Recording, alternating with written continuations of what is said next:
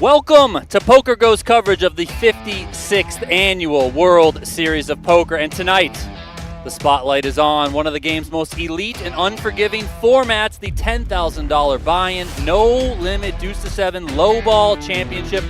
Record-setting year for this prestigious event. Nearly $500,000 awaits the winner. The story runs even deeper than that. Nick Schulman up on top of the chip counts, going for bracelet number 7. Daniel Negreanu is also here, going for bracelet number 8. My name is Donnie Peters. I have the one and only Joe Stapleton alongside of me. Hello, my babies. Let's go. Am I one of your babies? You, of course, were one of my babies, my friend. Let's go. I don't discriminate. You're all my babies, unless you opt out, which is fine. Just send it to me in triplicate. There we see the one and only Daniel Negreanu. His second final table of the summer. Joe commentated on the first one, the $10,000 buy-in Omaha high-low. That a Negreanu near miss. Yeah, he got second place in. We'll see what happens here. He's got kind of a murderer's row of players in this game. Dan Smith we see here, excellent in this format. We know Chad Eveslage as well. Nick Schulman, I mean, might just be the greatest deuce player in the history of the game. Darren Elias, no slouch. George Alexander, Ben Yu, Oscar Johansson as well. Yeah. So let's talk a little bit about how this game works. Donnie, don't call me David Peters. That's right. How many cards? 5 cards. You get to draw one time. I assume that's in the name of the game. Single draw. Correct. 5 cards dealt. Best hand, 2, 3, 4, 5, 7. You get 2 5K stuck on your without a flush. Don't want a flush. Flushes and straights hurt you in this game. Yep. Only going to draw one time. Aces are high. Do bear with us for the card graphics. We had to do a whole lot of chaotic switching to get this event up here for all of you guys out there. And if you would be so kind, just right out of the way, if you're watching on YouTube, smash that like button, please, for the love of God. Make it happen. We had to move mountains to get this final table up here, so that's the only currency we like in return. Hit the like button, subscribe to the channel, and let's have a fun night. The powers that be have let me know that the PokerGo Fat Cat has told me that if you hate hearing me on the coverage, you should smash the like button. There you go. If you hear, if you like having me on the broadcast, you should tap the like button. Saw Nick Schulman in the hallway, by the way. What a freaking cool guy he is. It was the least stoned I've ever seen him. His eyes were at least halfway open. You can tell he's taking this seriously. So I feel like this ain't a bad hand already, right, Johnny? Yeah, this is good. He's going to draw 1 to the 9-6. Ben Yu in position was the pre-flop raiser, pre-draw raiser, I should say. He's going to draw 1, as predicted. So how can he improve his hand? An 8, a 7, a 10? Cards are there. Well, a pair of sixes for Schulman. Blech.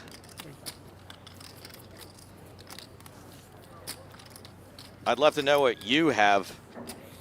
Has.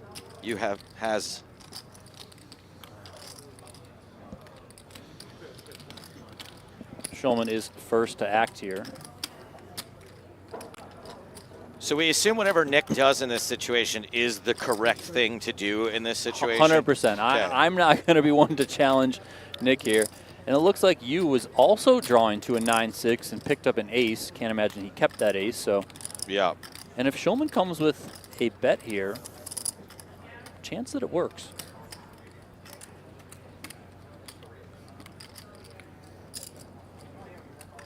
That's 145. 145K here, so right around half pot from Schulman. You was covered. What kind of ICM considerations do we have at this table in this game? I mean, obviously ICM is always going to be a factor.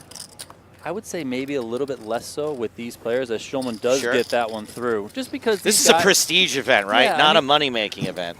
And, you know, these guys, they all have it.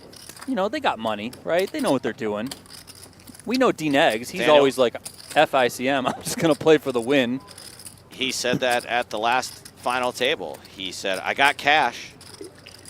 I don't need cash. You can tell he really wants the hardware. He wants the jewelry. Daniel is in line for gold bracelet number 8. We all watched him win number 7 last year in the ultra prestigious $50,000 Poker Players Championship event.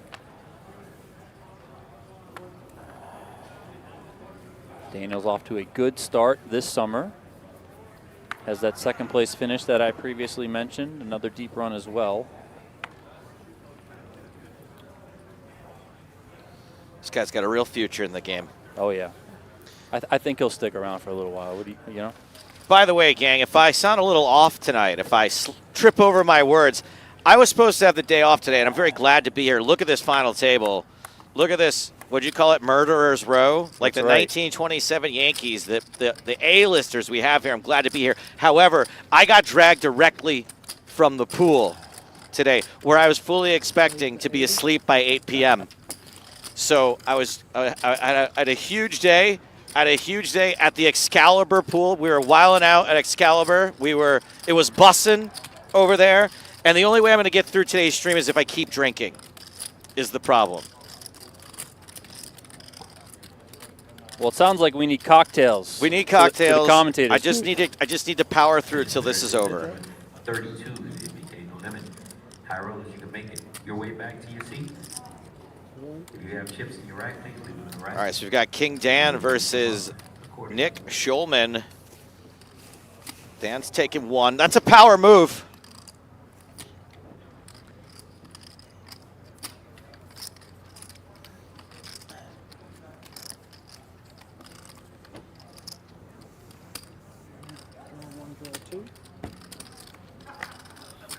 I'll tell you guys what right now.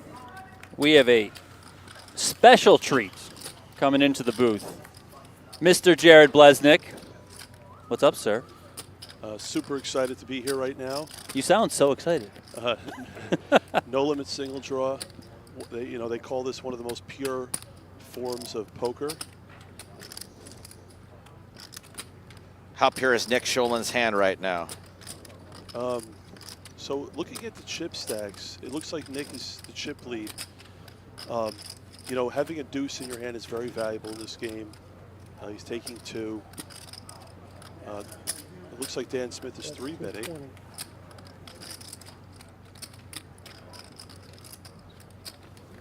I think this is post-draw. Okay. This is post-draw. I didn't see how many Dan drew, if he drew any, but he is leading here. When exactly is the flop? Never. It's been banned in this format. You serious? Yes, unfortunately. That's great. This is one of my best games now that I think about it. No flop, easy. So it looks like Dan's bet 220 here post-draw. I guess Nick made an ace after taking 2. Obviously, he's only beating a bluff. There's never going to be Dan's never value betting worse.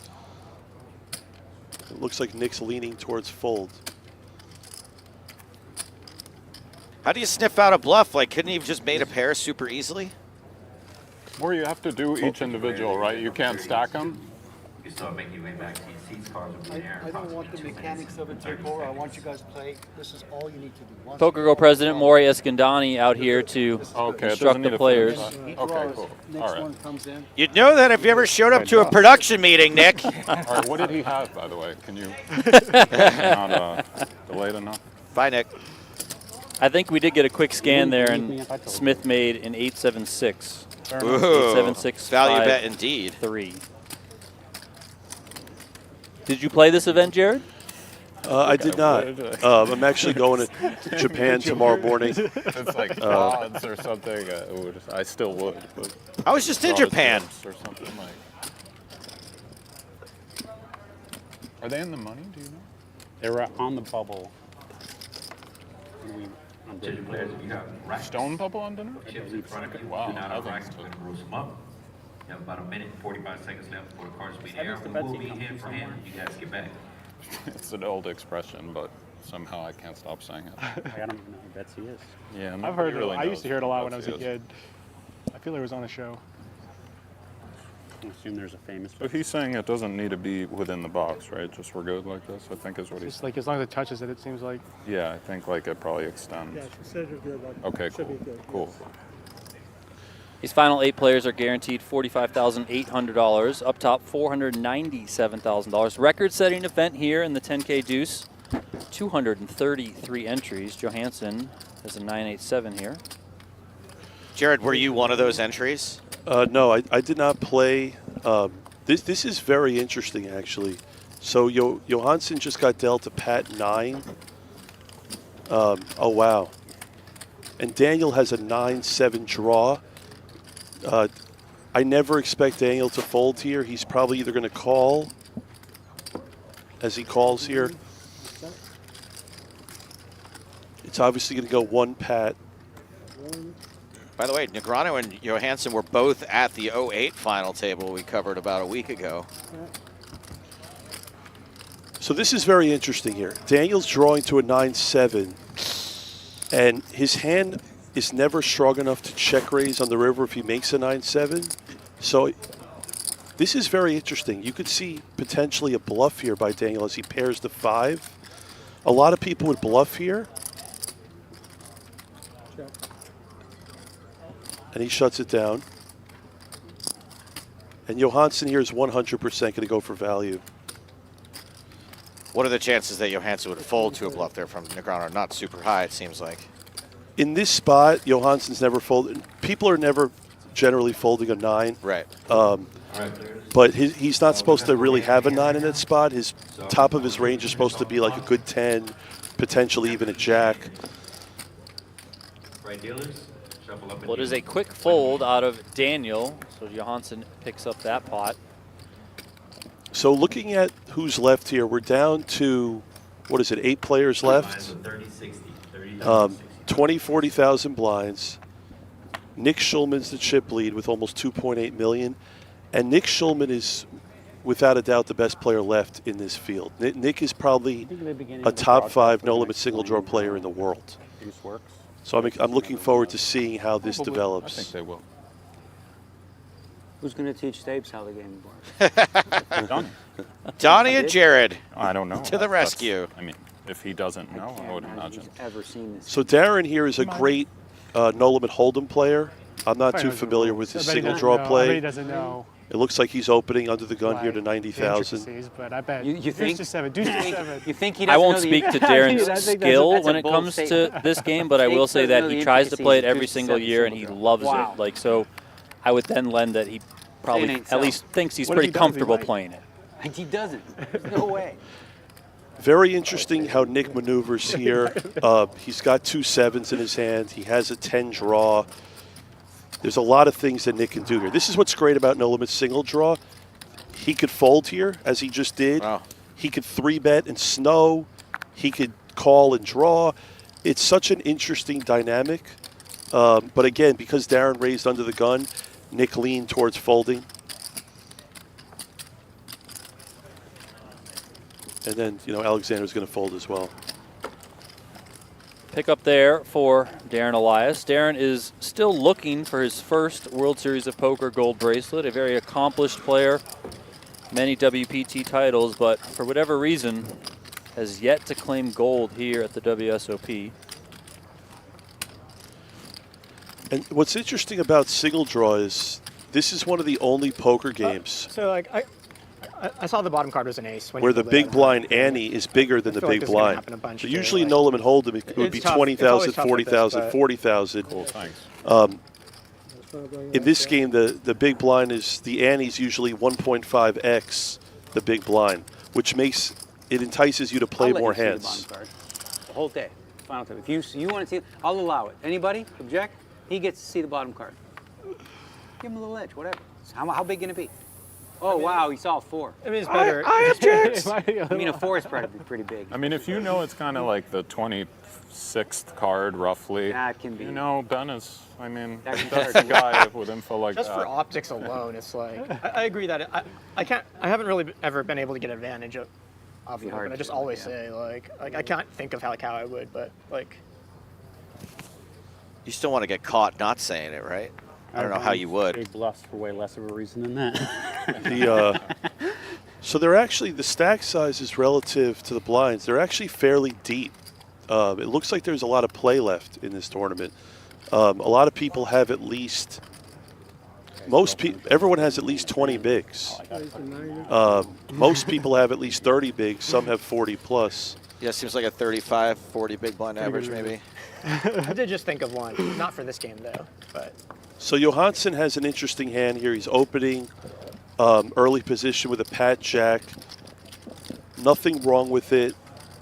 If he gets played back at it, I remember it gets very interesting. Like, the WPTs, there's like a 3-month layover sometimes when they play the final table here. And we were talking this is about very interesting. if the guy like has a big crowd, just like make him bluff catch first hand. It's just never gonna do Alexander it. makes It's the like- call out of the I mean, small maybe they blind. would, but you know what I Now mean? it's But on just Darren like- in the big it blind. feels like it's Okay, just so, Darren, too. so this is very It's interesting for probably super Darren, right? involved. Because he has a Pat Jack, but he also has an 8 draw with it, but it's not smooth, right? So a 5 would give him a straight.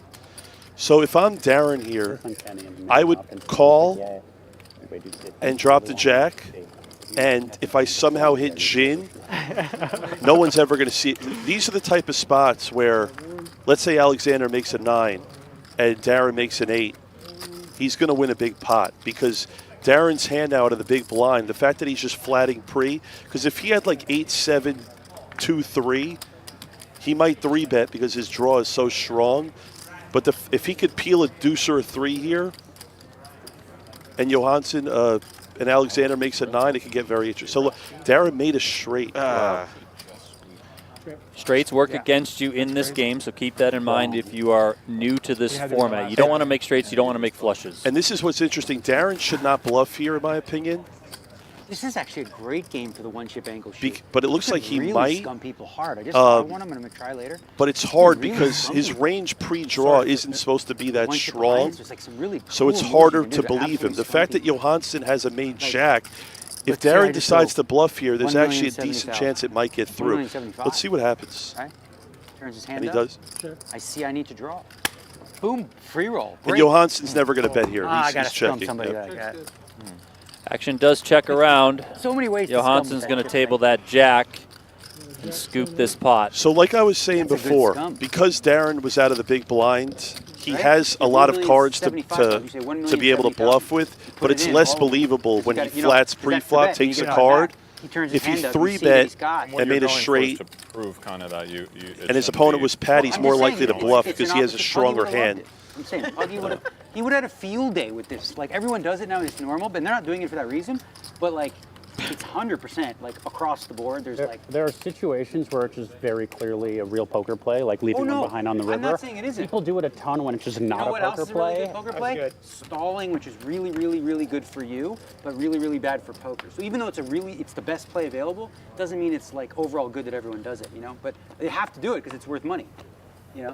So Have to do it. I have this But it's like conversation bad poker. disagree Because the with you recreational with a lot of players are the ones pros. that get scummed the most because they're the ones that turn their hands over more. I think you can just modify the rule. Like, don't penalize people for tabling their hand, you know? Well, the penalty is the guy sees your hand, especially in this game. You see that he has a 9 and you don't stay. Now you break your 10.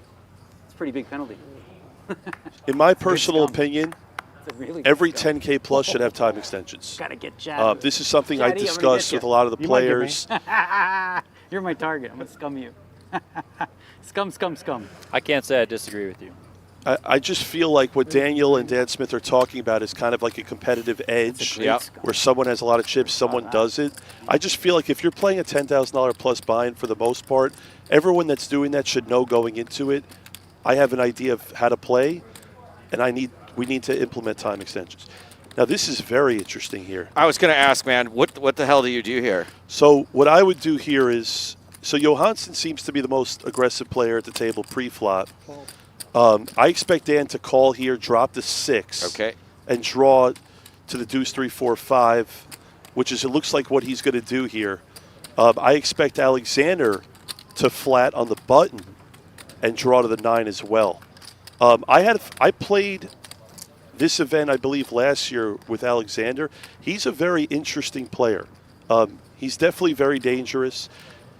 This is a situation where I personally would not 3-bet his hand. He might, But again, we talked about it earlier. The toughest hands to play in this games are jacks and tens. Because, and look at this. This is interesting, and I don't like it. Well, he's getting chips to 3-bet. Raise. And there it is. Raise to 360. 360K is what Alexander kicks it up to. So Johansson here is definitely going to fold. And this is where it actually gets interesting, because Dan Smith is now going to have an interesting decision, because Johansson's hand's going to go into the muck, for sure. He can't do anything other than fold. Alexander only has 590,000 behind, which makes his hand so unique. You know what you started with over there? 960. Thank you. Okay, now this is also one of the most interesting parts of single draw, right? A lot of the game is about implied odds. So if you're Dan Smith and you're looking at the stack sizes, you can only win an extra 590,000 in chips if you hit your hand. But if you make your hand, you're probably going to get paid off. Where if you don't make your hand, you're not going to lose any more money. So I expect Dan here with 1.9 million. I expect him to fold his hand just because he's not getting necessarily the right price. And he's drawing. He has a straight draw in his hand, which means if he catches the 6 again, obviously it's not good. In his eyes, his real wins are a 7, 8, or a 9. He also can't expect a 10 to be good, but it is in this spot. But if he hits a 10, he's never going to value bet it, so he's not getting any more money if he makes a 10. So his only gin cards are 7, 8, or a 9. I expect Dan to fold. So wild to have a, I mean, I know the straight counts against you, to have 6 high in your hand and have to fold pre-flop. Not folding. No. And honestly, I don't really like it because, like I said, if he makes – Alexander has the bottom of his range right now with a jack, okay? If Dan makes a 10, I don't expect him to lead in value bet. If he makes a 9 or better, I think he's going to shove. But let's see what happens. Little does he know that a jack for him is also good, but he's never going to get value because it's going to go check, check. Let's see what Dan catches here.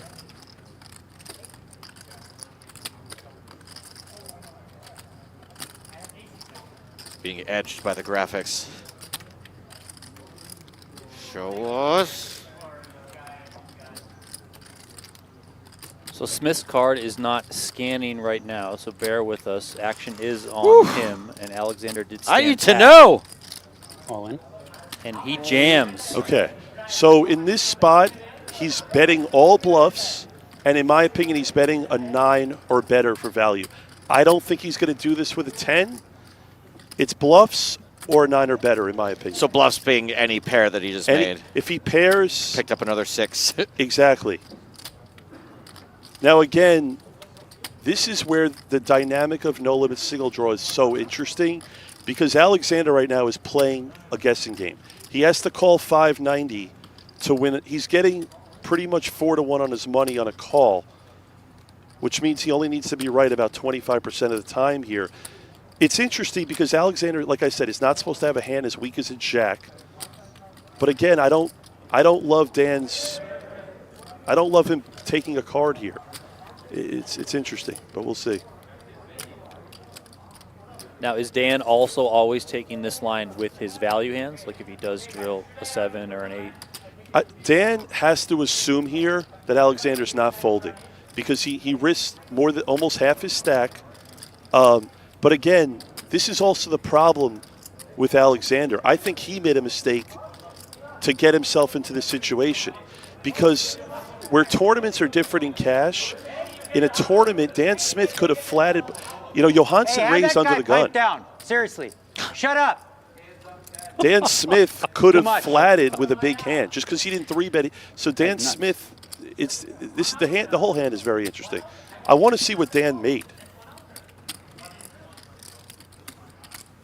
Well, while this is going on, Martin Cabrella's over in the 50K high roller, yapping away, and Dean X is scolding him.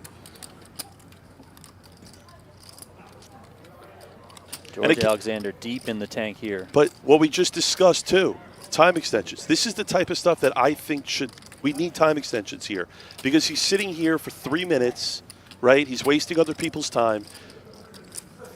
this is why I feel like they should be implemented in a 10K plus bind. You know, I think the main event is the only tournament where you don't need to have time extensions. There's a lot of recreational players. You don't want to put a lot of pressure on that. But all these guys are talented players, and they know what, for the most part, they should know within a minute or two of what they're going to do. Heavens.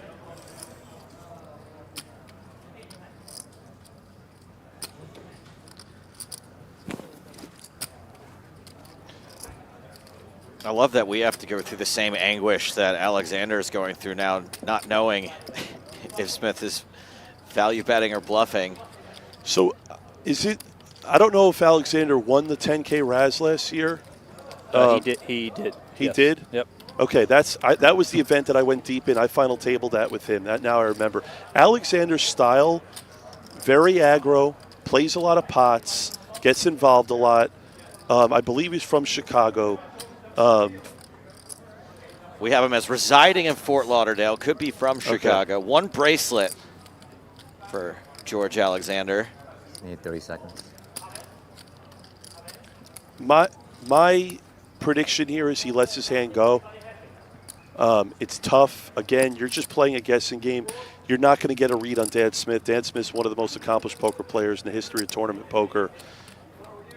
He's going to lean towards fold here. I'd be kind of shocked if he actually calls here with a jack.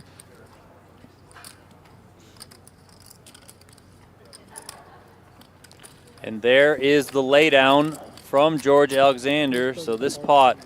Please give us the card. So there. Oh, wow. So like I said before, if Dan made his hand, he was leading. If he didn't catch his hand, he might have been leading as well. Might be fun for the fans at home. To and watch like Dan that. hit They don't gin. know if he has it, right? Yeah. And it does look like Dan pitched the 5. Oh, and here we have Martin Cabral getting scolded here by tournament director Josh. He's being scolded for upsetting Daniel. That's the #1 rule. I have no idea. And Donnie will be like, I wouldn't fold. How's he going to fold? Sorry, bad hand. We didn't know the hand. Luckily, we got Blesnik in here. I will say this, though, like, discussing that hand, like I said earlier, jacks are hands. When you have a pat jack, a jack is a favorite, right? Against a random hand. Exactly. If someone's drawing 1, a jack's technically a favorite, but you don't. The biggest mistake that people make in this game is they overplay pat jacks. And if you do that the way Alexander did, you're going to lose a lot of money playing this game. Well, Alexander did make the right lay down that time. After losing that hand, Alexander separating himself from the pack, but not in the way that you want to do it. He's down to 590K, very much the short stack remaining. Okay, so here Nick has deuce 3, 5, 8. Okay, and this is 100% a raise. This is a phenomenal hand. Wow. Look at Chad here. Eveslage picking up 8-7-3 deuce. Now look at this, right? So Nick is chip leader at the table, the best player at the table, opens with a jack 8 draw, and Chad sees the awareness that Nick's opening under the gun, and he's also one of the top guys in chips, so he's not really looking to play a massive pot here. There's people that would 3-bet with Chad's hand, especially having 2 deuces. An 8-7 draw is super strong. I like this flat by Chad. Daniel has an interesting decision here. And Daniel was obviously thinking about bluffing there. He shut it down. Nothing wrong with it. Jared, to me, to the untrained eye, the Schulman and Eveslage hands look very similar. Are they? So, somewhat, yes. Like when you draw the deuce, right? When you discard the deuce, you discard the jack. They're like crazy similar at that point, right? They are, and it's actually Chad. Actually, so what's interesting is Nick has the worst. Nick has a better draw, but Chad actually has an advantage, right? Because he has position and he. Right. And he's aware that he has 2 deuces. No? So it's less likely. Oh, right. Yes. Sure. So Nick blocking a deuce. Draw. Chad has more information than Nick, and he has position on Nick, but then Dan's behind him. And without looking at the cards, I expect Dan to probably have a draw to a 9 here, right there if I had a guess. Oh, sorry. My guess is Dan's drawing to a 9. I mean, I kind of like the added little paint job here of not being able to see Dan's cards. Okay, now there's 360,000 in the pot. Nick makes a 9-8, baby. which is super. Wow. Oh my God! Wow. Everyone drew one card here. Schulman catches a 9 to make Cooler it 9. City, And right? without even looking at Dan Smith's cards, he's not 100%, but he's 99% drawing dead. What's going to probably happen here is I expect Nick to lead. I expect Nick to lead here with this 9-8. But it's heads up, he's 100% going to lead. I expect him to probably bet between 2 and 250. And then Chad is 100% going to raise. 75K Wow. from Schulman, And going small. And I actually love this by Nick. I actually like it because it's almost inducing a bluff. Chad here is going to raise. I was going to say, when Chad just raises in the next spot here with not much care for Smith still to act behind, it might be alarm bells for Schulman, but if he's only betting that amount, he wants this, right? So you're right. It's like Nick's almost inducing a raise, but will he know what to do when he gets it? There is the raise. Looks like 380. So, okay. All right, so Smith is out of the way. now Nick is going to – this is so interesting. Nick is in a spot where, for the viewers that are watching at home, it's not easy to make a 9. But the problem now is for Nick is that he's only beating a bluff. So Chad is never value betting a worse hand than what Nick bet with. And Nick knows that. So Nick is going to think about this for a while. There's not that many people in the world that can get away from a 9-8 here. If anyone can do it, it is Nick. But again, what's Chad's reputation like? Is he super aggro? Is he going to bluff in this spot a so lot? Chad is more than capable of bluffing in this spot. Very aggressive, very talented player, and Nick knows that. I'll tell you this: if anyone could get away from this, it is Nick. And if anyone could call this, it's Nick. 100%. But again, you have to understand something. Chad called a raise in the 2-hole, right? So Nick knows that he has a really good draw. Okay, the way people used to play this game 7 to 10 years ago is a lot of people would 3-bet their big draws pre-draw, and now a lot of people are playing more passive to wait to make their hand, which is where people have improved over time. It seems to me like Nick could get away from this, and if he does, it would be a phenomenal fold. What do you think about this comment from Royale, who says this just seems like a block bet? Don't want to induce with 9-8. I mean, it is a block bet, but it's also. I mean, here's the problem. You're 3 ways, right? Head up. If Nick was head up with Chad, Nick was not gonna fold his hand. Right. I think the fact that Dan Smith was also in makes it easier for him to fold. And look at that. Schulman does give it up. Wow. Look at that. Story checks out. Look at that. You heard him say, biggest fold I've ever made in my life. The best single draw player on planet Earth just made one of the biggest folds he's ever made. And like I said, though, Nick had a very big hand. One of the biggest folds I've ever made that I can recall in my life. Swoon. Okay, so if I want to compare this to No Limit Hold'em or PLO, what Nick just did in No Limit Hold'em is basically fold a 8-high flush. Basically, just folded a backdoor 8-high flush on the river. In PLO, it's like folding the king-high flush is what Nick just did. He made a really big fold. He was right. And again, this is why Nick Schulman is the best single-draw player, in my opinion, on planet Earth. How does it make you feel if you're Chad Eveslage and Schulman saying that, if you believe it to be genuine? I hope he wouldn't raise worse for I think Chad, well, what's interesting is about it, Chad, see, like, I'm going to play different. I go after the chip leader when I'm shorter, but a lot of these guys don't because they're playing, like, by ICM or whatever. I think Nick gave a lot of respect to Chad there, and I think Nick knows how great of a player Chad is.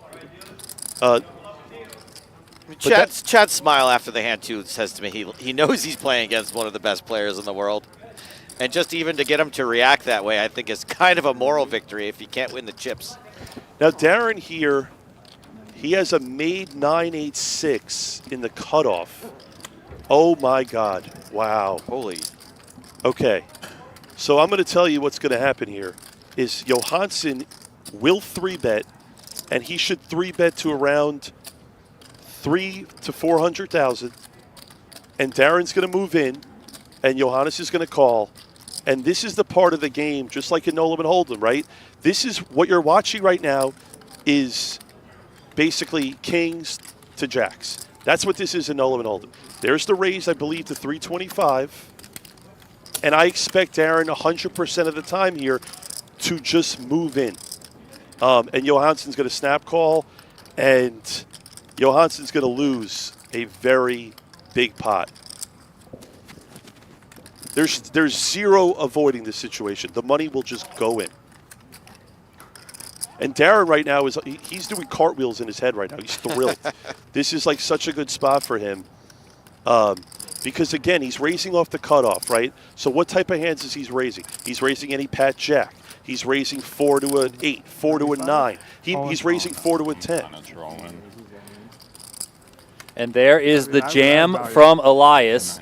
Action now on Johansson. And there is literally 0% chance that Johansson is folding this hand.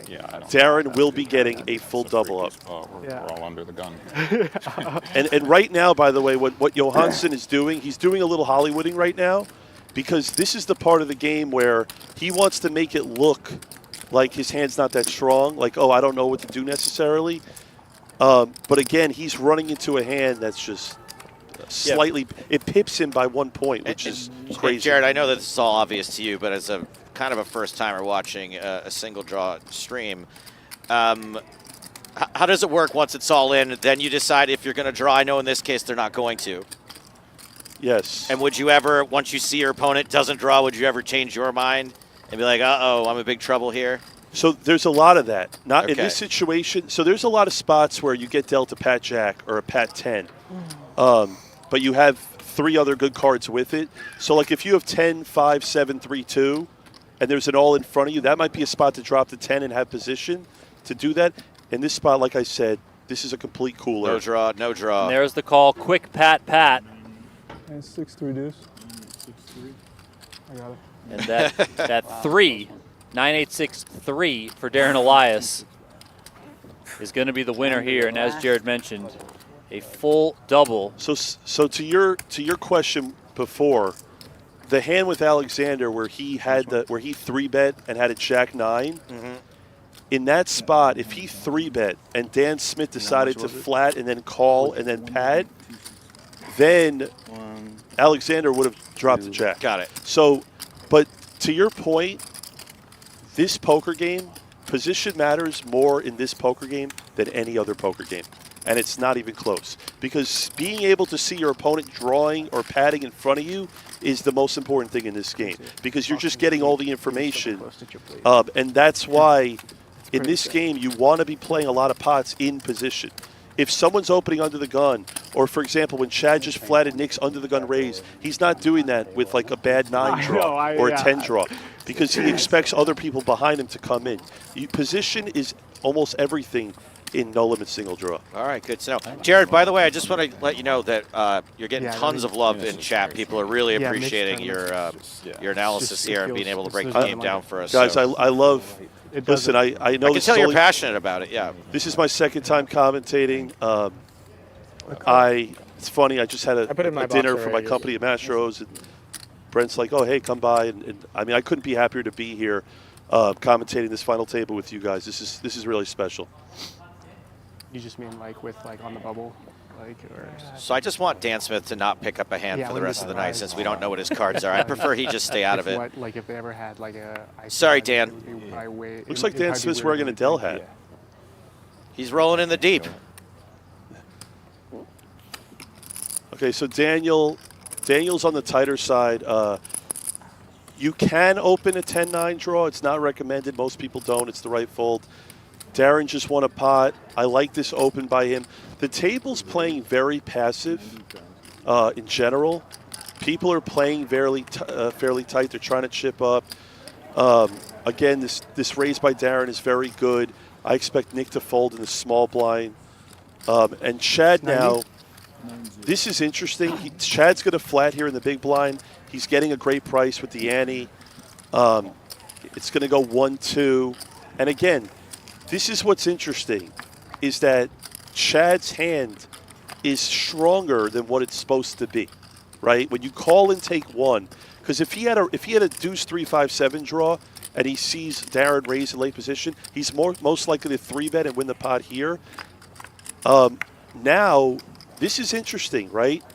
Knowing Chad, because Darren took 2, Chad has so many options here. He can lead and bluff.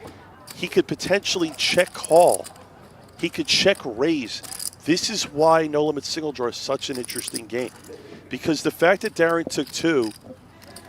Okay, so Chad checks. Did 2 hands like this ever get to showdown? I mean, other than check. Here's the thing, right? Darren needs to bluff at this pot. Okay, he has a hand that is almost never winning at showdown.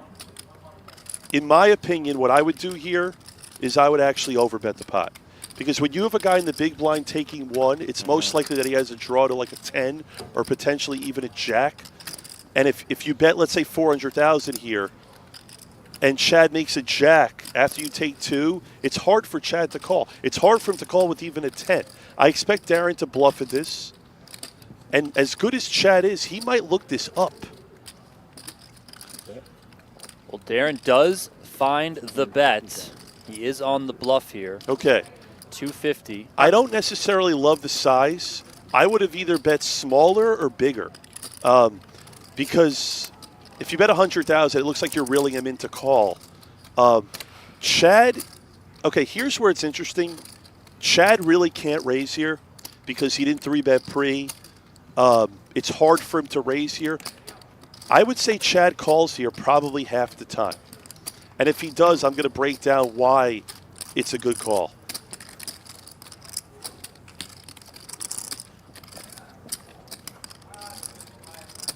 For those of you new to this format. Unlike us experts. Yes, a pair of 3s in your hand are better than a pair of 6s in your hand. But still not good. No, not good. But the way that it played out, as Jared outlined, with Darren drawing 2, you could certainly see Chad calling here as a bluff catch. It would be an incredible one, yes, but we know Chad is certainly capable of so making raising this call. for Chad is completely out of the option here. He wants to call here, but it's such a difficult spot. For some reason, I just feel like Chad's going to call. I feel like he wants to, and he's. It's almost like he's building up the courage to call. You know, he's like, you could tell by that little smile on his face, like, I know this guy. It's a nice intersection between Hold'em and lowball, in that a pair of 3s is a hero call in both of them. And it looks like I might be right. He really wants to call here. He knows he beats. Now when he folds, and he does give it up. He wanted to call, but you know, in both players played that hand fine. The problem is this, right? When you take 2 and you bluff, it's way more believable because you're not expecting your opponent to think you made a hand. Allow me to jump in right here to tell you guys about Octopi Poker, the next generation study system for everyone, from casual players to elite pros like Stephen Chidwick. It's fun to use, it's affordable, and it is full of features. Head over to octopipoker.ai now and check it out. Stephen Chidwick is a next generation poker tool. I'm an older generation poker tool. We have our own next generation poker tool here in the booth with Mr. Blesnick. Yeah. Breaking down this game. Very easy for all of us to understand. Breaking down this game like a case of 2020 NFL Prism. I love it. You didn't pull anything nice the other day at the final table, huh? No, so a friend of mine brought a box of Top Sterling, one of the best items that Fanatics makes, and I opened one box and got absolutely nothing. Back to the action here. Darren opens early position, drawing to an 8. Great draw. Is this Professor, they call him? Ben? I mean, he looks like a professor. Yeah. He does, yes. Professor Benyu, that's right. Okay, Professor.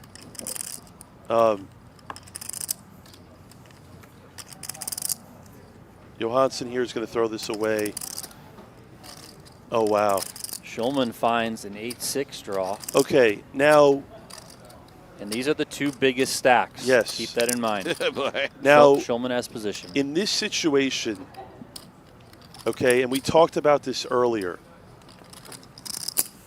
a lot of players would 3-bet with Nick's draw here.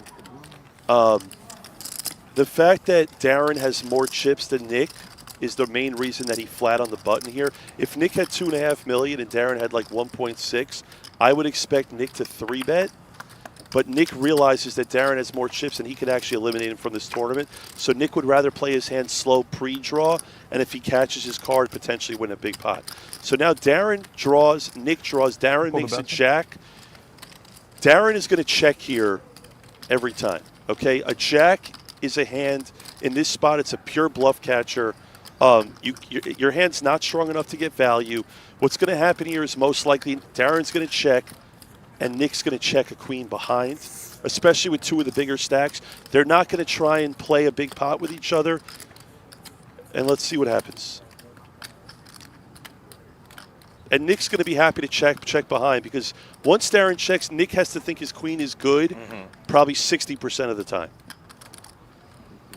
And Nick's going to check behind, and Darren's going to win with a jack. Showdown value still applicable in this game, looks like. Yeah. Both players played the hand correct. Like I said, if Darren made a 10 against Nick, I would also check it, which is so interesting, right? Because again, Darren knows that Nick's flatting the button with a hand that could bury him. Okay, Nick's not going to get in there with a weak holding. So if Darren made a 9 or better, he should bet. He should bet his bluffs there. If he catches a jack like he did, he should check. If he catches a 10, in my opinion, he should check. Such a fine line. Darren Elias, the first player over 3 million chips. He got that double up through Oscar Johansson, and he has won a couple pots since. So Darren Elias chipping up nicely here. George Alexander lost that hand earlier to Dan Smith, and he's the current short stack. Go ahead. For those of you that watched me at the final table in the 25K Hold'em, my style is I go after the big stacks. I don't care about the pay jumps. I play to win. I bluff a lot, right? You're kind of seeing the opposite here at this table, where everyone's playing super passive and everyone's kind of waiting for people to go broke. And there's not, we haven't seen a lot of 3-betting. We're seeing a lot of flatting pre, and people they're not trying to play big pots right now. Darren opens 4 to a 6 draw, very good draw. Nick has a bad hand. He's going to fold. Let's see what Chad does. And look at Chad. Snap folds, a really poor draw. And Daniel's 100% going to peel here. One thing about Daniel's game, Daniel is very deceptive. He's very tricky. He slow plays big hands a lot. In this spot, he's got 4 to a 9 in the big blind. It's going to go 1-1. Let's see who catches what.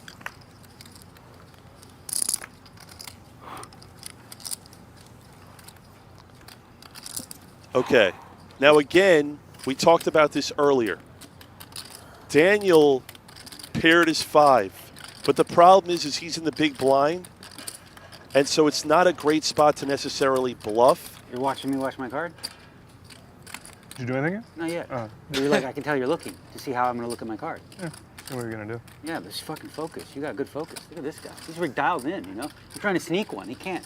He's looking the whole time. I got to, divert him. Well, what's that over there? Can't do it. All right. Hold on. Let me. So. Can't. How do I die? In my opinion, I so dialed in. Damn it. I doubt Daniel's going to bluff at this, just because he's in the big blind.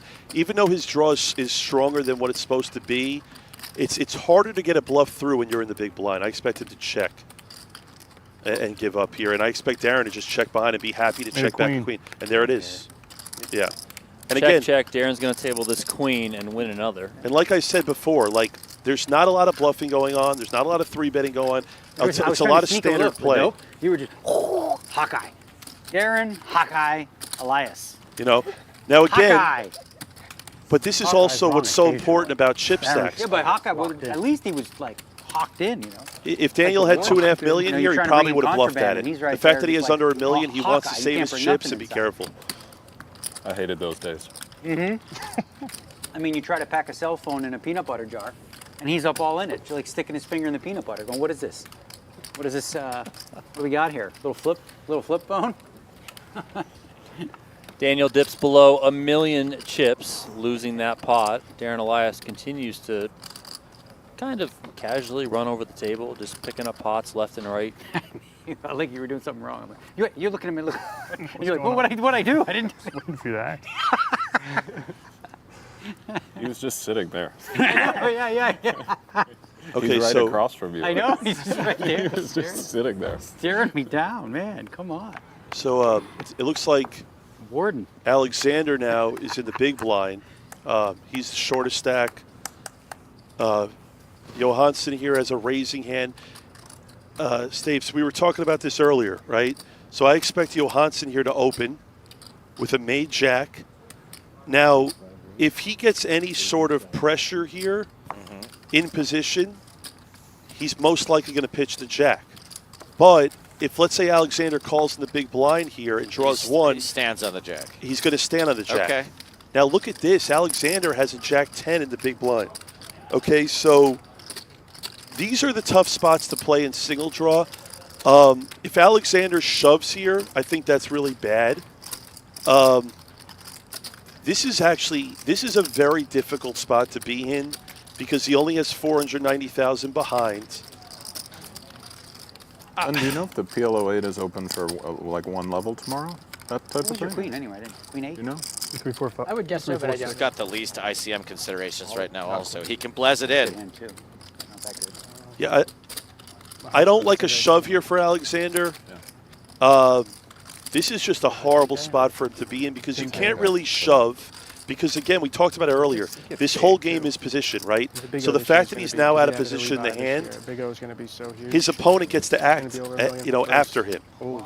I think So- it was that big. I don't know. Maybe not. You could call here and you can pat and just pray your opponent just like draws. Big O now. All the app games are big. But then the O. problem is if you pat and you don't raise and your hand looks so weak, this is so difficult.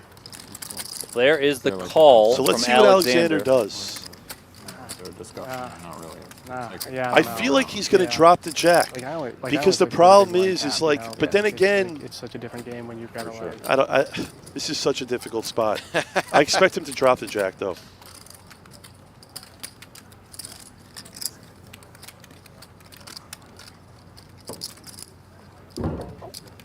To be brutally honest, I don't even think Alexander knows what to do. Like he's not acting here at all. He's not like I don't think he knows what to do He here. never blunders. Offer to give money He's just to like experts all the time.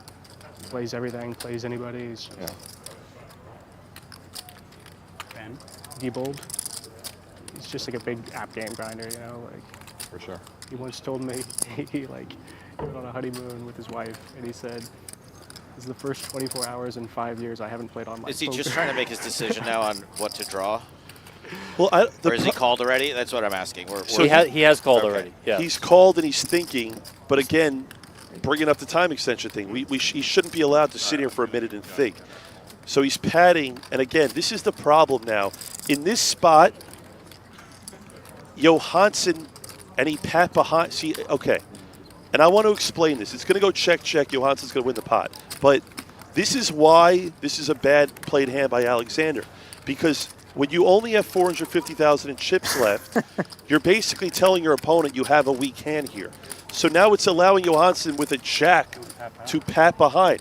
But again, we talk about it, position, right? Yeah. So if Alexander was in position, Jack, his hand would have been so much maybe. easier for him to play. He was handcuffed Jack out of 10, position, Jack 9. and he had nothing to do other than pat there, but look, you know what's interesting is look how fast Johansson pat behind.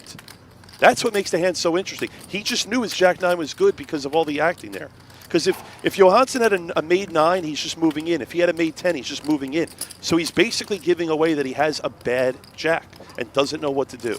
Now, I do want to also bring up some body language stuff there. Earlier when we saw the hand with Johansson and Darren Elias, Johansson did tank a little bit, right? But he kind of looked like, I don't know, serious about it. Alexander looked genuinely perplexed about his decision. So if Johansson's looking at him and be like, okay, this guy is like in the middle of what to do, or maybe he just doesn't know what to do, then yeah, it's just a pretty easy pat Jared behind. came to that conclusion through hard data, facts, analysis, looking at every street. We're like, yeah, his face looked a little weak. Yeah, I mean, he did look confused. Well, I'll tell you this, the most interesting no-limit single draw hand I've ever seen was this final table last year with Scott Seaver that involved Jennifer Harmon and someone else was in the hand where Scott had like a 10-7, and I believe he stood pat with two other people. But Scott had the read. He had the live read of knowing that he had his opponent beat and that his 10 was good. That's no re-entry. And this is a lot of what single draw is. It's about position, it's about bluffing, and it's about reading your opponent and making it. Like I said before, this is one of the most purest forms of poker. This is not a solved poker game necessarily. It's more of an intuition, instinct game. And that's why you see someone like Nick Schulman and Scott Seaver as some of the best players in the world. All right, so Daniel in position with a pat jack, you would call this? I like this by Daniel. I like this a lot by Daniel. It gets through. Okay. If Daniel were to get 3-bet here, his hand he would have just folded. A yak is a yak. A yak is a yak in the board, and you have to play a yak. Is a yak. His hand was good enough to raise. Oh. I see him. But again, so for example, if Daniel had that hand in middle position with his stack, he actually would have just folded. Daniel back up over $1 million with that pot. Here we see the tournament summary presented by Oats Overnight. 233 entries in this one, a record setter for this tournament. More than $2 million in the prize pool. Still 8 players left. Everyone's guaranteed almost $46,000, and up top, nearly $500,000. You're looking at me touch your cards? Yeah, you always freaking trying to rob him. It's you take relax. How many runners did this get? 233. That's got to be a record. It is a record. Yeah, that's great. It is a record. And I've been playing mixed games for probably 12 years.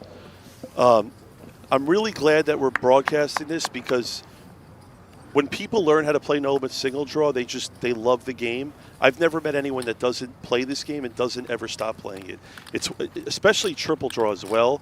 Draw games they're so fun because there's so many different aspects of the game. There's so many interesting situations. I mean, I just love it for the clout. Like, look at the company you're in if you do well in one of these tournaments. It's still a lot of old school, a lot of characters, all the things that people say we're missing in poker right here. They're in the mixed game still, everybody. Well, it's funny because one of the biggest legends in the history of poker, Billy Baxter, Billy Baxter, this is his favorite game. A lot of people would say that he's the greatest no-limit single draw player to ever play this game. And he's been playing this game, I think, since the 70s. This game's been around for a long time. It just hasn't been introduced to the public as much. It doesn't, unfortunately, have the flash that people want in their all-in games, right? In their all-in pre-flop, run 5 cards. It doesn't have that explosive moment every few minutes the way Hold'em does. But for a thinking man's game, I just love it. It's got so much panache as like an old school, a classic gambler's game. And again, you're seeing more of what I talked about earlier. A lot of passive play. Ben could 3-bet this hand, and it wouldn't be bad, right? So he's trying to keep the pot small to try and look at this. Ben hits on gin. Now, okay, in this spot, if I'm Professor, I'm checking. Why? Because again, your hand's strong enough to get a raise in, right? If he checks, Nick's allowed to bluff at the pot, which he will if Professor checks. But Ben's hand looks weak because he's in the big blind. So when he check raises here, it's a really good spot for him. And I don't like it. I really don't like it. Ben Yu comes with a lead here. I'm not a big fan of it. Now, but this is where things get interesting, right? Because Nick now pairs a 7. So obviously Nick's never going to call here. But in this spot, it's the thing is this, right? Ben is never supposed to have an 8-6 here. He happens to have one, and that's why Nick is thinking that, hey, Ben's supposed to have made a 10 here, or maybe a rough 9. So is having another 7 in your hand relevant here? And that's the reason why Nick's thinking about raising, because he has a 7. And Nick might raise here. And again, I don't like the way Ben played this, because your hand's strong enough where you can check raise and get value. So like if Nick made a 9 there, right? Nick would value bet, Ben would raise, and Nick is almost forced to call because Ben is in the big blind. But at the same time, too, when Professor leads there in a spot, it's harder now for Nick to bluff in a spot like that. Like Nick was thinking, I paired my 7, 19. I can't win by calling, I have to bluff at it. I like a check raise better by Professor. You allow Nick to bluff, pick up money there. Poorly played by Professor. You think it's not going to finish tonight? 0 chance. It's going to go 30. I mean, the big blind 300K is when I think it'll finish, and that's level 31. So You've planned this win out in your mind. Yeah. I'm sorry, what is he talking about? This tournament's not going to finish? They're talking about this tournament not finishing. According to Daniel, it's not going to end until the big blind is 300K. So, big blind right now is 40K, so a long way to go. Daniel's 100% right. You know, sitting down here, they are deep here for a final table, especially like there's a lot of play here. There's no chance that this finishes tonight. But look what Daniel just did there. So look at that, right? He's got 1.1 in chips. He folds a 9-8 draw. But again, look at his awareness of his position. If Daniel was on the button, he probably wouldn't have folded the 9 draw. But he now knows that there's a short stack like Alexander behind him that's going to move in here with a wide range. Eveslage opened here to 80K. Yeah. Alexander found a 10-8 and goes with it for 430. He's all in. And Chad's got a nice draw to the nuts here. Now this is interesting because a 10 is a win for Chad. He needs a 10, 9, 8, 6, 3 are all wins for Chad. 10. The 10-8 versus Alexander stands pat. And they show the cards, and then Chad's going to sweat his final card here. So I don't know the exact percentages here, but I would say that Alexander's probably like a 60% favorite. Maybe a little more, 63%. Good game. 9-7. Good game, guys. So Eveslage pulls a 9, and with that, he's going to eliminate George Alexander in 8th place. Alexander out the door, $45,833 for him to get us down to the final 7 here. Everyone now guaranteed $61,231. I know Jared's all about the pay jumps. Yeah. Yeah, I'll tell you this. Alexander, you know, great guy, made 0 mistakes in that hand. That was completely standard. Chad had a big draw. If you look at the chip stacks, Darren's got over 3 million, Chad's got almost 3 million, Nick has 2.3, and Dan has 2.3. So you literally have 4 phenomenal no-limit hold'em players with a lot of chips. And if you look at some of the great no-limit hold'em players, they're starting to transition into playing a game like this. I saw Foxen had a lot of chips in this tournament. Alex, one of the best no-limit hold'em players in the world. But a lot of no-limit hold'em guys, there's a lot of crossover with a game like single draw. Fold. But what you're going to see is between Darren, Nick, Chad, and Dan, you're not going to see a lot of 3-bettings between those 4 guys. You're going to see a lot of, you know, raising and calling and drawing, etc. Just because. Is this a new part of the meta to be a little bit small ball, or is this always the way it's been played? It's more of like an ICM thing, right? It's like they want to wait for a guy like Daniel that's got 1 million in chips to just pick up a 10 and just be all in. And this is why Daniel's right. This tournament is going to take way longer than what they think. Everyone's too good. Yeah, Nick's taking 2 here. But again, so this is a spot where, you know, Daniel opens a jack completely standard. Nick catches a 10. Cacao. Okay, now this is where it gets interesting.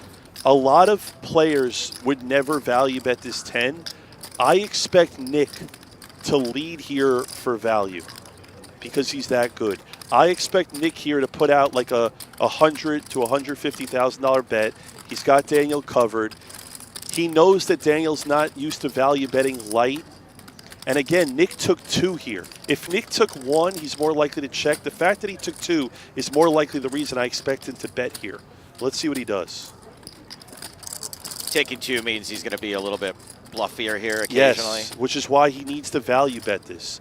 I expect him to go for 150K or so. 280 in the middle. 170,000. There you go. Close exactly. enough. And that was Snap fold by Daniel, folds the jack. Now, if you think about it, right? So when your opponent takes 2 cards, right, it's very unlikely that they're going to bluff, okay? Nick is one of the few people that would bluff in that spot. I'm actually kind of surprised at how fast Daniel folded that hand. He made a good fold. But if, let's say Nick in that spot took 2, he's drawn a 3-4-7, and he caught a 7 and a 3 and double pair, he actually would probably bluff at it, knowing that Daniel would probably fold. I throw 2 yaks, and I still have value bet. Unreal. 2 yaks. I got a yak.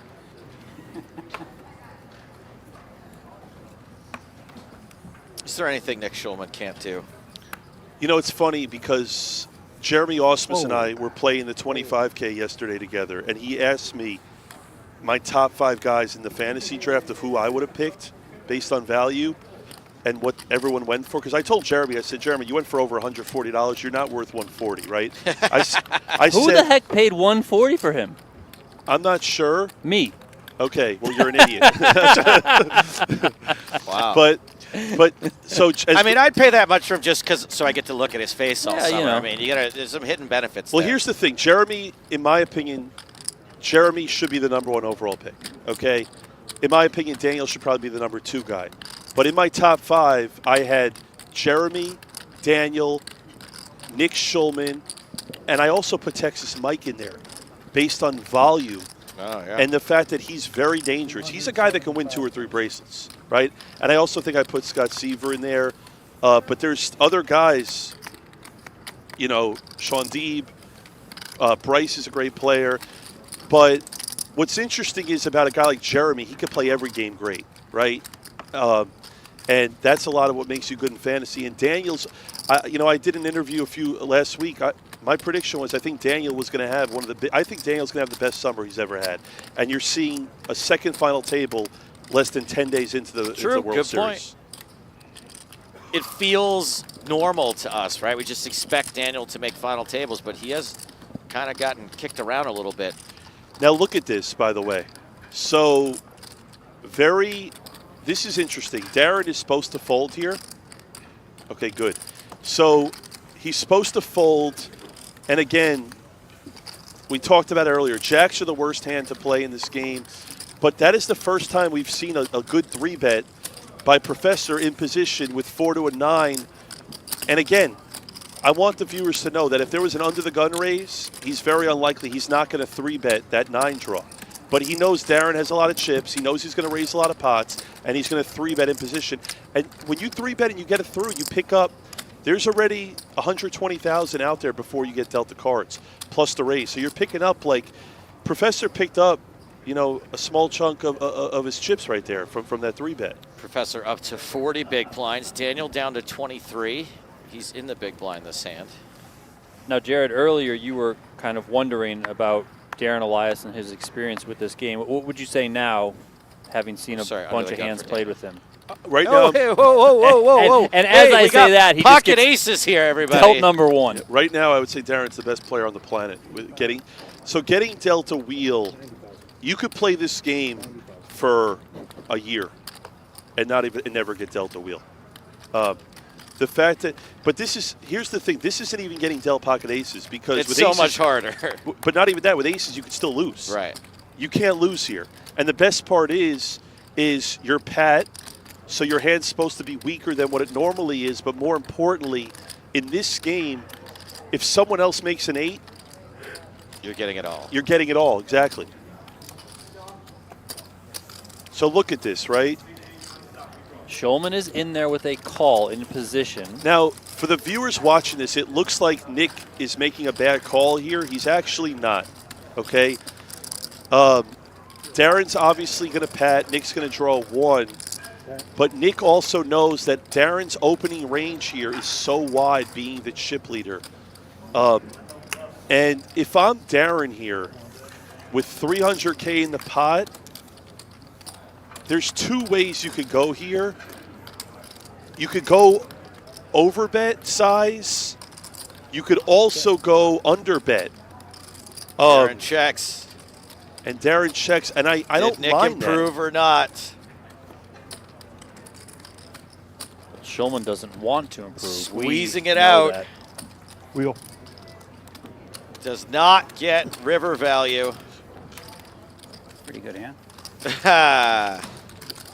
The nuts. Okay, so Darren's check there. It's definitely fine. Again, Nick probably had more on the lower end of his range there with a 9-8 Is there draw. a better feeling in life than looking down at that hand? Pat wheel. In life. Yeah, I mean, and to what we were saying before, when you know you can't lose, it is the greatest feeling in poker. I mean, Darren, his check there, the reason why his check is fine is because Nick can bluff, number 1. Number 2, more importantly, if Nick makes an 8 there, he's going to bet it. And if Darren raises, it's so hard for Nick to get away from an 8. It's almost impossible in this game to get away head up with getting an 8. I love what you just said there, by the way, the greatest feeling in all of poker. Not that I'm above shilling my own stuff, but my comic book in the first 5 pages, that's in there, that the greatest feeling in all of poker is trying to trap somebody, is knowing that you can't lose and just trying to set the trap. Didn't work out this time. Darren in there again with a raise here. He's Okay. just staying on the gas. Now, Darren's raising again, wide range. I expect Daniel here to flat and draw to the 9.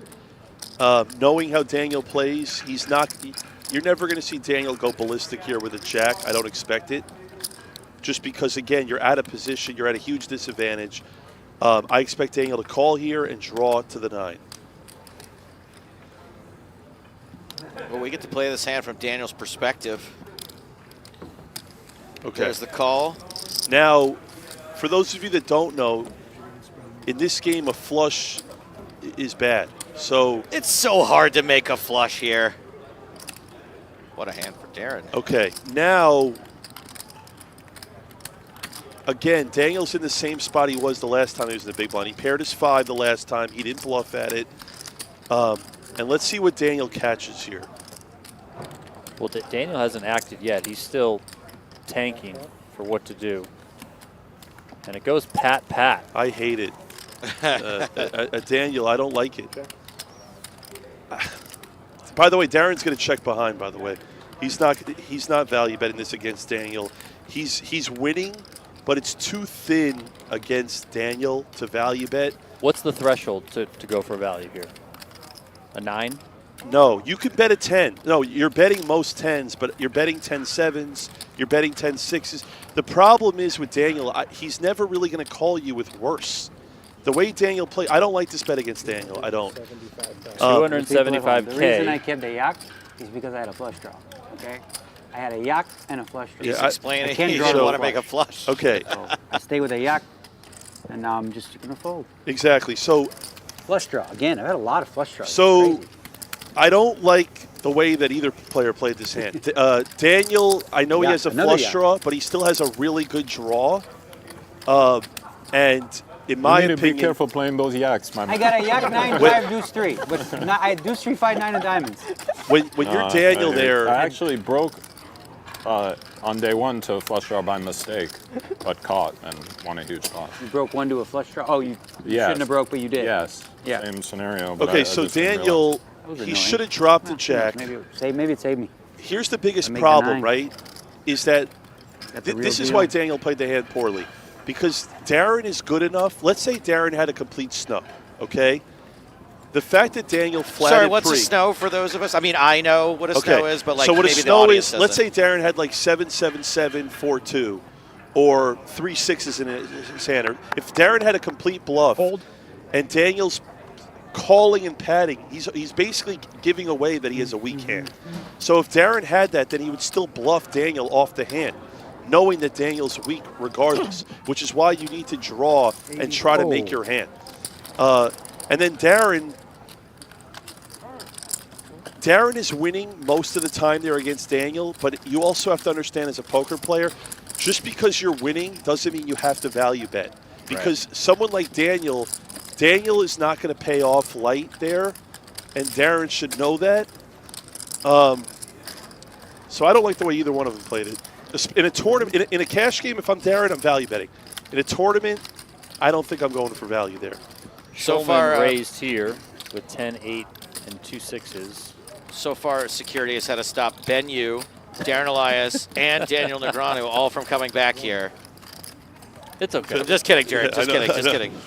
For the most part, now look at this, right? You got Darren drawing to a 10-9. You have Nick drawing to a 10-8. Darren catches an ace, which is a hand that he's most likely going to check it in the big blind and see what Nick does. I don't expect Darren to bet this. What's going to happen is Darren's going to check. And see, this is where the dynamic of the game is interesting, right? It went 1-1. Nick made a 10-8, okay? Darren checks. Nick will go for value here, okay? I expect Nick to bet about $150,000 here. And again, in this spot, because Darren's in the big blind, he's supposed to kind of have what he has. So Nick's not worried really about getting check raised. I expect Nick to bet about half pot, give or take. Let's see what he does. That's 150,000. And that's exactly what I said. Nick bet 150,000, which in my opinion is the perfect bet. And now Darren is playing a complete guessing game here. Again, Darren's only beating a bluff. Nick is more than capable of making a bluff. Honestly, in this spot, there's no wrong play other than probably raising. Right. But, I mean, I can't fault Darren for anything he does here.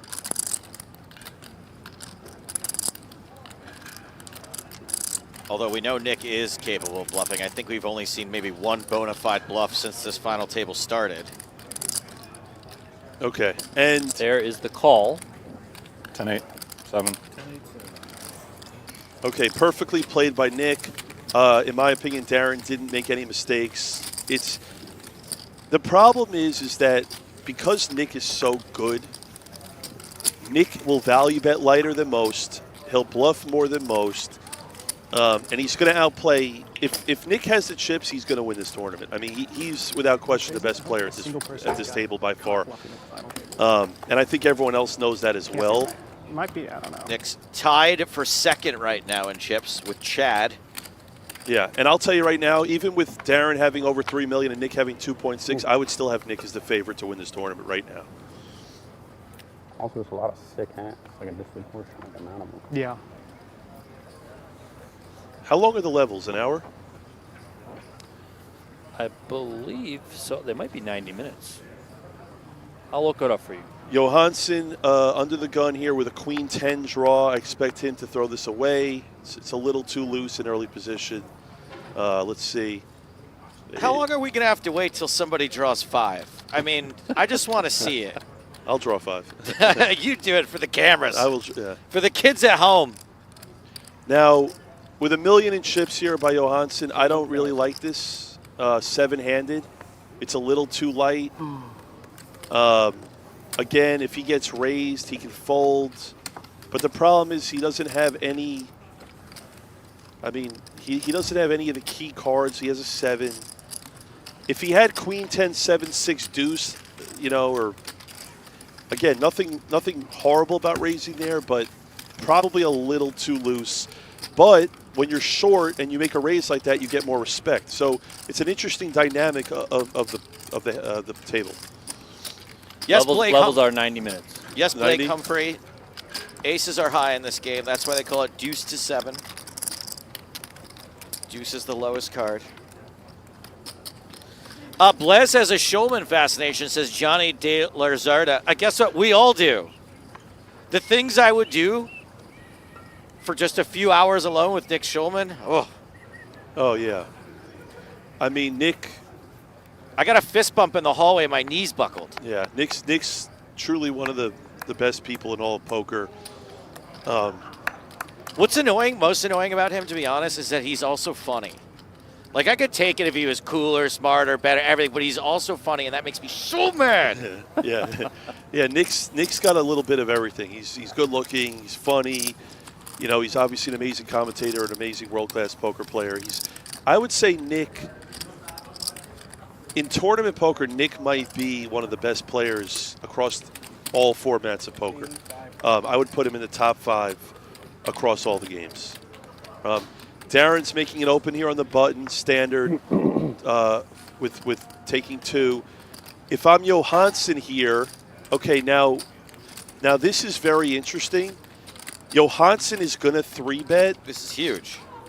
Here's what's interesting is I would personally just shove here. I would not call. I hate it. And it's and I'll tell you why though, because Darren is opening. Thank you. Okay, Darren is opening such a wide range, right? Club soda as well. But again, you still have a draw. Yep. You're still drawing, right? So you still want to win the blinds, the antes, and now, like, let's say Johansson catches a queen and Darren makes like a jack, you just lose the pot. Instead of raising and just winning a big pot without showdown, now you could just get beat. Well, Johansson draws pretty Look at good. this. This is And okay. Darren somehow outdraws him, taking 2. Another pretty gross cooler here. And this is why Johansson played this hand so poorly, because if you look at it, Johansson might be out of the tournament right now. Instead, if he 3-bet pre, Darren folds, but now he allowed to give him a chance to beat him. I expect Darren now to just move in. I don't see any raise other than all in. And I'll tell you right now, the way Johansson's been playing, I expect him to call because he just flatted pre. I mean, so he's not supposed to have a 9-7. Look at this pippage. Disgusting. So listen, I will say this is a massive cooler, but Johansson didn't have to be in this spot. And I promise you that if he raised all in, Darren obviously would have just folded and we would have seen another hand by now. But Darren here is going to probably move in. With 8-10 left, in my opinion, he has to just move in. I wouldn't make a small raise. Look at Bluffy and just put all the chips in. And I think Johansson's out of the tournament. I think he's going to have to look up Darren, especially after Darren took 2. I think I'm with you guys on the shot clock for this tournament, though. I think I'm on board. No, I'm going to tell you this right now. Once Darren raises, Johansson will go into the tank for a very long time. 650,000. So not all in, but damn near enough to put Johansson all in. Okay, and I'll tell you this right now. I think there's literally no chance that Johansson can get away from this. Again. Does he ever just call? I'll tell you right now. With the sizing, he's not going to re-raise. So he's never going to re-raise, and he's most likely not going to fold. But again, because he had a 7 draw, if he just look at the swing of this hand, right? Darren raised to 100,000. Okay, there's a quarter of Johansson's stack that's dead in the middle. If he just moves in, he picks up a 250,000 chips and moves on to the next hand. Now he's going to lose a very big pot and basically be out of the tournament. Johansson, I can't see him getting away from this. But again, the problem is, and I'll tell you this right now, if Darren made like a 9-7-8 or a 9-8, he probably would raise because Johansson just flat pre with his stack and called, taking 1. So Johansson beats value here. He can't fold. What turn is that? It's the 800 stack. Oh, nice. But again, like but the range of hands that bet here for value that he's beating is pretty narrow, right? It is. It is very narrow. But the problem is that Johansson's not supposed to have a 9-7.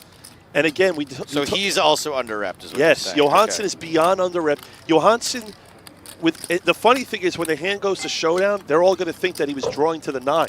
They're not going to understand that he was drawing to the 7. Right. Because he's supposed to have 3-bet pre with that hand. But like I said earlier, they're so passive right now, and it's bad poker. I'd be shocked if Johansson gets away from this hand. I'd be blown away.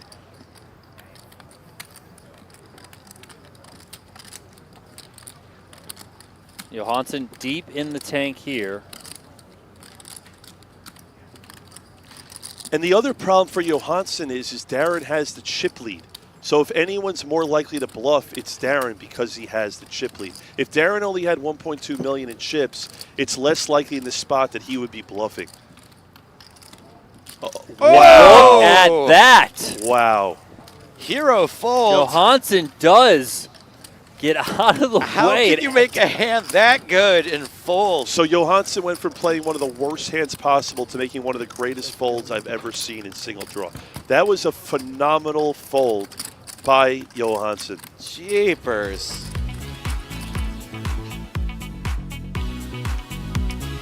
The second season of the award-winning PokerStars Big Game is available to watch now on the PokerStars YouTube channel. New episodes dropping every Saturday. It's high-stakes cash action. It was filmed at NAPT Las Vegas in 2024. I've heard of it. The loose cannon is back. Joe has heard of it. I've heard of it. I've heard of the big game on tour. Our loose cannon, Jordan Handrich, is in a little bit of trouble right now. Episode 4 of 5 coming up this Saturday night. I'm so happy you guys brought this show back. I'm so happy. Not only am I happy, but there was a lot of pressure because the original was so good, and I was like, is this going to live up? And luckily it does. It's so interesting, too, because, like, in that situation, that was a very good fold by Johansson, but I don't know long-term if that would actually be necessarily correct. Like 2-pair, like double-suited aces. All right, Daniel here opening. It looks like the cutoff here, or one before the cutoff, with a 10-7 draw. Completely standard, completely fine. Earlier today, and I'm like, Jared, I don't know if this means anything to you or not, but my good friend Michael Ian Black, the comedian, is watching, loving your analysis. Thinks he's mastered deuce to 7 single draw already. And we both made a pact. Both he and I are going to enter this event next year. I love it. I love it. That's amazing. I appreciate it. I've got it down. I'd say no more, Jared. I might just go with it. I got it. Now, if you look at this spot, okay, Nick's going to take 2, and Daniel's going to take 1. And this is where I know Daniel pretty much as well as anyone, that if Daniel makes his 10 in a lot of spots, he would actually probably check behind because Nick took 2 here. I expect Nick to check, and if I'm Daniel, Nick's supposed to check taking 2 here, right, as he does. Daniel is probably going to check, yeah, and I don't like it. But again, the thing is with Daniel, right, is that Daniel's probably winning this hand at showdown probably like 20% of the time, and he's losing at 80. But with Daniel's image there, I feel like he can get it like. Connor, is that better? If Daniel bet like 150,000, it's so hard for Nick to call, and I think he would release. So it's like. I feel like Daniel could have won that pot in that spot. But again, the checking there is obviously not terrible. But there's definitely a lot of under-bluffing going on in a lot of these poker tournaments. Well, this one in particular. Well, don't look now, Daniel fans. Negreanu is sliding down to 680,000, the current short stack with 7 players remaining in this record-setting 10K Deuce Championship. All right, so Dan Smith here has not been very active, had a lot of poor hands. All right, Dan Smith decides to fold here.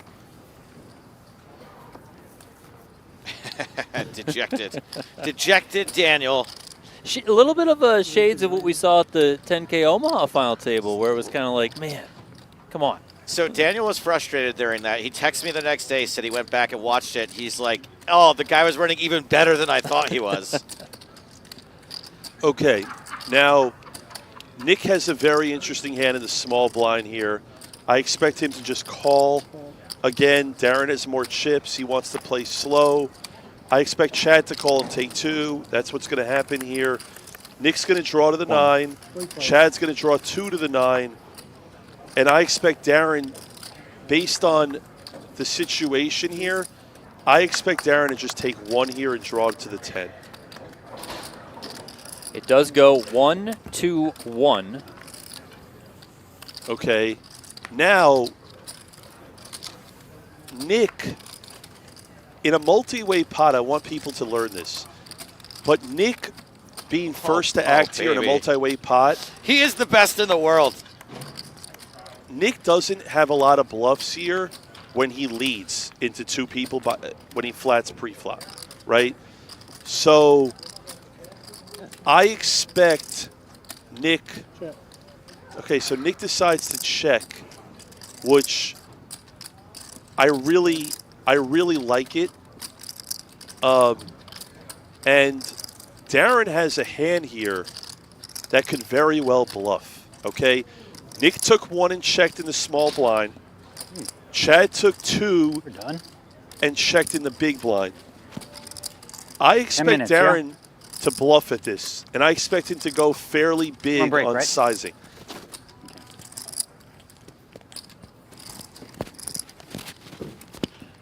There is 330 out there, and Darren is reaching, but he doesn't go big. He goes a little bit less than half pot. Okay. Now, this is interesting because Nick 100% of the time here is going to just call. His hand's not strong enough to raise. There's the call. Okay, now Chad actually has a decision, okay? This is why Nick is so good at this game. Because Nick is check calling a 9-8-7. I mean, Nick just played this hand perfectly. Eveslage gets out of the way. Elias announces a pair. Shulman tables the winner. Now, what's interesting about Nick's check here is he knows that he flatted pre-flop. So the fact that he didn't 3-bet, he's not supposed to have a great 1-card draw. He made his best hand. Okay, cool. You guys ready to time travel? Yeah, short break here, quick commercial, and we're going to time travel, as Joe said. And then we'll come right back on the other side. Right here. Okay, cool. Thank you. The NAPT is back this November, my babies. This is going to be such an amazing event back in fabulous Las Vegas. I had such an amazing time at the NAPT last year. It was one of my favorite events. Stay up to date through the PokerStars channels. Come play with us this November. I'll see you in Las Vegas. Be there. I mean, it's a lot better than me trying to figure out the hell's going on. Welcome back, everyone. The final table of the record-setting $10,000 buy, no limit, deuce to 7 single draw event. Nick Schulman, the new chip leader, the GOAT, Nick Schulman. My name is Donnie Peters, Joe Stapleton, alongside special guest analysis from Jared Blesnick here in the booth. These final 7 players are guaranteed $61,200, trying to play to a $500,000 winner. Blinds are now 25 and 50. Annie's 75. Daniel looks like he has roughly 14 bigs. Again, Daniel has enough to just raise and not just move in. Same with Johansson. I expect Nick here to open on the button with a 3-card 8, 3 cards to an 8, as he does. And again, the good thing here is Nick is not worried as much about his opponents playing back at him necessarily. The way, and again, like, you're seeing a lot of people just under bluff. Like, if I'm Chad here, I would just love to see a 3-bet. I'd love to see a 3-bet pat. And now Chad's putting in money, and again, I like your style, Chad. I don't like it by Chad. I really don't. I would have rather see him 3-bet I actually think he did the worst of three options. I would have rather seen him 3-bet Snow and Pat or fold. I think calling and taking 2 against a guy that has more chips than you out of position is a semi-disaster. And let's see what Chad does. He pairs his 3. I expect this to go check, check. 3s are good a decent amount of the time. Nick's not going to value bet a king, and Nick's going to check this back, and Nick's going to win it showdown. Poorly played hand by Chad. That's good.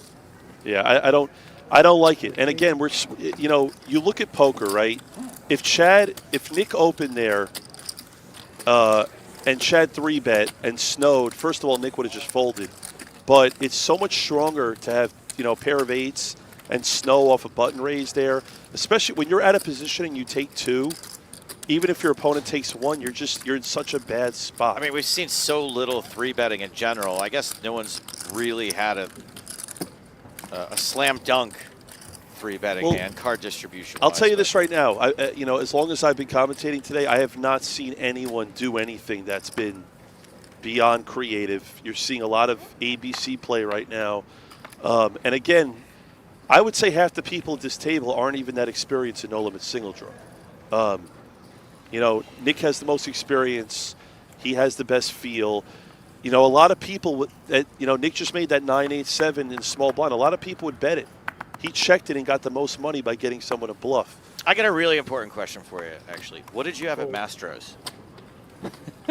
Did you get the butter cake? It's funny. I wanted it, and then I had to leave. You knew you had to perform. You don't want to have a big gut coming in. I had a company dinner for Blaise, and I didn't make it to the butter cake. The butter cake's one of the greatest desserts ever, though. Now look at this for Chad here on the button. He's got 2 deuces, which is very important. He has a 9-7 draw. And, okay. On the white near you, there's like a black mark. Now, Daniel has a very interesting decision. Daniel just hates.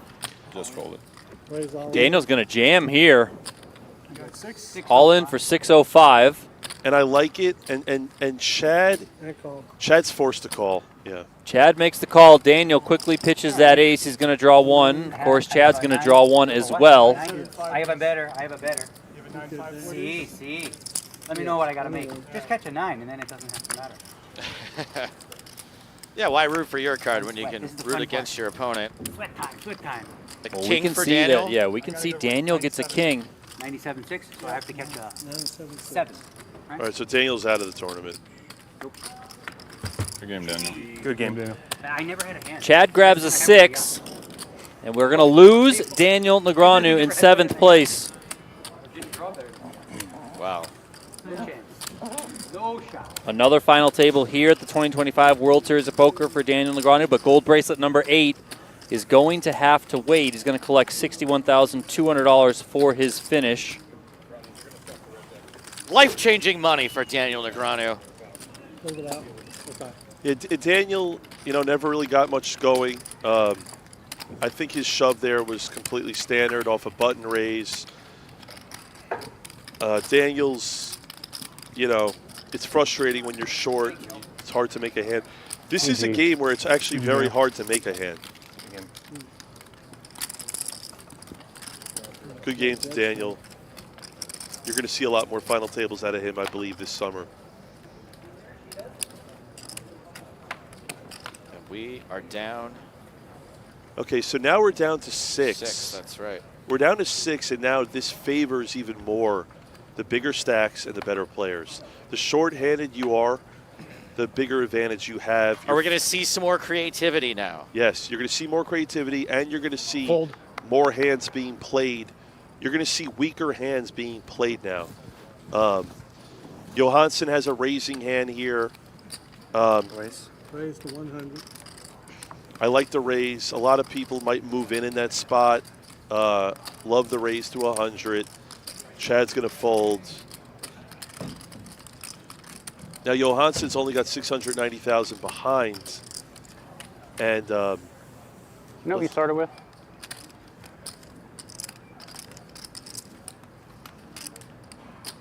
Johansson made it 100K here. Action is on Dan Smith on the button. All right, so Dan 4, Smith, 5, for some 6, reason, we're not able to see 7. his cards. Yeah, I believe it is a scanner issue over there on Dan's side of the table.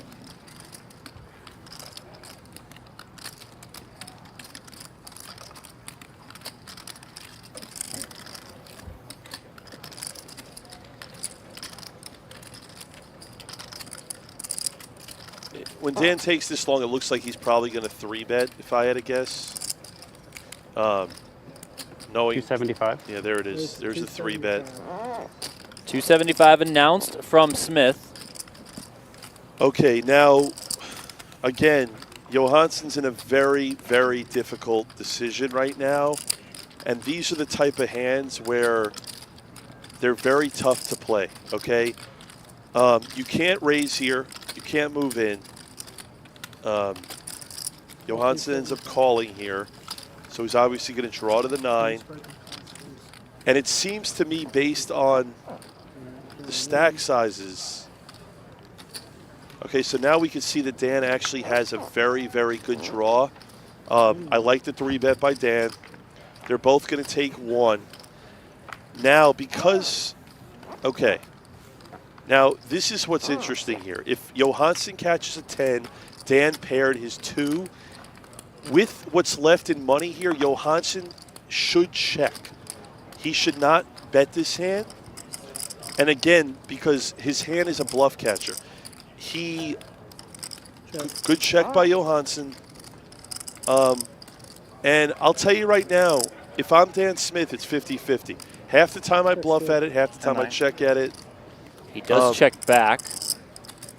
Johansson's going to table his 10-9. He's going to scoop this pot. A much-needed one at that. Get him up off the short stack. Now, I'll tell you this right now. If Johansson had an extra 500,000 in chips, there's a better chance that Dan Smith would have bluffed at it. Dan actually... My king is a jack.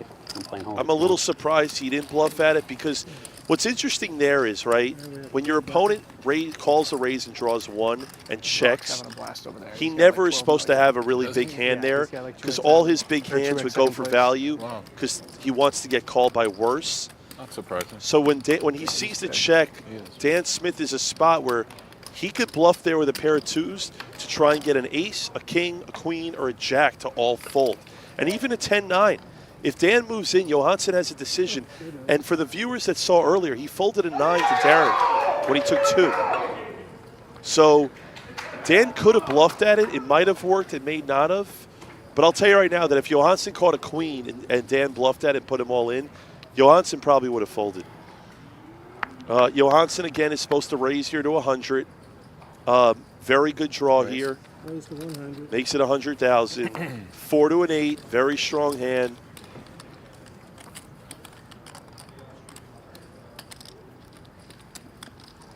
Just want to address this comment in chat. It says, is Dan Smith as unlikable in real life as he seems on stream? Lol. No. Dan Smith quite likable in real life. Love King Dan. Thank you for your question. Yeah, I've been playing with Dan Smith on and off for probably 15 to 20 years. I mean, he's been winning at every stake of poker he's ever played at. Not too familiar with a single draw game. Now, it's interesting here, but the last time Dan 3-bet with 4 to a 7, I expect Dan now to probably have 4 to a 9 or maybe 4 to an 8 in this spot. Because we just saw that he 3-bet and drew to a 7. I expect him drawing here to probably either a good 9 or maybe a rough 8. Okay, now, again, Johansson catches a queen. He's never going to bluff at this. He's never going to bet it. There's no reason to. He's going to check, just like he did with the 10. I don't expect him to ever bet here, and he is. I don't like it. I don't really like it at all, actually. I mean, can you get called by worse? Yes, you can. But your chips are so valuable that the value that you're trying to get is not worth the risk reward here is not necessarily worth it in this situation. The reason that I could see Johansson betting is because the last time Dan 3-bet and drew 1. So the fact that Dan didn't 3-bet means that he doesn't have a great draw. But even then, a queen, I don't like, again, we talked about it earlier, right? Just because you think you have the best hand doesn't mean you have to bet. And that was a poorly played hand by Johansson because I don't expect much worse to call you, especially when you're raising off and under the gun, right? If you were raising on a button and it was checked to you and you have a queen, I could see you betting it 1-1. But in that position, you have an easy check call or maybe check fold. Well, like it or not, Johansson takes the pot, moves ahead of Ben Yu on the leaderboard. Ben Yu now the short stack. 26 bigs. How does that compare to Hold'em, Jared? Still similar danger zone situations? Yeah, I think. Well, here's the thing, right? The ante is bigger. So in a Hold'em tournament, it would be 25, 50, 50. Right. So the fact that the ante's 75, it induces more play. But like I said, there's still a decent amount of play here. And this is interesting here because Nick has a hand that he could do a lot with, right? He could fold. He could raise. I probably lean towards Nick folding here just because he doesn't want to necessarily get involved. But I could see him raising. There's a lot, but again, you're 6-handed, right? So if we were 7-handed, Nick would probably fold. He still folded 6-handed. I like it. The table's going to start playing a little looser. Chad behind him opens with a 10 draw. I like it. Again, what did I say before as we got 6-handed? When Daniel got eliminated, you're going to start seeing a lot more hands being played, and the ranges start getting wider. Seems like a pretty decent one for the professor. And I mean, I'll tell you this, like, again, everyone plays. The beautiful thing about the game of poker is everyone plays differently. I don't agree with Professor's flat here. He just has such a strong hand to a guy like Chad. You're playing 6-handed. You got deuce, 4, 5, 7. You're the second shortest stack in the tournament. Put money in the pot. Put money in the pot, Professor. Like, these guys are so afraid to put money in the pot. Because remember, as good as your hand is, you still have to make it. I'd rather put pressure on Chad to put him in this spot. You know, so let's see what happens. And now, see, this is the problem when you flat pre-flop. You pair, and now you're going to probably end up, if you don't bluff at it, you're probably just going to lose the pot. And it's just such a big swing right now. If Professor had like 3 million and Chad had 3 million, I can understand the flat. But I don't love it in this spot. And what's up with the stand pat here with the pair of 10s? Well, no, he drew and made a. Oh, he stood. Can I get a club soda, please? No. We just haven't seen his other card yet. No, I think Chad might be bluffing here. I mean, I'm no expert at the game, but that seems a little weird to me. Yeah, I don't know. Maybe the graphics wrong and he drew. Now, good work by Professor to win the.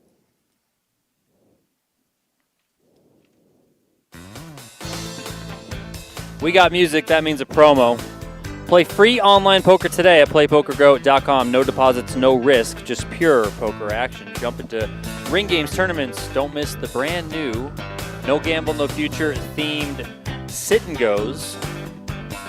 Compete against players worldwide just like yourself. Sharpen your game as you go. Play for free now at playpokergo.com. Also available on iOS and Android. So check it out today. Again, that's playpokergo.com.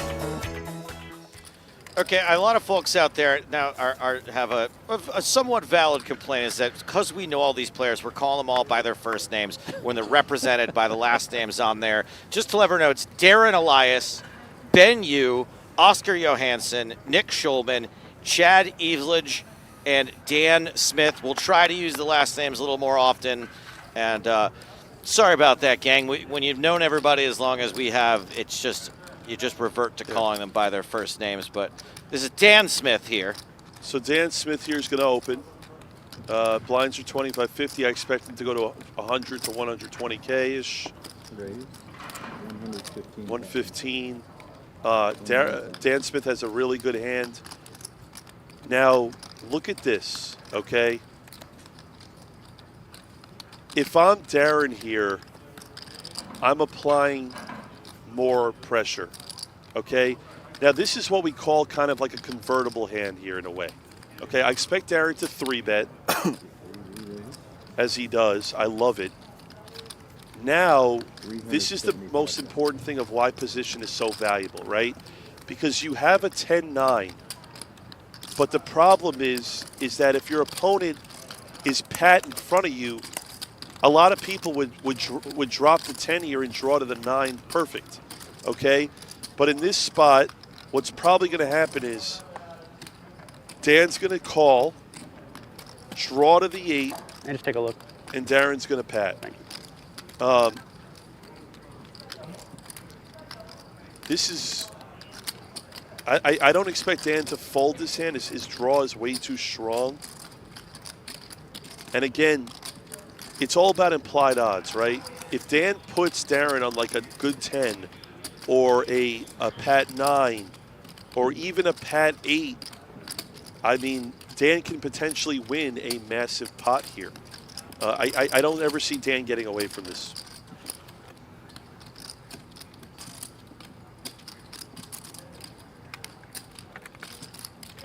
Smith taking his time there as he mulls over his decision.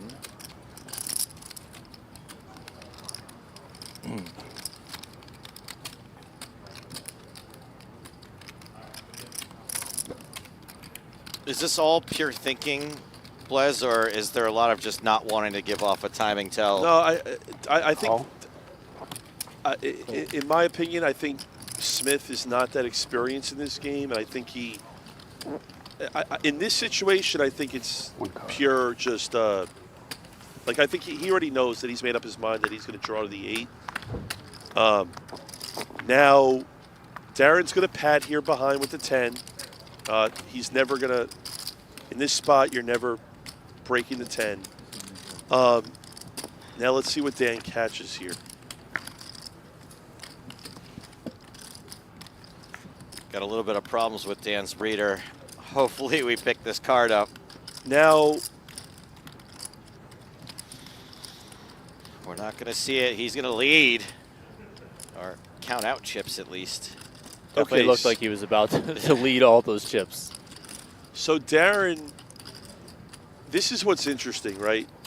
Dan Smith, all right, looks like he's value betting, okay? Or it looks like he wants to bet here.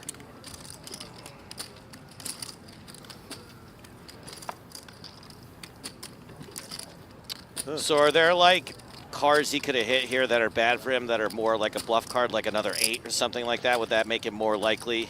Well, it's, yeah, so Dan's betting range here is all bluffs and probably all 9 or better. He could value bet a 10. 10-8. Check, check. 10-8? Got it. So like I said, it's all bluffs and most likely like a 9 or better. He could value bet a 10. So somehow he ended up right in between those two things and checked exactly what Blez said. Yeah, I think what's so interesting is this, right? Is that when you think about the best players in the world, Nick Schulman is capable of value betting a 10-8 there. Dan Smith's not on that level to do that. But that being said, I'm not saying his check there is bad, because I actually would probably lean towards checking there. But you know, the hand almost in a way played itself. Dan Smith with that pot up over 2 million, up over 2.3 million. I'll tell you this right now. Let's say Dan had a 7-5-3-2 draw and caught a 10. He's way more likely to bet a 10-7 because then he beats most 10s, right? So when he catches a 10-8, he probably beats about 60% of 10s. So, like, if he was drawn to a 9 and made a 10-9, he's not going to bet it because he loses to most 10s now. So, it's again, there's a lot going on here. All right, so Professor opens. Okay. 110K is the raise from Ben Yu. That is the player we refer to as Professor. Standard raise. But as we said earlier, you know, you're going to see more poker being played. You're going to see more creativity being played. You're going to see more bluffing. Hopefully, you know, see more impressive play. I'll tell you right now, what's going through Schulman's mind right now is he's just waiting to get head up, because there is a very high percentage chance that he ends up getting head up. He is a massive favorite here with 6 left. And no disrespect to the other players, but I don't think anyone else at this table is even a top 10 single draw player in the world. And then you have Nick, who's probably a top 2 or 3. So Nick with his stack, I have no doubt in my mind, he knows what's going through Nick's mind right now is, I'm the best player left. I don't want to put myself in a bad situation. I want to let these guys battle it out. I want to be aggressive, but I don't want to make any mistakes and get out of line, and I'm going to let everyone else go at it. Well, when are they going to start going at it? We got to get through a couple of these blinds levels. Some lily white luxury levels here. So, like, look at this for Nick, by the way. 2 4s with a 9 draw. You know what I would love here from Nick? I would love a 3-bet. I would 3-bet here to like 300K. It's a cutoff raise, and look at that. I love it. I love it, Nick. Jared Blesnick and Nick Schulman, one and the same. I love it. And why do I love this? Because he has 2 4s. It's a cutoff raise, and Nick knows the way that Johansson's playing, that Johansson's not going to play back at Nick. Nick knows Johansson's afraid of Schulman. And now with that raise, Johansson realistically here, if I'm Johansson, my hand should go into the muck, right? You can't call it pat, okay? You could draw and draw to the 10, but then do you want to make a 10 and then, like, if I'm Johansson here, you have to fold. In my opinion, you have to throw your hand away.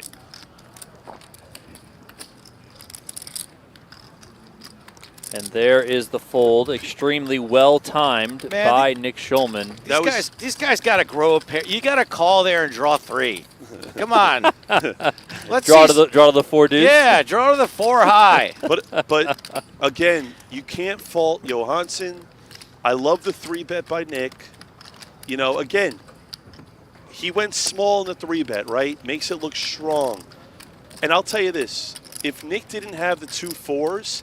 If his hand was 9, 8, 4, 3, queen, he's way less likely to 3-bet there. Having the extra 4 is so valuable because it removes a card away that Johansson didn't have a great hand himself. Good play by Nick. You just gave me a 6th card. Ben, you? Do you know that was the 6th? 99%, but yeah, I'm not saying. I mean. You said bring it back, right? I mean, I haven't looked. Okay, I haven't looked either. Just let him have a 6 card. I think you should get to keep it. Well, according to Jared, with how good Nick Schulman is, the other players might need 6 cards. Just give him a 6 card. Schulman's fine. So now as you see that Nick, now again though, as we discussed earlier, right? Professor made the error, 4 to a 7. He made up for it with the bluff. But look how much money's out there, okay? There's 150,000 in chips out there before the cards get dealt. So once Johansson makes it 100,000, now there's 275,000 out there, and Nick had to invest 300K to win 275 chips, and no one saw a draw, right? So you're going to start seeing Nick play position. You're going to start seeing Nick 3-betting with removal cards, and people are just going to continue to fold him because they're afraid of him. Got to read this comment from Jean-Francois Godet, who says, the same guy folded aces and a flush the next hand. It's like they don't know how to play. Okay. Well, this isn't 5-card draw. So I want to teach the viewers at home something. In my opinion, I would have folded this Jack 10-9. Oh, interesting. I would have just folded it with his stack size, okay? He's very short on chips. He's lucky that no one had a hand. in my opinion, that's too loose of an open when you're coming off of less than 1.5 million in chips. Because the problem is this, right? If anyone puts any money in behind you, you're in a bad spot, okay? You're forced to pat. If your opponent calls, you're in a bad spot. You can't really call a bet. I would have leaned towards folding there. Now, if I'm Nick and I had that hand, if I'm Schulman, then I would probably open because it's a much different situation. Johansson here is under the gun. I'm a little surprised with, since we got six-handed, I am still a little surprised with how passive some of these guys are actually playing.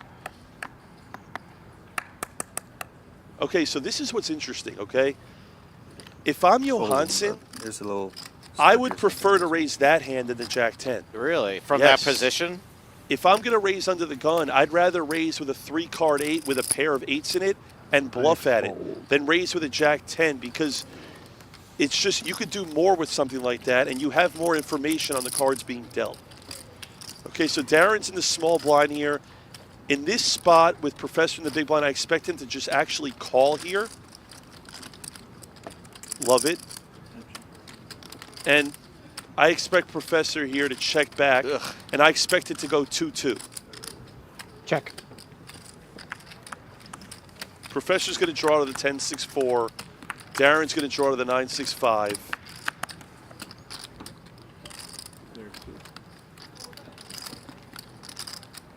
I'll tell you, like, I'm going to Tokyo tomorrow. I'll be on a plane in 24 hours going to Tokyo.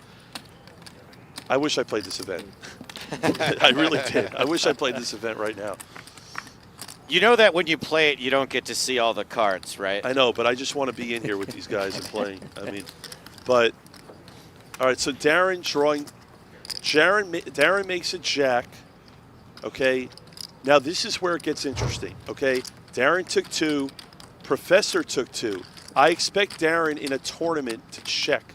Betting is not bad, but I think you have more value in actually, I think it's better to check, but he might go small There's here. so much checking back, though. Yeah, I mean, betting is fine. If you bet, I would go half potish, but let's see. That's fine. I like it. Goes about a little less than half pot. And by the way, here, again, Professor, he's like forced to call here in a way. Not forced to call, but the problem is that when you have a king and you're both taking 2, here's the problem, right? Darren is doing this with value, but he's also doing it if he catches like 2 pair. I don't know. I could go either way with this. I expect Professor here to probably look him up and call. We'll see. Folding's fine too. But again, he beats no value, and he folds. Good fold by Professor. So we got Pearl Jammer, John Turner, weighing in. He says that he ranks Nick and Darren as the #1 and #2 no-limit deuce to 7 tourney players in the world, but Darren, he puts at #1. Okay, interesting. So I wasn't aware that Darren was so experienced playing this game, just because I play this game, you know, not even basically once a year during this time. But I would bet a lot on Schulman. In that spot, the reason I didn't like the value bet by Darren is because if you look at it, right, he bet half pot.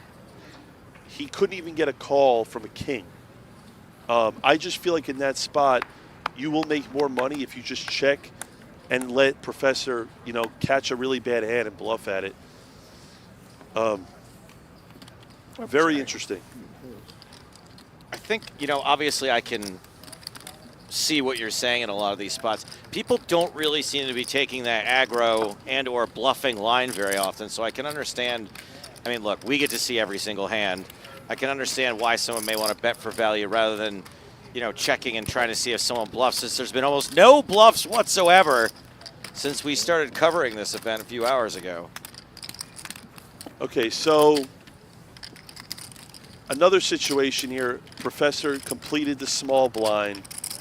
Johansson snap checked. I don't love it. I might raise there. Again, a lot of tournament poker is about stack sizes, right? The fact that Professor has more chips than Johansson, if he had a decent hand, he'd probably open. But the fact that he's shorter makes his hand weaker in most of these spots. And I feel like if he made it 150K pre-flop, then Professor would have just folded. It ended up going 2-2. Professor hit more of the bottom of his range. I could see Professor making a play at this pot, and I wouldn't fault him for that. He bluffed earlier when he paired, I believe, 7s or 5s. But again, the trend here is not that much bluffing, so probably Professor, I could see him checking as well. And if he checks, Johansson's going to check right behind and be happy to check an ace. Feeling pretty good about it. Check. There are 7s. Ace. Yeah.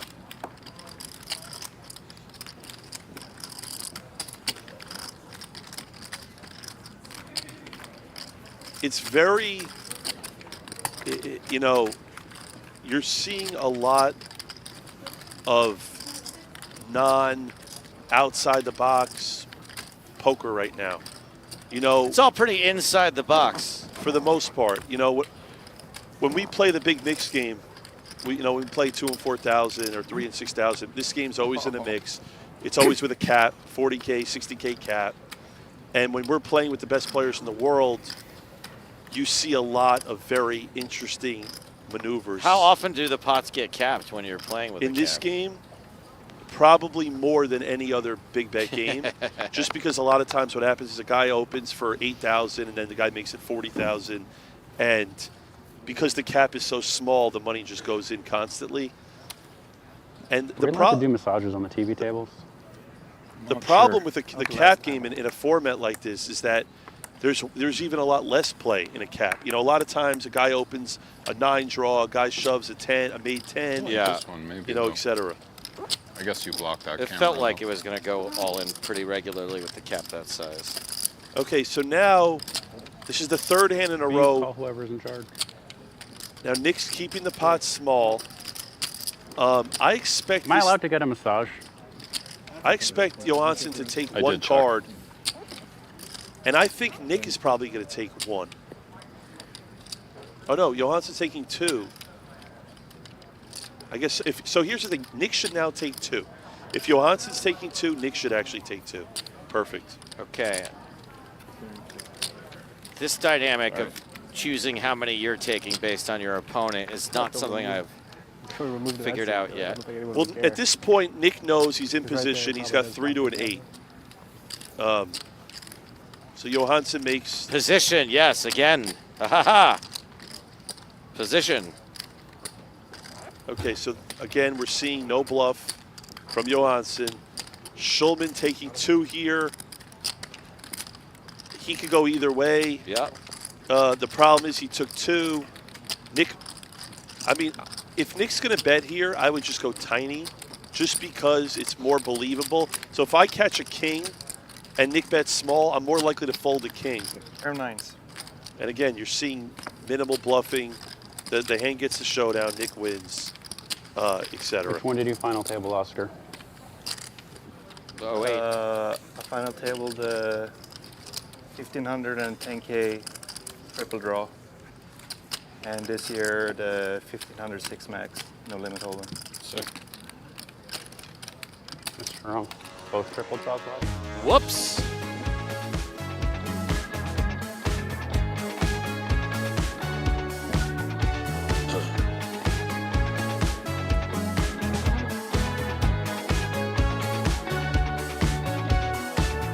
If you think you can outpick the field, jump into Quick Picks on Splash Sports, the new peer-to-peer fantasy game where you pick more or less on player stats and go head-to-head for real cash. Hit your picks, top the leaderboard, and take home the prize. Play now at splashsports.com. Win up to 50 times your entry fee during the NBA Finals. Shot of Joe Hashem there. My first year at the World Series of Poker. Pass the sugar, baby. Was working for Card Player doing live blogging. That was one of the greatest final tables in the history of the main event when Johansson won. That was so entertaining. That's what got a lot of us into poker. Yep. You know, back in 03, Moneymaker, 04 with Raymer, 05 with Hatcham. Those were some of the greatest times in poker. All right, so Darren here, Elias opening 4 to a 9, standard.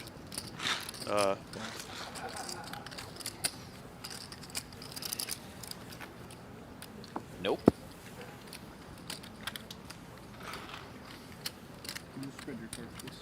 Okay, Johansson here looks like he called on the button.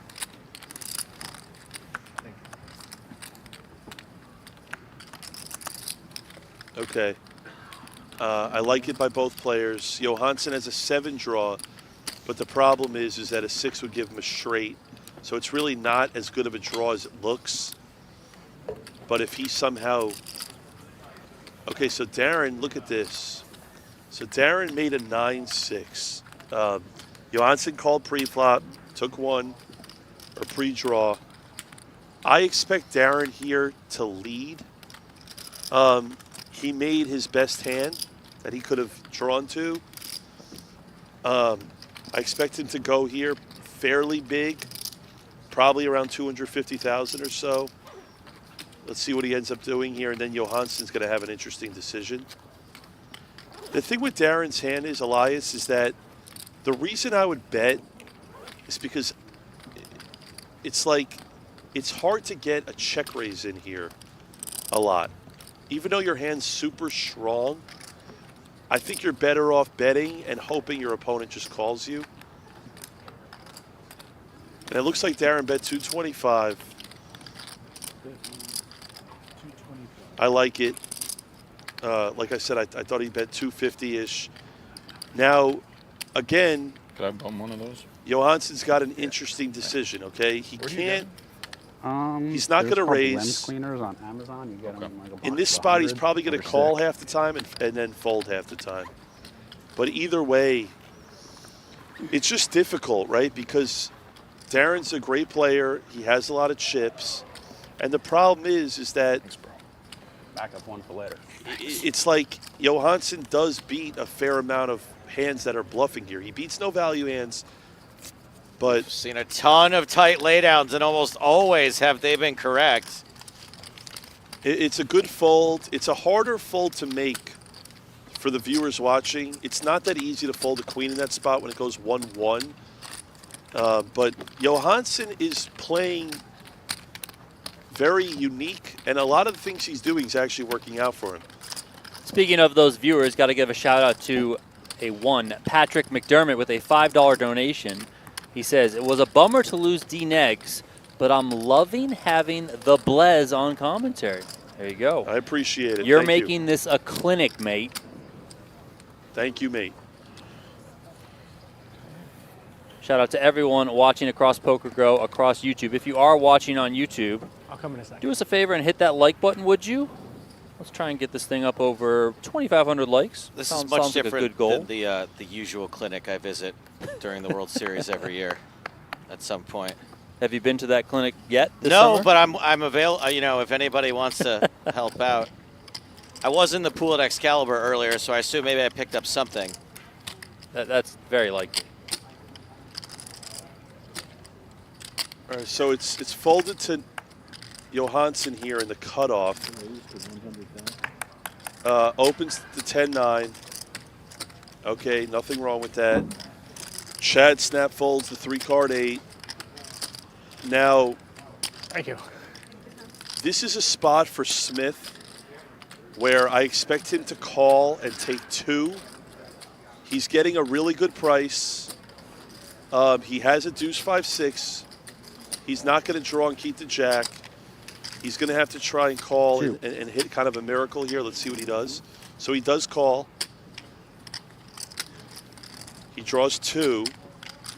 And now Johansson's going to take 1, drawing to the 10. Completely standard pre-draw. 2 for you, 1 for you.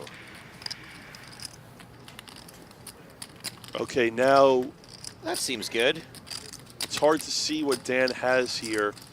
If Dan elects to check, you're going to most likely see a value bet from Johansson. He made a 10-9. Pretty good hand. Needs to go for value here.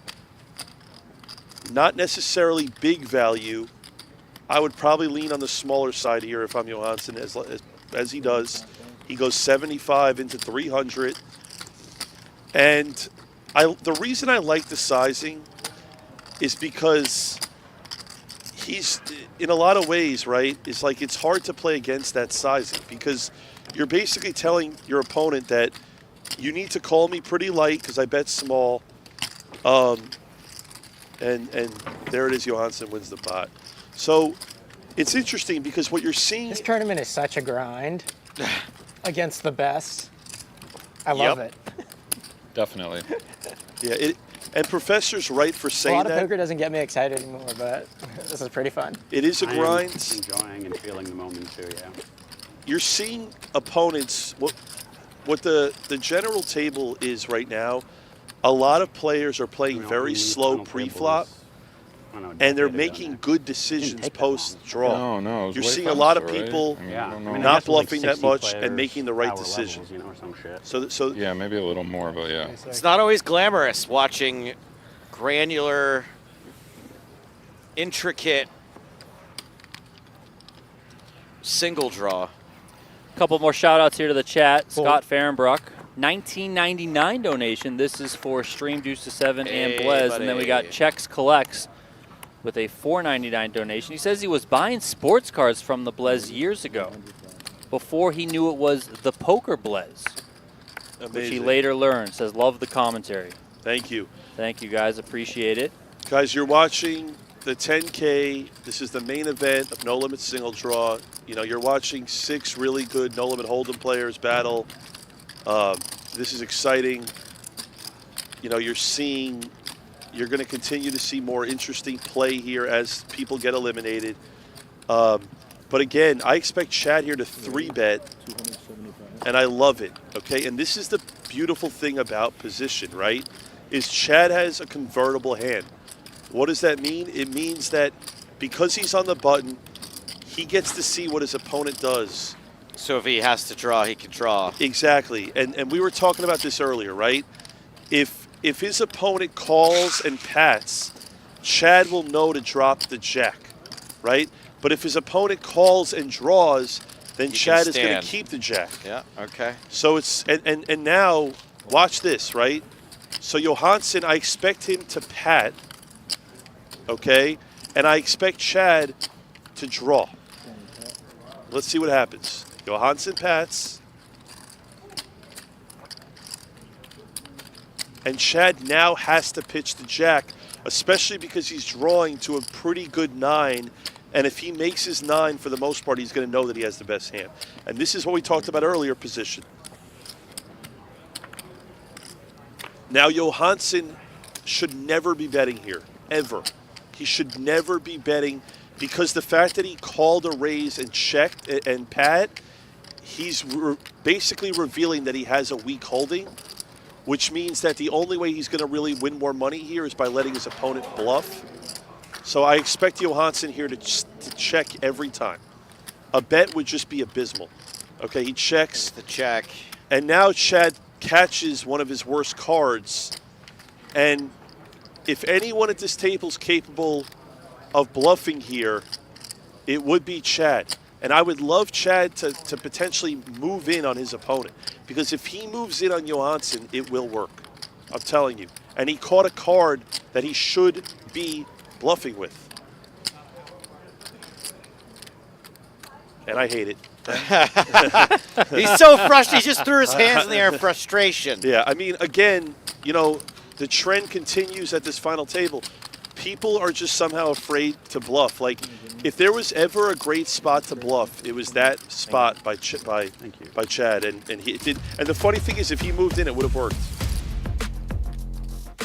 Chip denominations here presented by True Classic. Those pinks, 5K. Greens, 25K. And the blues, 100,000. Question here from So La La for Jared. So your range is very capped when you call pre and pat.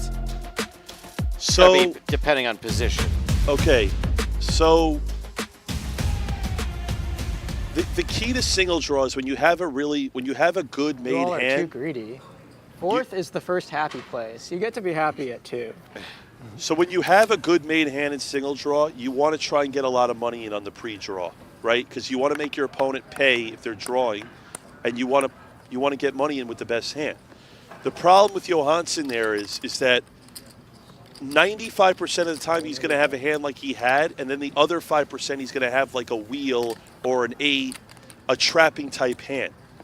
So it's like you got to mathematically. I don't play plenty of the smaller. He's events, not going to have a big then hand he there a won't even lot, be pissed. and it's like you just got to apply pressure, like You're Okay. third for 230. You're like, okay, that's some money. Okay. Schulman here opens the 10-8, 3 deuce. Okay, now Hold'em doesn't interest you over there? this is the most interesting hand I have seen since I've joined the commentary. I want the viewers to understand what's happening right now, okay? Darren has, Elias has the best draw that you can have. Deuce 3, 4, 7, right? So you guys are wondering, why is he not 3-betting pre? It's a great tournament. Multiple reasons, People get okay? after it. He knows Nick Schulman's a better player, number one. Number The two, first- he's second in chips. Final table. He doesn't want 15 to on triple play draw. a I think I had massive like a pot with 15 point Nick chip lead or something. I still have out no of chip lead. position. Number three, if he somehow was makes a kinda big hand here, it's beyond under his disguise, and he can potentially win a huge pot and cooler Nick.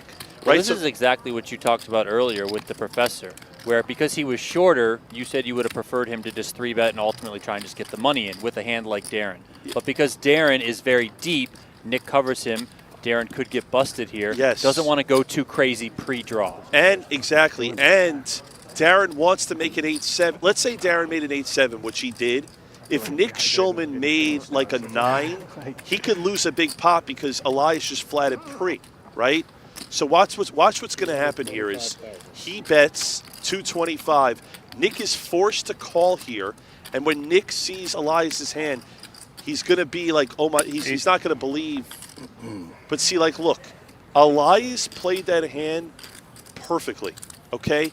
But it's because of position, and it's because of the stack sizing that anyone else at the table, Elias would have 3-bet pre. But like we talked about earlier, they're not looking to play big pots with each other. Yeah, that big of a lead, you get to feel bad. The funny thing You with can't help Schulman yourself but think you're gonna win is at that point. Yeah. you could make an argument that he should just Yeah, fold like because 4 to Elias 1, is yeah, never above going like to get out 4 of or line 5 to against 1, Nick you feel there. like But you're gonna win. because, like, again, a 10-8 in that Snowball's spot, fast in that game. Elias is never value betting a worse hand than a 10-8 there. He's not going to value bet a 10-9 there, I don't think, against Schulman. Elias played the hand perfect. Nick has to kind of call there. Well played by Elias. And now he's in the chip lead by a tad. Do need to give another shout out to Scott, who dropped 20 YouTube memberships in the YouTube chat. Scotty! PokerGo just launched its new YouTube membership tiers. We already had the Rail, now we got the Players Club and the High Roller tiers. So join our YouTube membership community now. All the high rollers get access to YouTube chat and community. Of course, you guys know and love that. Early recaps of all WSOP streams. You also get 2025 paywalled WSOP streams. You get the new High Stakes Poker and No Gamble, No Future episodes, and any and all future perks. So that is the high roller tier for the YouTube members. And then one more thing, we're at 2,300 likes. When we get to 3,000, I'm going to drop another 20 YouTube memberships. So Wow. let's get to 3,000 likes, and we'll drop some more YouTube memberships. I've for been you guys saving out my there. like. Should I use it now? Of course you should use it. You might as well. This isn't like a poker one time where you just get to use it and then it's done.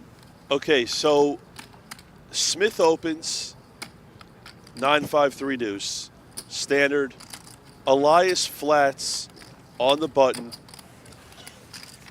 Now, Johansson is almost priced into call, but it's actually a really bad spot. And because everyone is so passive on the pre-draw, you can make an argument for Johansson almost fold. I don't say he should fold, but the problem is like he knows that if he makes his 10, here's the problem, right? You might hit your card and still no good. Johansson's never going to win a big pot here. He's only going to lose a big pot is really what's very interesting. Because if he makes his 10, he can never get value out of it. He has to check it like he did. And it's actually a very unique dynamic here at the table. But let's see what Smith makes an ace. I expect him to check with Elias behind, as he does. And let's see what Elias makes a wheel, okay? So I would love to see a bluff. But I don't know what, you know. There's a first time for everything. I'd love to see a bluff, but we might see a bluff on this The way stream. this is trending, I expect him to check it, and he does. 10-8. So here's the thing, right? I'll tell you this, guys, right now. If you're playing at a table with a lot of world-class players, like these guys are letting Johansson win that pot, right? If it's three-handed, it's me, Schulman, and Johansson. Johansson's not winning that pot. It's just not going to happen. Like if you want to win that pot, you're going to have to call half your stack with the 10-8. But again, a lot of people, like Professor said, it's a grind, right? Everyone's trying to grind it out and wait and be patient. The way this tournament's going, we might be here for another 3 days. What is the ruling on that? Can we be here another 3 days? I mean, well, Blez isn't going to be. He's going to go to Japan. He might leave you and I here. You might need to go to your clinic if this takes 3 days. No, it's only a small rash at the moment. A lot of questions about why you're going to Japan in the middle of the World Series of Poker. Can you shed any light on that for us? So I can't go into specific detail. Oh, boy. But what I will say is I'm going. So Ken Golden, who's, for those of you that know, is one of the biggest guys in sports cards. He is the #1 auction house in sports cards. And I will be meeting Ken Golden and his team I opened up a store in the heart of Tokyo in Ikebukuro in Japan. I opened up a sports card store, 6,000 square feet. I wish I had known. I literally was just there like a month ago. Yeah, I will be there live with Ken Golden and his team, and we're going to be having people come into our store to consign some of the biggest sports memorabilia items on planet Earth. I can't wait. In Tokyo. Golden will bring his team, and people throughout all of Asia are going to fly in to meet Ken and to get some of these rare items consigned with him. And I can't go into more of the details, but it's going to be, it will eventually be seen by the world. Nice. It's going to be very cool. If I'm leaving during the World Series of Poker, it's for something very, very important. What a hand here for Johansson. Wow. Okay, so what was the action here? It's the name of the game. This was raised from Smith to 115K. Johansson called. Johansson drew one. Smith drew one. Okay, well, we talked about this earlier. And Johansson drew to the 7-6-5 deuce and pulled the 3. Oh, so they're both drawing? Yeah, both drew one. Okay. So Johansson he likes to lead a little more than half pot. Now, did Dan make it 8, or is he drawing to an 8? I don't think we've seen. Yeah, we haven't seen what Dan is drawing yet. He drew to the 8-7-4-3. We don't know what his other card is yet. By the way, this is not Dan not showing his cards. By the way, I see a couple of people complaining about that. This is a technology issue.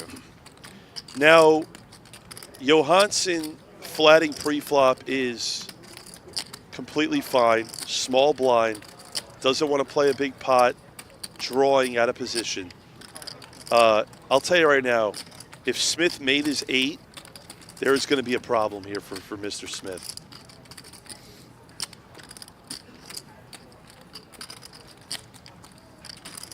I guess there was plenty of ways to make it, huh? Yeah, I mean, any 8's going to raise here. Any 8 at all. So if he catches a 5, a 6, a deuce, he's going to raise all those cards. 900,000. Okay. Well, that's half his stack. Okay. So I'll tell you this, it's very unlikely that Smith is bluffing just because of the way he's been playing. Johansson here is going to move in every time. And then if Smith did make it 8-7, he's going to have one of the toughest decisions of his whole poker career. Because, like I said before, getting away from an 8 head up is so hard. I can't even tell you more than probably 2 times in my whole career of playing this game where I've ever folded an 8 head up in single draw. Triple draw, you can fold an 8 all the time. But with one draw to make an 8, it's so hard for that hand to be beat. Johansson's going to move in here. And I'm interested to see, because that's the other thing too. It matters what Smith caught. If he caught a deuce, because an 8-7-6 is way different than an 8-7, 5, 8-7, 5, 4. Let's see what happens here. All in. Yeah. And there is the jam, and immediately Dan Smith. He's just roving. Yeah, I mean, look at him. Stands up right away. Take more off. The hat's off, the hoodie's off. Okay. So obviously, I mean, not obviously, we don't know yet, but this is giving off signs that Dan has a very big hand, which is understandable. Smith made an 8-7 for sure. Now, here's the problem for Smith, is that when you lead, if you're Johansson and you lead, Smith made a massive raise. So Johansson bet 200,000. Smith made it 900. The problem now is even if Dan Smith made 8-7, 5, 4, 3 or 8-7, 4, 3, 2, again, he beats no value at this point. Johansson is never re-raising all in with a worse hand than an 8-7. It's just like, it's one of those spots where it's like in No Limit Hold'em on the river where you have like a queen high flush and you bet the river and then your opponent raises. Let's say you make a queen high flush, your opponent bets, you raise a queen high flush, and then your opponent re-raises. It's either a bluff or you have the best hand. And the problem is that it's so hard for Johansson to actually be bluffing in this spot. Right. But this is also why I tell people that they should be bluffing so much more, because Smith is going to probably end up folding at 8-7. So just think about how much bluffing you could do in this game, the fact that Smith can actually get away from this hand. And Smith is known for making a lot of very, very good folds. And if there's anyone at this table that can get away from this, it could be Smith. He's sick to his... I'll tell you right now, this is one of the hardest decisions. Look at him, right? He's so confused. It's so hard to fold an 8-7 in this game. I personally think Smith is going to get away from this. I think he's good enough to fold here. A lot of people couldn't do it. We've seen so many impressive laydowns already at this final table. Is Smith going to add his to the pile? The reason why Smith can get away is because his sizing was so big on the race, right? So Johansson did 200. Smith went to 900. That's a massive raise. And the reason I think he went so big was he didn't want to get re-raised. And if he happened to get re-raised, then he could somehow maybe get away. Smith, please, I think he has it in him to fold here, which would be sick. And then just quickly, for everyone that's watching, Smith does not have a pair of 8s. He started with a pair of 8s. He pitched one of them. His cards are grayed out. We don't know what he got caught, but obviously from his actions, we can indicate that he has made an 8-7, and he has a painful decision here for his tournament life. And no matter what he caught, doesn't matter if he caught a deuce, doesn't matter if he caught a 5, a 6, if he calls, he's out. Any 8-7 here is raising, right? So we don't know if it's a 5-6 or a deuce. I think Smith is going to get away. The problem is with Smith, if he folds, he also knows he's the shortest stack at the table. But again, Donnie, we talked about it earlier. This is why this tournament needs time extensions, because you're just giving your opponents all this time to think. If this tournament had time extensions, how much more interesting would a hand like this be? He wouldn't be able to sit here for 3 minutes and think about it. Of course, he would be up against the clock.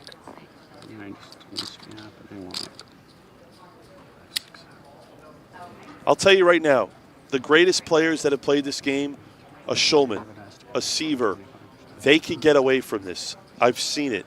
Dan Smith has proven time and again to be one of the greats, and he's going to do it right now. Look at this. I'm telling you right now, I promise you, if you ask Smith this is one of the toughest decisions in over 20 years of him playing poker. It's so hard to fold this hand. The viewers are watching, and there it is. It He is. made 8.75. So he doesn't even have 8.76 here. He has 8.75. This is unbelievable, folks. Do you think if it's 8.74 that he calls by now? No, 8.75, 8.74 is all the same at this point. Because when Johansson does this, it's not with a Doesn't lot matter. of. It's not a lot of. It's not going all the way down the line. The worst hand Johansson's probably doing this for value is like a nutted 8 or a 7. Okay, he's not going to do this with 8.7. He's probably not going to do it with an 8.6. He would probably do it with 8 perfect or 8, but like he would probably maybe do it with an 8.6 perfect. But the problem with Smith is he does have 8.7.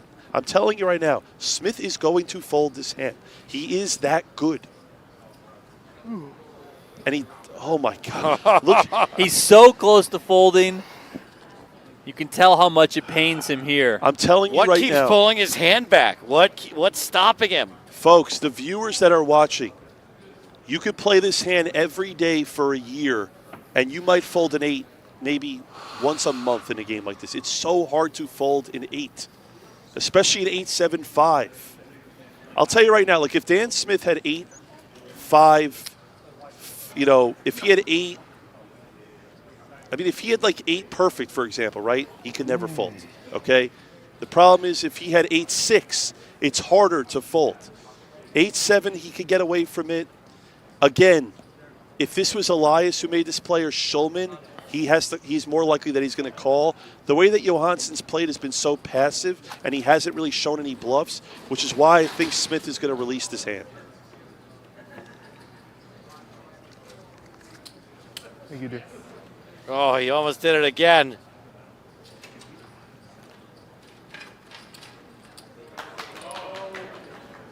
Look at this. I've never seen Smith take this long on a hand. I still think he's going to fold. I'm only in this much pain when they ask me bacon or sausage. There it is. Wow. And there is the laydown from Dan Smith. Correctly gets away from the 8-7. Walk it off, King Dan. The crown remains intact. I'll tell you this right now, for the viewers watching, that was one of the best folds you're going to see in a game like No Limit Single Draw. That is a phenomenal, and again, that is why Dan Smith is such an elite poker player, because in that situation, his instincts were right, and he made the correct fold. Good work, King Dan. I would like to see a highlight reel of like all the best folds, but no context. Just him chucking it in there. And the number one fold, look at that.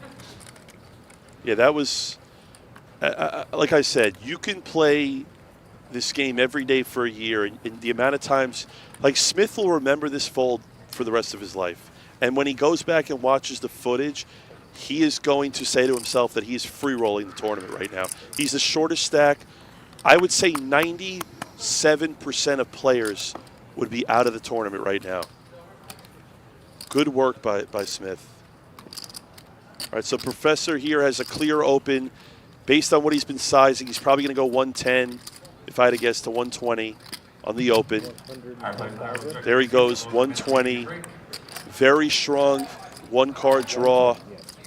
Oh, wow.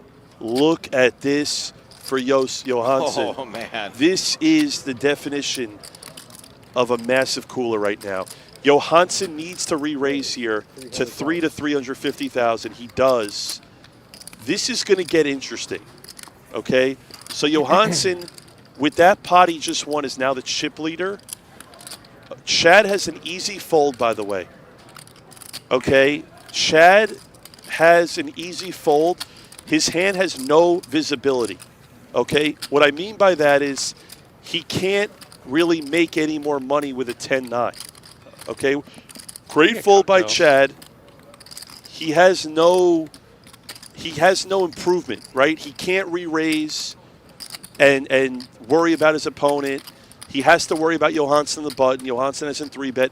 Now if I'm Professor, here's a spot where I'd probably call. I like it, and I'll tell you why you call here. because it's unlikely that Johansson has a hand that's going to fold if Professor shoves. And because Professor's out of position, we know that he's drawing. So even if Johansson had like a jack, a 2, 3, 4, 5, a 2, 3, 4, 7 jack, it's a spot where a position just hurts you if you're a Professor, okay? Johansson's going to pat. I'm going to say this right now that Professor does not want to catch a 9. A 9 is a nightmare for Professor. And he does. And he catches a 9. And he catches a 9. And so what I expect now is I expect Professor, he needs to kind of lead at this pot.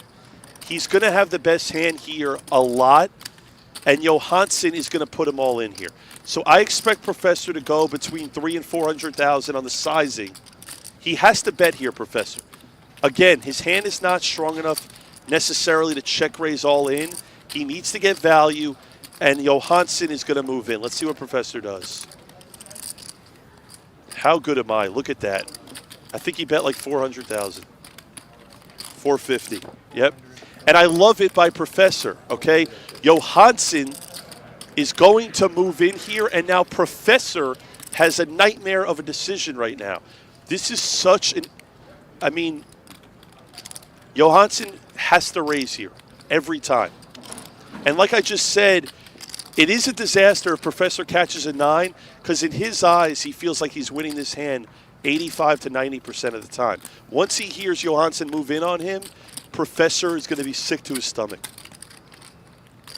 If he folds, he'll be left with a shorter stack than Dan Smith, who's only got 17 big blinds. Now, how strong does this look from Johansson when he does move all in here, given the stack sizes and what you had bet? Here's the thing, like you said, like we said earlier, right? If Dan Smith made it 600,000 when Johannes bet 200, it's harder for Smith to get away from the 875. But the fact that Smith went so big, it's easier for him to fold. In this spot, the fact that Professor sized up and went to 450, Johansson knows that Professor has a fairly strong hand. So the fact that Johansson's bluff raising here, it's supposed to be, Professor knows that this is a very strong hand. I'll tell you this right now, that Johansson has not shown a history of high-level bluff. So like we said it before, right? Smith had an 875. It's a hand that's very good, but once it faces a 3-bet, it's hard for you to call because you don't beat any value.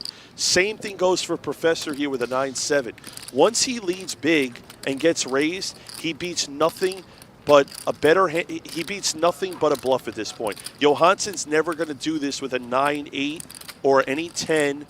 He's doing this with all his bluffing snows and all better hands than 9-7.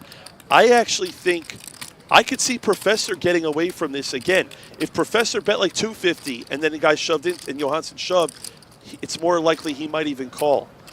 But we have not seen a lot of bluffing, but this is why I think you should be bluffing a lot in this game. You just saw Smith fold an 8-7-5. You're probably going to see Professor now fold a 9-7-6.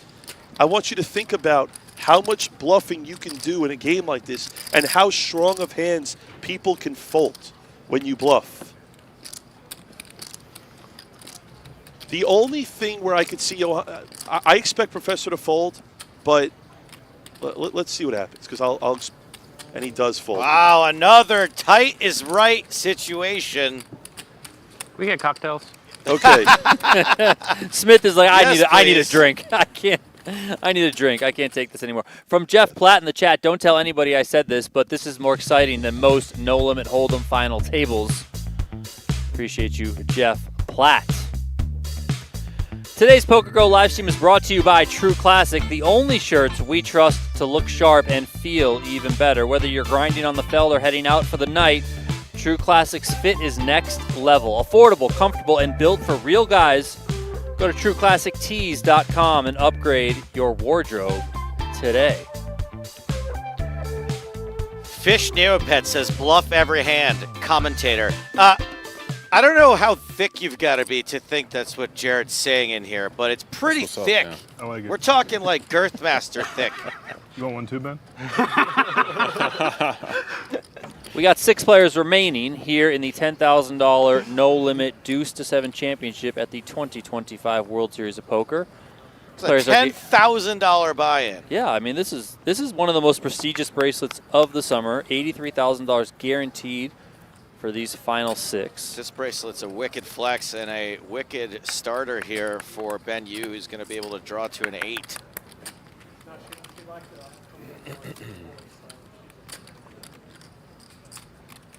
We've seen some absolutely world-class folds, which I know doesn't exactly get people wet at home.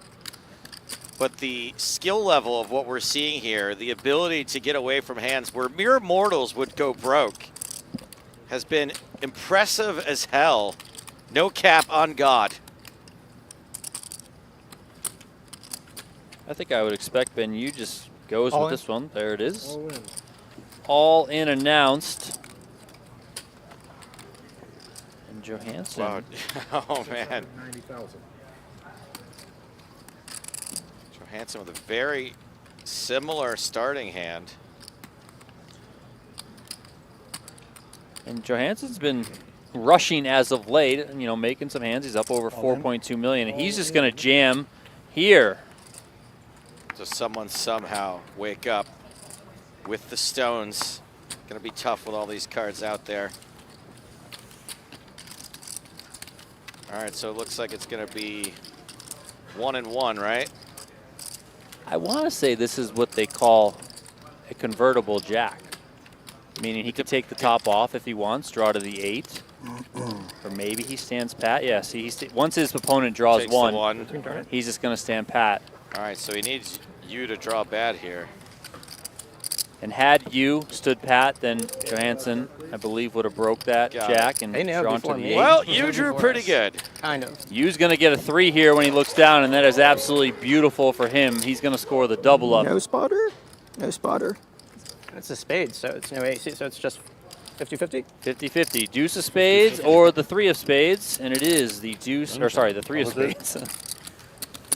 Nice hand, you. Huh? What did you say? I said Benjamin. Don't even know if that's accurate. You said ninja.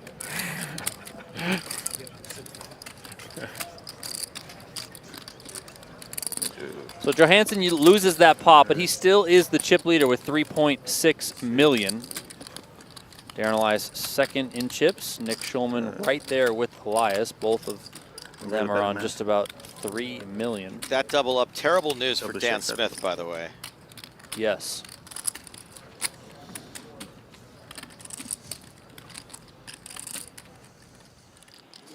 Hey, we take a look at the Poker Stars Spotlight. Jason Kuhn out there in the 50K high roller. He's one of the biggest stacks in the room. It always seems like higher the buy-in, the better Jason Kuhn performs. You know he got locked in an elevator the other day? I did not know that. Here at the Horseshoe. He said it was only about 3 minutes though. Oh. But he did get locked in an elevator. That's a long 3 minutes, more than likely. Could you imagine? I can't. No, what I couldn't imagine is probably by minute 4 he just prized the doors open himself. Yeah, we checked in with him the other day. Does 8 or 9 pull-ups. We checked in with him the other day in the Star Spotlight, and he's out of breath, like taking his jacket off. So he got stuck in the elevator on break, and then if the elevator eventually opened, but he was going to be late coming back to the tournament. I believe that was in the 25K high roller. Sprinted all the way back to Paris to get there. You know what? This guy wants I mean, he's to like act, Superman. Well, he wants to act like he's a fitness guy. What's he doing taking the elevator? Well, Huh? that is true. He should take the stairs. You should That take is very the stairs. correct. On his hands. I actually think he should just scale the building on the outside. Yeah, exactly. No suction cups.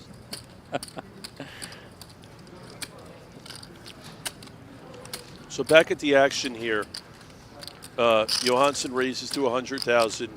Nick will be 3-betting. Raise to 300. Good 3-bet by Nick. Again, you know, okay, now look at this hand by Elias here. So he has a made 10-8, right? So this is extremely interesting because the last thing I expect him to do here is call and stay pat. You can't really do that. But then the problem is now you have such a strong draw. But then the other problem is you have Johansson behind you who also raised, right? There is a world here where I could see Elias actually just like maybe folding. Most people wouldn't fold, but he's probably going to lean towards calling and drawing to the 8. He's never going to call here in pat, I wouldn't think, with two other guys. Okay, so he calls. Now, Johansson also has an extremely tough decision here, right? Because he has a bad 10 made, but the problem is that he can't call and pat here because he's in the middle here, and it's just too difficult. It's just too difficult to play. I expect Elias to draw 1 and drop the 10. I expect Johansson to take a card. Okay, that's correct. And Nick's going to pat. Because the problem is that, again, Johansson can't stay pat because if he does, he's just giving away that he's weak with another player that can beat him in the draw. I hate this by Johansson. It's a disaster. It's an absolute disaster. Because the problem is this, right? You have to worry about Elias. When Elias calls 300,000 and draws, you know he's drawing to a good 8 or better. Okay, he's not going to take this with a 9. Then you also have to worry about Schulman behind you in position having a better hand, which he does. So Johansson, it does seem very optimistic to Sam Pat there. So now what's going to happen is Elias is going to check, Johansson's going to check, and now Nick. See, this is where Johansson plays the hand poorly, okay? Nick knows that he has Johansson beat, okay? Because Johansson, if Johansson could beat Nick's hand, he probably would have heard from him pre-draw because Darren coming into the pot, he's not gonna want Darren to come in and beat him to draw cheap. So I expect Elias here to check because Nick padded behind Johansson. Okay, so Elias knows that Schulman has a very solid hand. Schulman's range here is a very solid 10 or better. I don't expect Elias to bluff at this. I know he wants to, but I think he will check. And he does. Johansson will check. And now Nick, okay, this is so interesting here because there is a world where I could see Nick checking a 9-8, right? There is a world because here's what's interesting. He knows he has Johansson beat, but he's also potentially worried about Elias. And Nick does check. Okay, folks, let me say something, right? Based on the run out here of the way things happen, and this is where I want people to understand poker, that was a phenomenal check by Schulman, okay? He knew he had Johansson beat. More on that after this. Don't mean to step on you there, Blez, but let me get this read in. Play Poker Go is your home for free, authentic poker action. No deposits, no gimmicks, just the real deal. Take your seat in rigging games or tournaments and check out the new No Gamble, No Future themed sit-and-goes with the Wheel of Gain twist. Play against real players from around the world and sharpen your skills. Get in the game now at playpokergo.com. Available on web, iOS, and Android. Play for free now. Playpokergo.com. Back to you, Blez. I want to get back to that, okay? That was such an interesting hand, and I've been saying it to you all night. Schulman knew he had Johansson beat, so people are probably wondering, why didn't he value bet? Because Schulman's problem was Elias, right? Elias either made a bad hand or a hand that's going to be better than 9-8. So the way Schulman's thinking about the hand is either Elias is going to check raise or check fold, right? And he also doesn't think it's worth betting a 9-8. He also doesn't expect to get called by the hand that Johansson had. Yep. So just because Schulman had the best hand there doesn't necessarily mean you have to bet there. That was a very high-level check by Schulman. You see a lot of amateurs that would say, oh, I have a 9. Check to me. I have to have the best hand. I bet. No. Great Would've check all by been Schulman. different. Great hand. Oh my goodness. Maybe Ben would have won.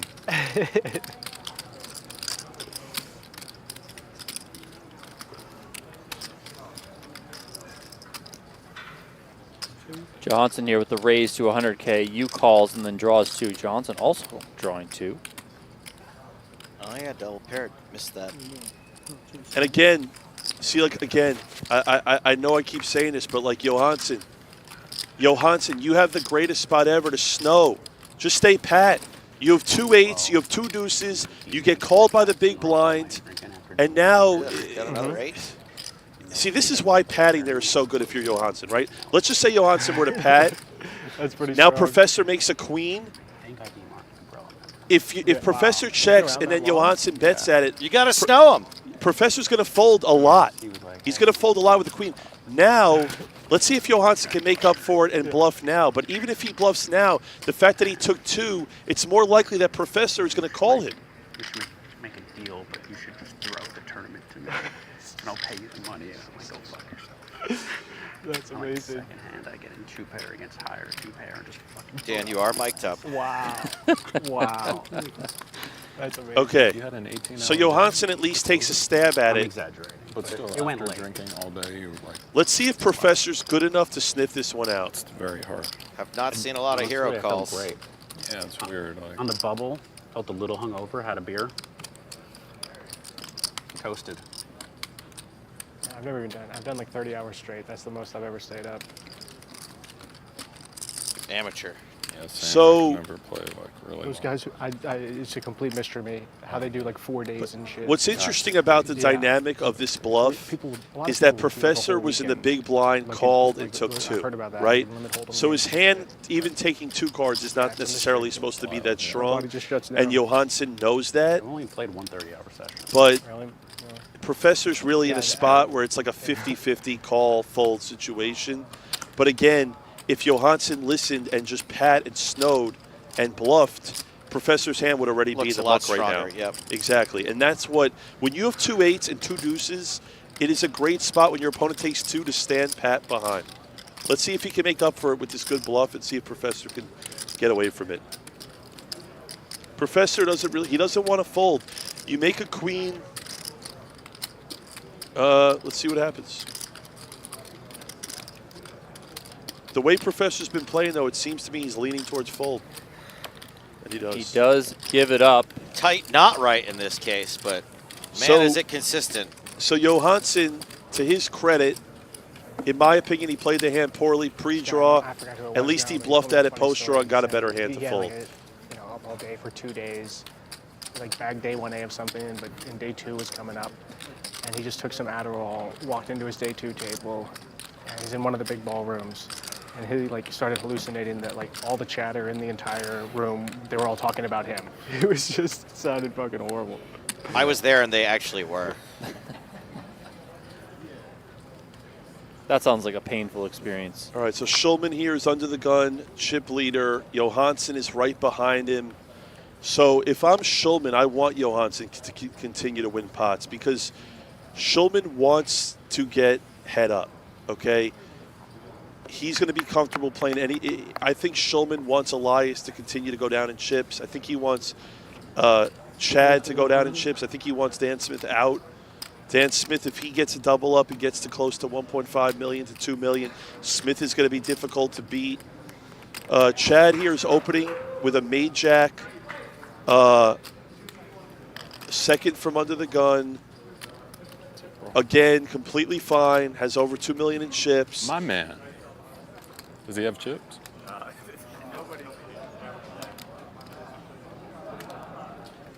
Action on Dan Smith here. Don't know his cards just yet, but he looks like, yep, there we go. Okay. Almost all of it, 1 chip behind.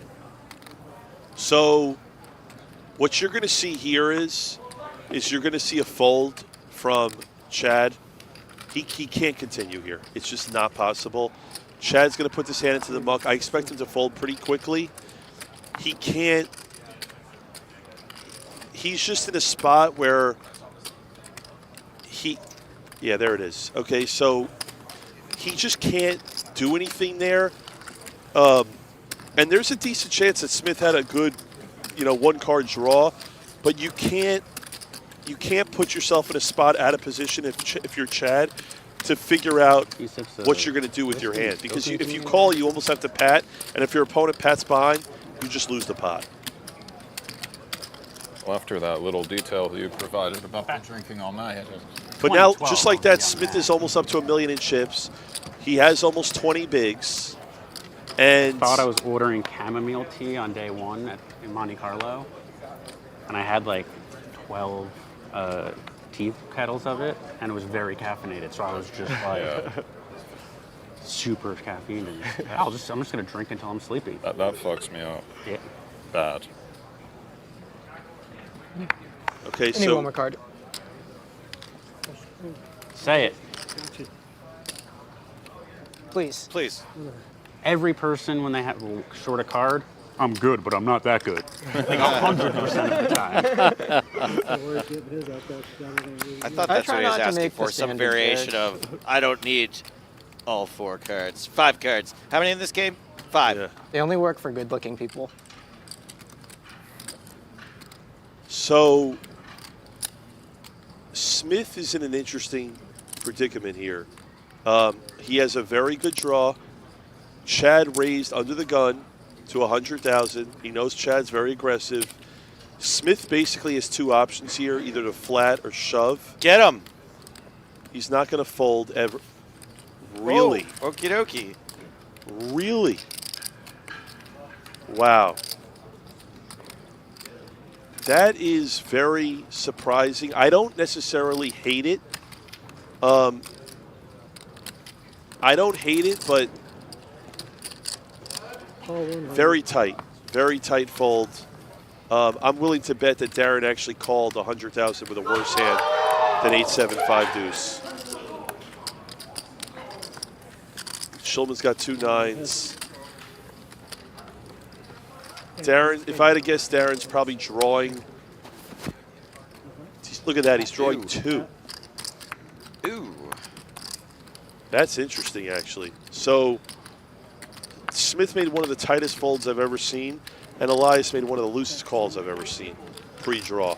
Because Elias has no money invested in the pot. Chad, now notice he goes for a check with a 10-6. I like it a lot. Yeah. Very deceptive.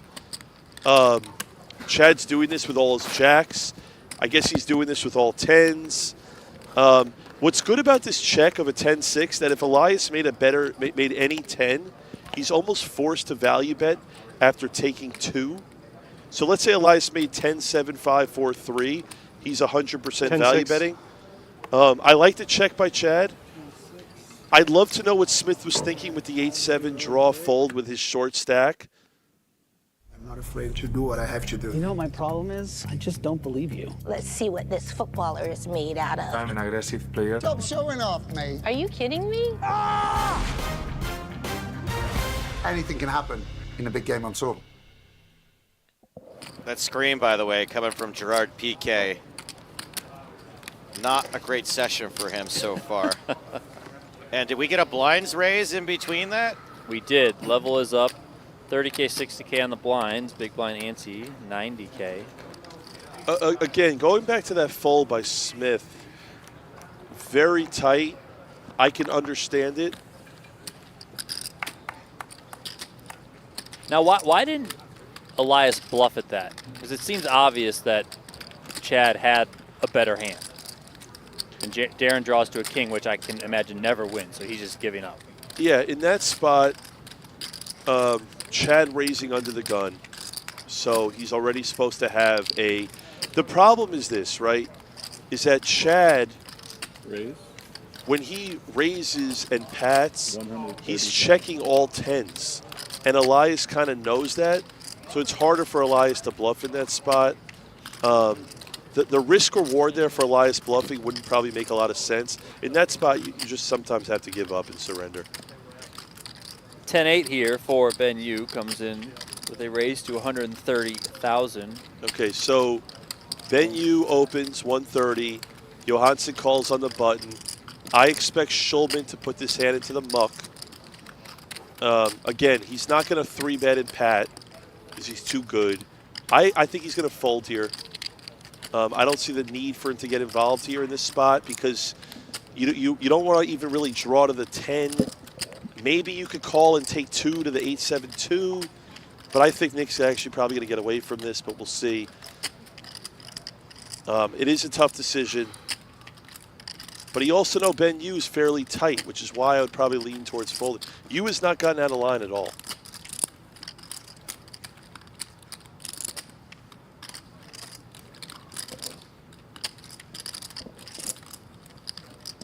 Nick has some ideas here, though. No, I'm okay. So I was going to say, you did say we might start seeing the creativity get ratcheted up a little bit. Nick had some thoughts. He for a had minute thoughts, there. but like I said, he folded, and that's a good fold. Professor's going to pat. Johansson's going to draw a card.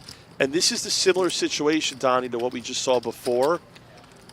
What's going to happen here is Professor is going to check the 10-8. He's not going to value bet it. He's going to check and see what Johansson does.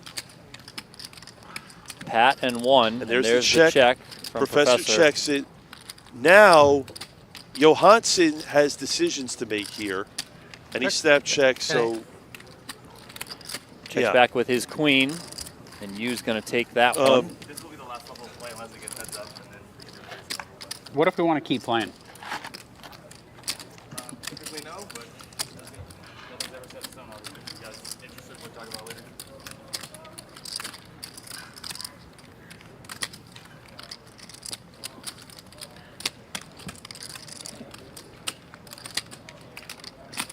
I don't want to do it, but if we come back tomorrow, I'm going to have to fucking stay up all night drinking.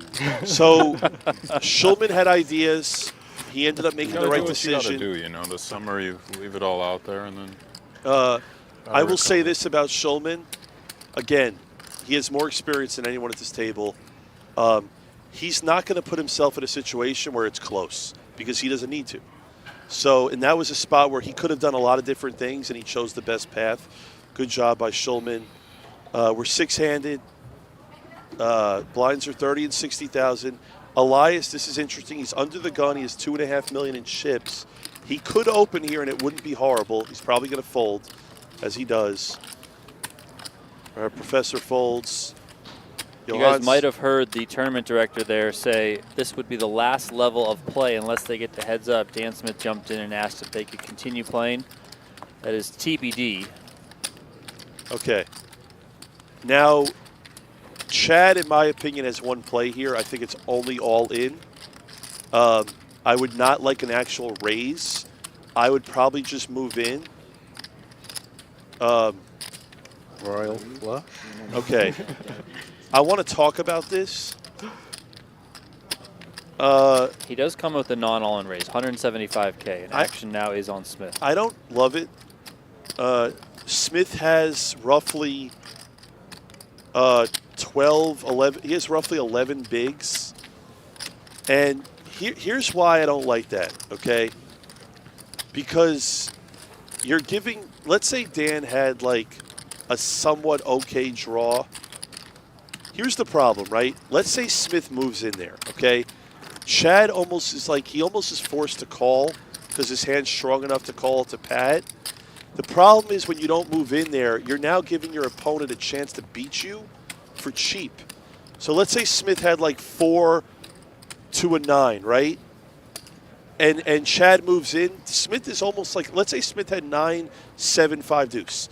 And Chad moves in. Smith is almost in a spot where he almost has to call.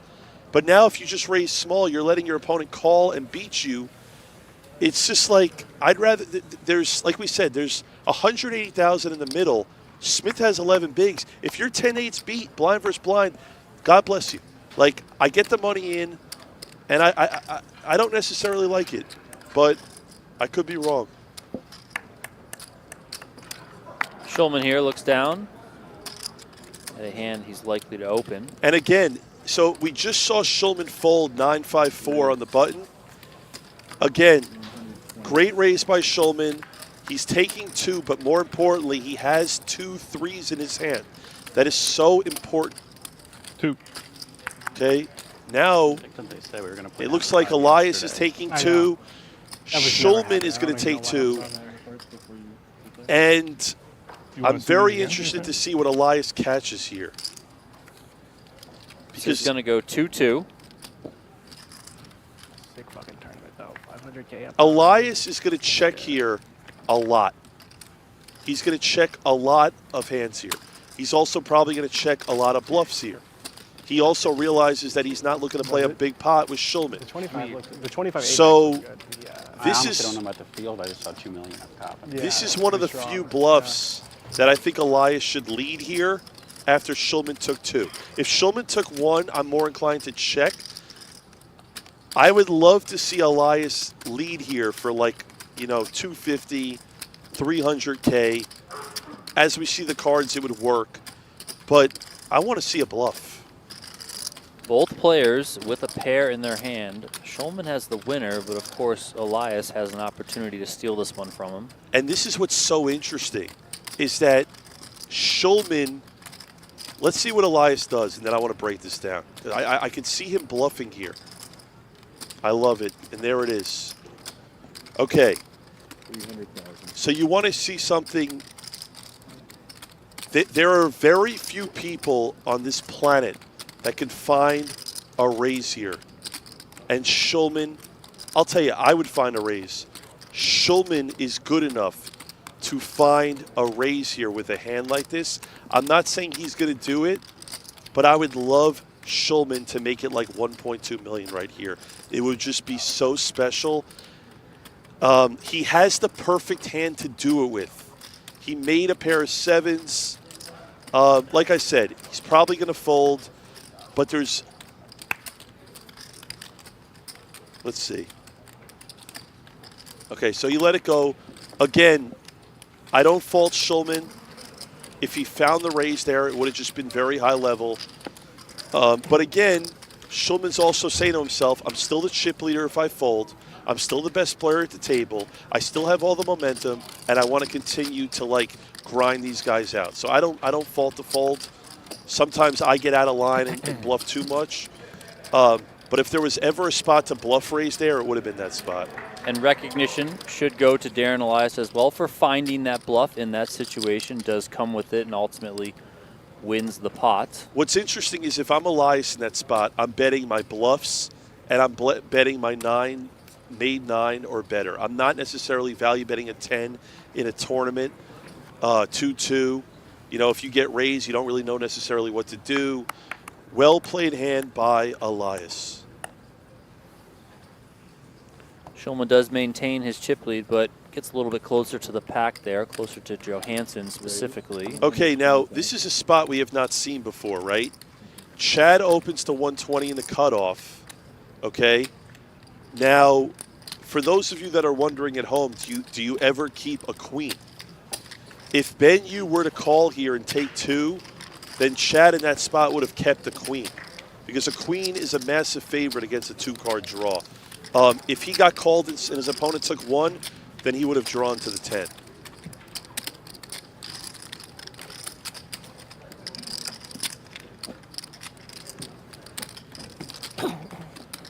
Still 6-handed here in the $10,000 No Limit Deuce to 7 Championship at the 2025 World Series of Poker. Players guaranteed $83,000 and change. Up top, almost 500K. My name is Donnie Peters. Jared Blesnick alongside, providing the expert analysis. I'm not even sure if expert does your analysis justice, sir. It is that good. I appreciate it. Yeah, I love draw. You know, people ask me all the time, like, what's your favorite game? My best game's obviously PLO. I guess I'm apparently good at No Limit Hold'em because I'm making final tables here left and right. But my favorite game to play is triple draw and single draw, especially head up. I've pretty much battled all the best players in the world head up in triple draw. We're in Henderson. It's great seeing the dynamic here at the table in a single draw format. Schulman opens to 120. Yeah. Under the gun. Elias is on the button. Now, again, he has to 3-bet this if he's going to play the hand, and I like it. And I'll tell you, the reason why he needs to 3-bet this is because if he calls and pats, he's basically giving away that his hand is somewhat weak. And by raising, you want to eliminate a hand like the Johansson with a 9-8 draw. You don't want to keep that hand in because that hand can beat you. Okay? So, I mean, I'll tell you this right now. This is going to sound crazy to the viewers at home. Our place is 20 minutes out. Nick can actually fold this hand right now, okay? And I'll explain why in a second. If I could see Nick actually folding pre-draw, okay? Mainly because he's drawing to an 8-7, right? Okay? Well, he does come with a call here. He calls. I'm going to explain why after, though, that he could actually fold. The number one reason is he knows, like, the worst hand that Darren's ever re-raising here with is the hand that he has right now. He knows that Nick knows Elias is afraid of him, and the fact that Elias is never 3-betting a jack, he might fold a horrible 10-9-8 made. And the problem with Nick is that you also have to make your hand and then actually get called. And the other problem with the reason why I might fold is because now, like, Nick catches a queen, I don't expect Nick to bluff at this, right? Because he knows Darren has a strong hand by 3-betting him, and Schulman's under the gun. So if there was ever a world to fold an 8-7 draw, it actually would be this, because the problem is you also, when Schulman checks, let's say he made 8-7-5, right? You can't really, like, check raise and then play a... Yeah, see, It does go check-check. Schulman drew 1 and pulled the queen. Darren Elias is going to scoop that pot, and with that pot, Elias moving up into the chip lead. Schulman in a world can...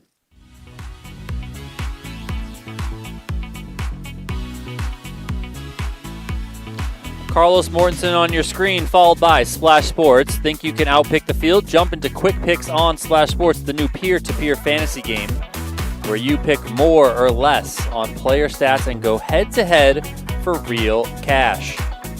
Hit your picks, top the leaderboard, and take home the top prize. Play now at splashsports.com. Win up to 50 times your entry for the NBA Finals. Again, that's splashsports.com. They got more than just the quick picks, by the way. Plenty of contests going on at splashsports.com. Check them out today. I want to go back to that for a minute because it's so interesting, okay? People are wondering, why am I saying that you can fold, the 8-7, 3-deuce if you're Schulman? You're out of position. You're against the second best player at the table, okay? But here's the other thing, right? Is if Elias has what he has, Schulman is not making any more money. That's the most important thing there, is that Schulman, and then the off chance, the very low chance that there's a probably 3 to 5% chance that Schulman's calling, drawing dead. So you also have to worry about that as well. Because Schulman, here's what I'm trying to say. In that spot, Schulman can never win a massive pot. He can only lose a big pot. And that's why I'd actually fold there, as crazy as it sounds. And by the way, I would fold to Elias. I would not maybe necessarily fold that to some of these other guys. We have what is amounting to a 4-horse race here. Elias, Johansson, Schulman, and Eveslage all bunched up near the top. Ben Hughes kind of in that middle ground, and then Dan Smith bringing up the rear. He's short on 680K at a 60K big blind. A lot of thoroughbreds in that race. Yeah, I mean, this is as good of a final table as you're going to get at the series.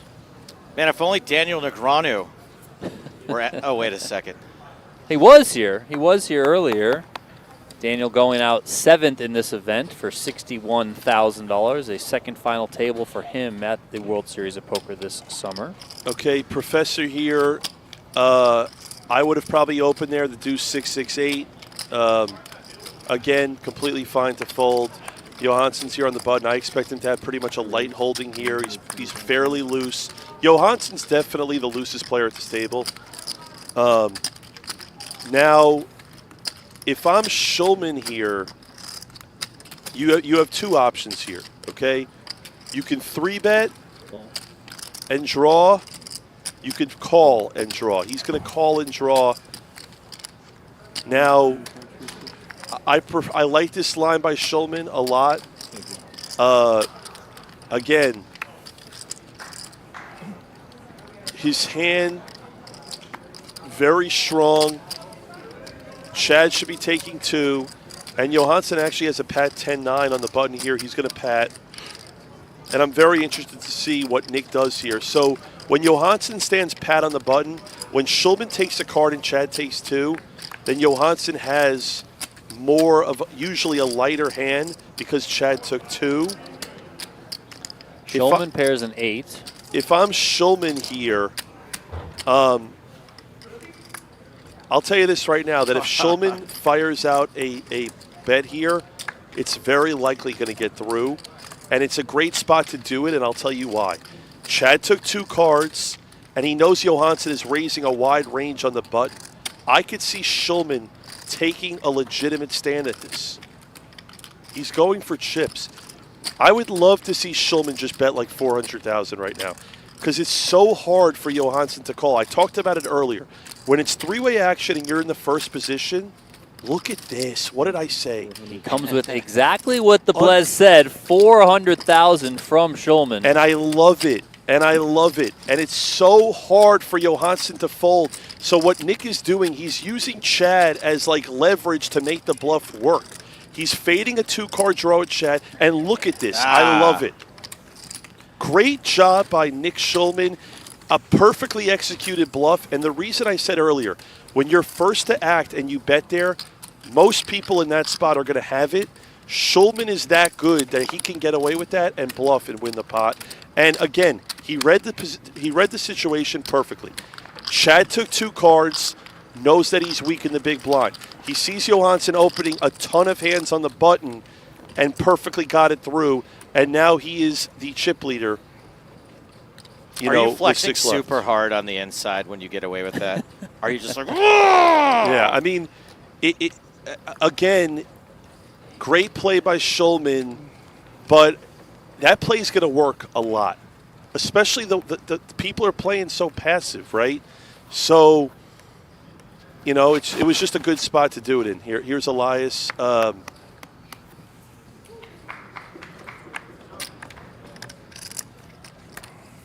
Okay, now I like this as this is what I would call, this is a spot if I'm Johansson, I'm raising and I'm snowing here. This is a good snow spot, guys. A snow spot is when you pat, you have bad cards. Let's see what happens here. You're snow jobbing him. Yes. Give him the old snow job. Eveslage calls out of the small blind action on Smith now. Smith should actually call here and take 2. Even though he's very short, the thing is if he makes his hand, he's going to double up. I like it. Okay. So you're going to see Chad taking 2. Japan. You're going to see Dan take 2, and Johansson needs to pat this hand. He has to pat this hand.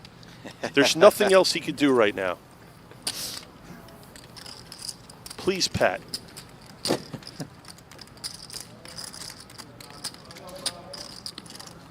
Finally. Finally. I like it.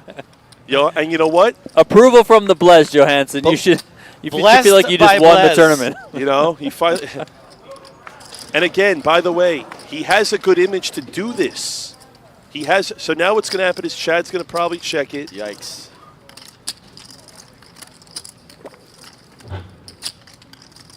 Okay, there's the check. Dan, if he doesn't improve, Dan can't. And, okay, you want me to tell you why this is such a good snow by Johansson? Because Dan Smith doesn't have any money left. So Chad is thinking, all right, this is never a snow because he's raising it to Smith with $680,000 in chips, right? So now what's even on a higher level, okay, watch this. Johansson should be betting about $250,000 here. It's time for the Blizz, the snow job, the blizzard. Show me 250, 225, 250. I love it, and it's going to go fold. And again, Johansson had a good hand to bluff with, but he's leveraging Dan Smith's stack as a way to make this look believable. I'll tell you right now, if I know what Chad's thinking about. We could get real creative here. Chad has thoughts here. Oh, my goodness. Wow. And Chad makes the call. Wow. Smith out of the way. The snow plow. Okay. All right. Now. And look at that from Eveslage. That was an unbelievable call. And for all you guys, the viewers that are watching, you're probably asking yourself, why did Chad call there? Okay. I'm going to explain next level of why he called there and what was going through his mind. Okay. And go. Johansson. Is that the ace-king 9-6 duck? Johansson. Look at Nick, even Nick's like, what? Johansson raised, got called in two positions, right? About to play some street poker, baby. Chad knows that when two people call him that are taking two each, that Johansson is never value betting light, so his hand is very polarized there. The way that Johansson plays, he's probably not value betting any 10 there. So he raised off the cutoff, and Chad's saying to himself, does this guy have either a 9 or better, or is he bluffing? And the fact that Johansson has a lot of chips, Chad read it perfectly. If he felt like Johansson's not value betting a 10, then that was a phenomenal call, and that's exactly what happened. It was a phenomenal call. Most players would never make that call. That is understanding your opponent and knowing that he's not going to be value betting that light. And so that because of that, he can call, with an ace-king type hand. That was an incredible call by Chad. But I get it.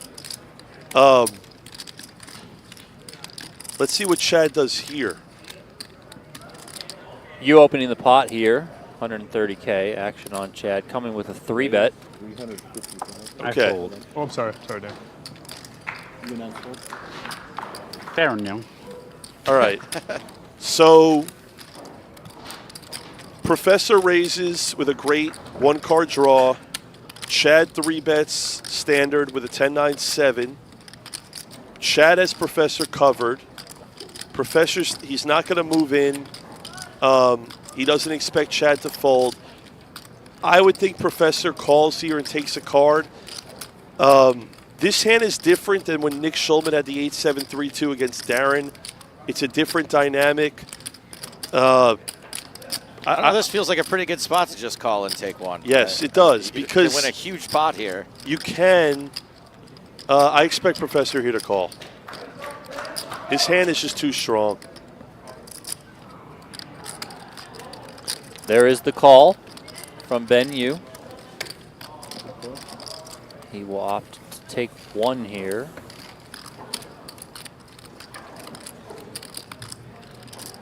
Okay. Hit me, dealer. It's going to go one pat. Now,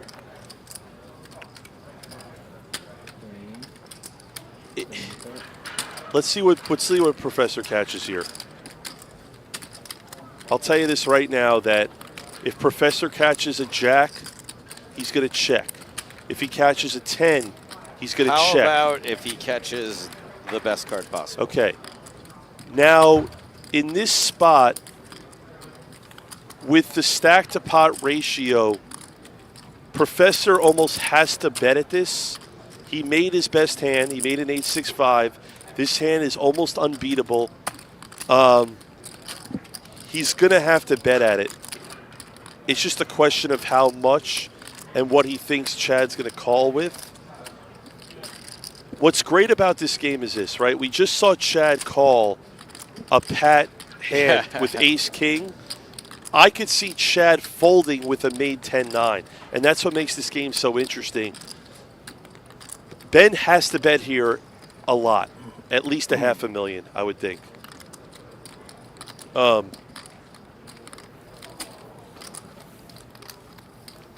I don't love it. I don't love the size. I feel like in this spot, you're kind of either going to get called or you're not. Chad knows right now that he beats no value. Professor, if he caught a 10 and made a 10-8, which still beats Chad, I don't think he would value bet it. It's too light.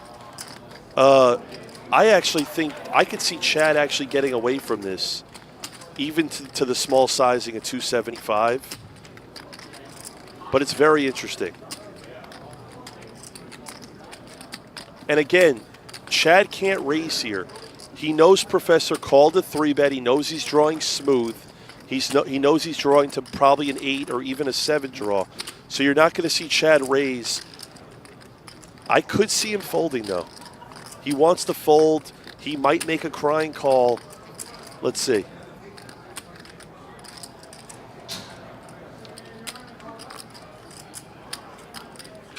Chad just knows he's beat here. And I'll tell you this right now. This is the problem when you don't bluff a lot, right? Is that guys like Chad and guys like Schulman and Smith, when they know that you're not capable of bluffing that much, then they pay you off a lot lighter. I like seeing some emotion there. You know, like the way that I play, if I'm Professor, I'm getting called every time with a 10-9 because I'm capable of it. And Chad looks like he wants to fold, but he might just, he knows he's beat. Chad clearly pained with this decision, has those calling chips in hand. He hates this. A lot of hero calling and wrong. There's one. Benyu rolls over the 8-6. Riding high off the ace-king and being right. So it turns out Professor got the max value. 275 was a good number to get called from. I don't really fault Chad for the call there. It's hard to get away from a made 10, especially with Chad's image. I do believe, though, that Chad knows that Professor's bluff frequency there is extremely low. But again, the problem is Chad only has to be right about like 25% of the time for that call to be profitable. Both players, for the most part, played the hand fine.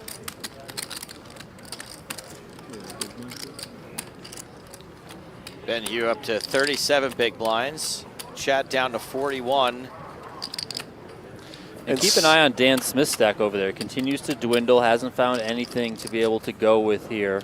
Smith is on fumes here. I mean, you know, Smith has. Excuse me. Could I get another hot water with some lemons? Lemons inside. Smith has less than 8 bigs. Smith right now is in a situation where if he enters a pot where he's not in the blind, he's probably just going to move in.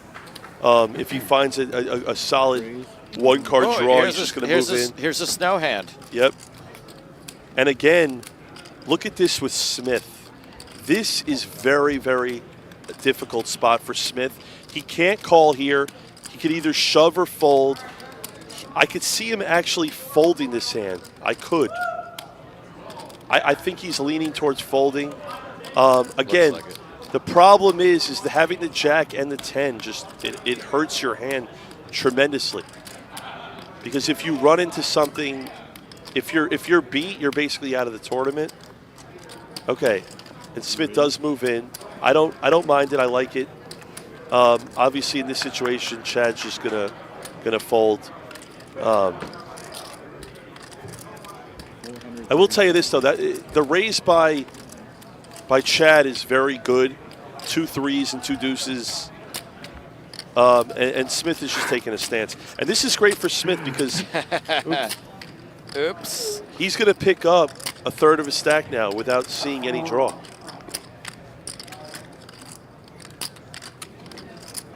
No, Chad. And I think Chad at this point is just trying to show that 430. I mean, he's never calling here. He can't call. It's a little Hollywood, you know. Yeah. Make it believable. I think he wants to show. So absurd. Oh dear. Eveslage gives it up. Deuce 559. Another tight fold. No, I would have called that. Oh. And we are going to go check in on event number 31, the $800 deep stack tournament. We got Jonathan Stober over there as the chip leader. This tournament More than $350,000 up top, a field of over 4,400 entries. And their threads up? No, three ways. Oh, yeah, sorry, threads up.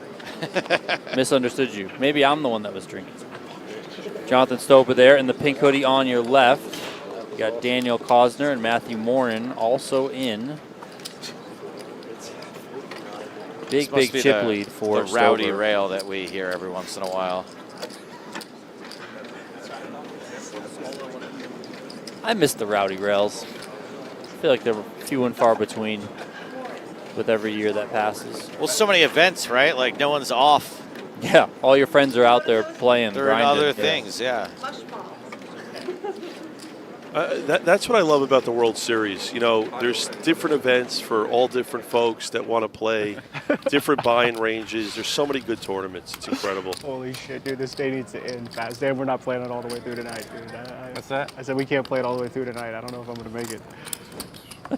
Is there a backup plan for this, Donnie? Are we definitely playing all the? They keep acting. No. like this. They came over when you stepped out, and the tournament director said this would be the last level. And then Dan Smith chimed in and asked if they could play it deeper. But now the tournament director said, we'll determine that later. Not going to give Dan an answer. But now it sounds like Chad does want to end it after this level. So we could be done at the end of this level. We don't know.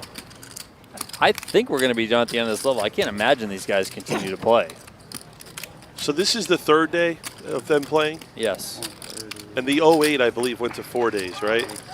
The 10K 08? I'm probably supposed to call. I believe so. I know the 10K stud. Oh, thank you so much. That went 4 days went to too? 4 days. Are those lines?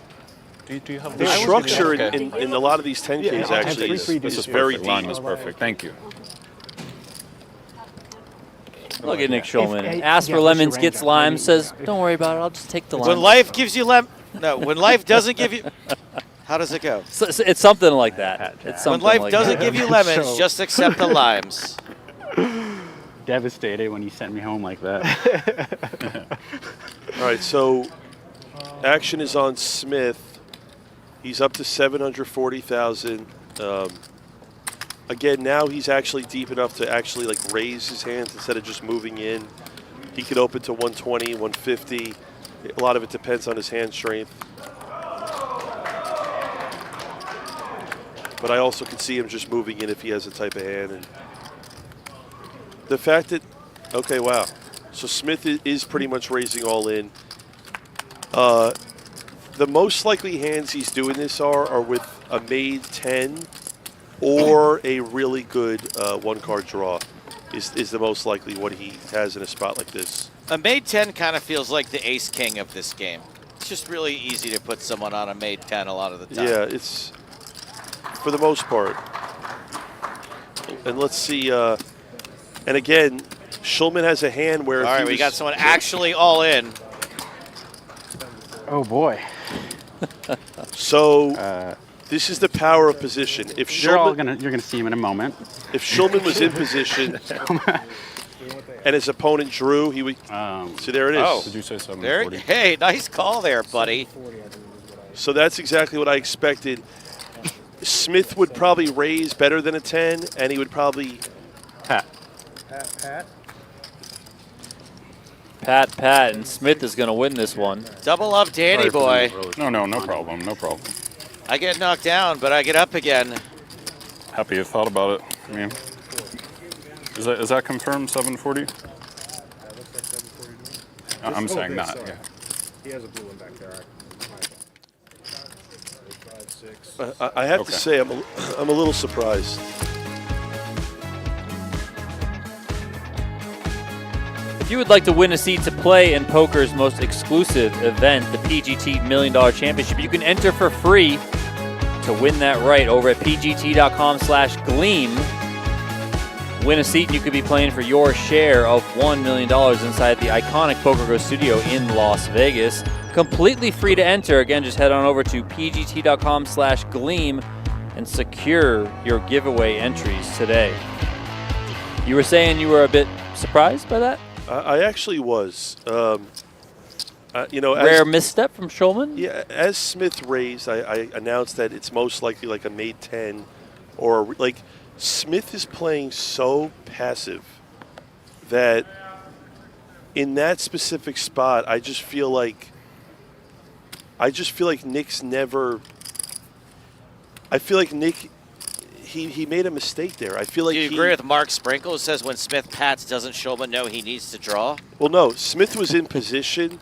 Oh, that's right. That's why position matters so much. Nice job, Sprinkle. Well, You made me look like I an believe idiot. that's also why Jared's saying that it's possibly a mistake from Schulman, because he's kind of stuck in this weird place where if he pats a jack, I mean, the way Smith's been playing, how often is he really going to be that Smith good? is of everyone at the table. Smith is the least one that's gotten out of line.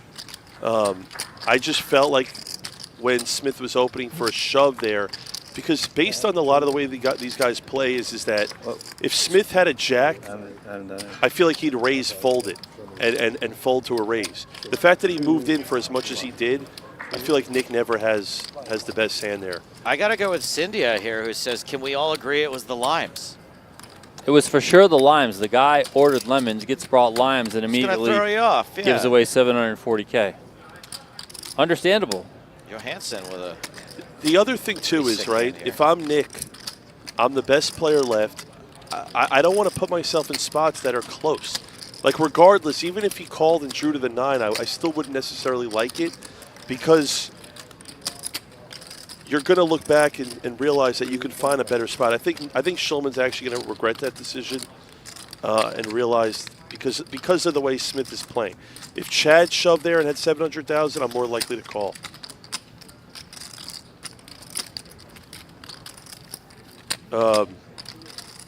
Looks like it went 1-1 here. Now, Johansson just tried to bluff against Chad. It didn't work. And look how Chad sniffs this one out. Good fold by Chad with the queen. There's such an important part of tournament poker where having chips is so valuable, okay? So before that hand, Schulman had over 3 million in chips. I mean, he lost, 25% of his chips in a spot where I just feel like he didn't have to do that because of his talent, if that makes sense. If I'm a weaker opponent and I know I can't beat these guys, I would probably just call and pat it and pray. Yeah, I mean, one of the old kind of lessons for a lot of people newer to poker is kind of the weaker you are against the players you're playing. The more you want to gamble. Ramp up the variance, a bit. Try and get lucky. Let God sort them out. But when you're very much in control, and Schulman has been very much in control this entire time, you might not need to take that sort of shot. Well, it's also interesting because when I sat down, one of the first things I said was the most overplayed hands in this game are jacks. That's what I said when I sat down. And you just saw Nick Schulman overplay a jack 9 in a spot where I believe he actually could have got away. Now this is interesting. Blind versus blind. I expect Chad here to call here. And now that Smith has more chips, Smith has to raise this up. Again, he's been playing so passive, but I expect him to raise this. A guy like Chad who's very loose, he's calling here with a lot of 2-card draws, a lot of weak hands. I would like to see Smith raise here. I'd like him going to like 200,000 here. Well, there's no limit.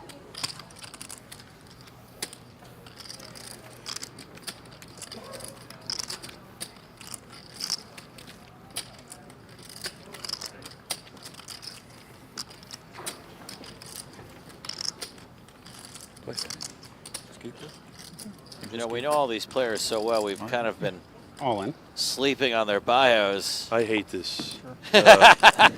Smith just comes with a jam. I don't really like it, and mainly because you can go 200 and basically accomplish the same. You have a good hand. On the off chance that Chad was happening to trap there, let's say Chad got dealt a 9 or an 8. I could see Chad just trapping there and calling. And then Dan's just out of the tournament. So I would have rather seen Dan made it like 2 to 250,000 because Chad's still going to fold most of his hands to 250 as opposed to 1.5. Again, it's not a big deal because it is hard to beat that hand, but I didn't see the need for Smith to risk all of his chips in that spot. I mean, he has 1.5 million. He has plenty of chips now. Jared, we like to play results here because that's all we really keep track of. And as far as I can tell, Dan won the hand. So I'm just going to take the counterpoint there. Fair enough. Fair enough.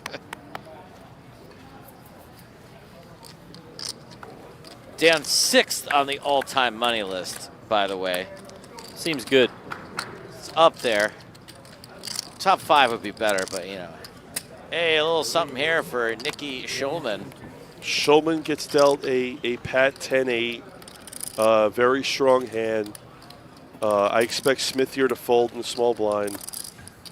And I expect Elias to throw his hand away in the big blind as well. Previous one. Actually, I don't know about that. Ooh, baby, here we go. No, that's actually fine. And the reason why it's fine is Elias is going to drop the queen. And Goliath versus Goliath. So I'm going to tell you this right now, is that in this spot, it's probably going to always go check here, because even if Elias makes his hand, it's not really, like, this is a perfect example, right? It's going to go check.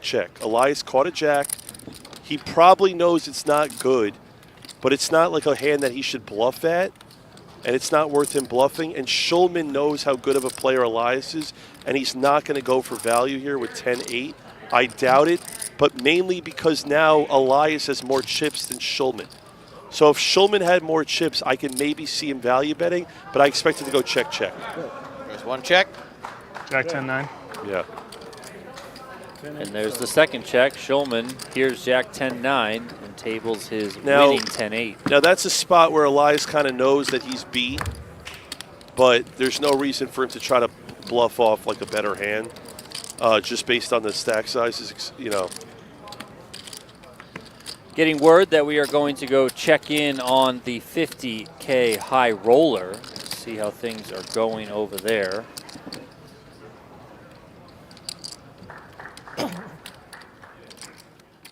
And here we are, sliding on over. I see Andrew Lucky Chewy Lichtenberger, Ben Tollerine, Jason Kuhn, Brock Wilson. Oh, that's my buddy Reagan running to his seat there. Reagan Silber was one of the original players at Molly's game. He's a real estate guy out of LA, not a pro. It's always good to see new faces on the scene, and of course doing well as they are deep in the money here. Jason Kuhn looks like he has an absolute pile of chips in front of him, which is really no surprise. Brock Wilson's also got quite a lot of chips there. You know, I said this before, Ben Tollerine is probably the best two-way player in the world. What do you mean by two ways? Thank you. Meaning no limit hold'em, pot limit Omaha. You know, the World Series had a 25K buy-in last week, half and half. He is without question the best player in that field by a lot. Look at this. So we're seeing some creativity here from Elias. Pretty funny. And I love it. Yeah, that's a one day. That's strong. I think maybe they quit at 9 actually. Oh no, they're already Oh, they're down right at 9. there. Yeah, they're playing. Nick and Chad talking about the $1,500 Super Turbo Bounty. They're already down to the final table. JC Tran is at that final table. So is John Racner. John Racner recently had another baby. Came out here, though, for, I think, 10 days, he said. And then he's going to go head back to his family. He just comes here, he gets off the plane, and he's already at a final 10 days. table. That's John Racner? Yeah. That's 2 whole pieces of gum for him. Racner is one of those players that I feel like no one talks about Racner as being like one of the best players in these tournaments. But I in my opinion, Racner is one of the most underrated poker players in the world. Every year the guy performs. He can play all the games well. He's one of the hardest guys in any tournament to eliminate. And he's also a great guy. Hello, Professor Ben Yu. Okay, so let's talk about this spot, right? So I said earlier when Chad limped in with a bad hand, I could see Professor limping here which is why I said, let's see if he's good enough to limp. Nobody's limping. Watch this. He limped. He limped. Okay. The small blind. Okay, yes, someone's been limping, sure. Okay, I want to go back to the Smith hand, why his all-in was so bad. Because God forbid you wake up with a hand like this by Professor and trap, you're out of the tournament. And this is a perfect limp by Ben because, and he's padding. I love this limp because the best way to make the most amount of money is doing this, right? You want your opponent to draw to a hand that can beat you and win a pot.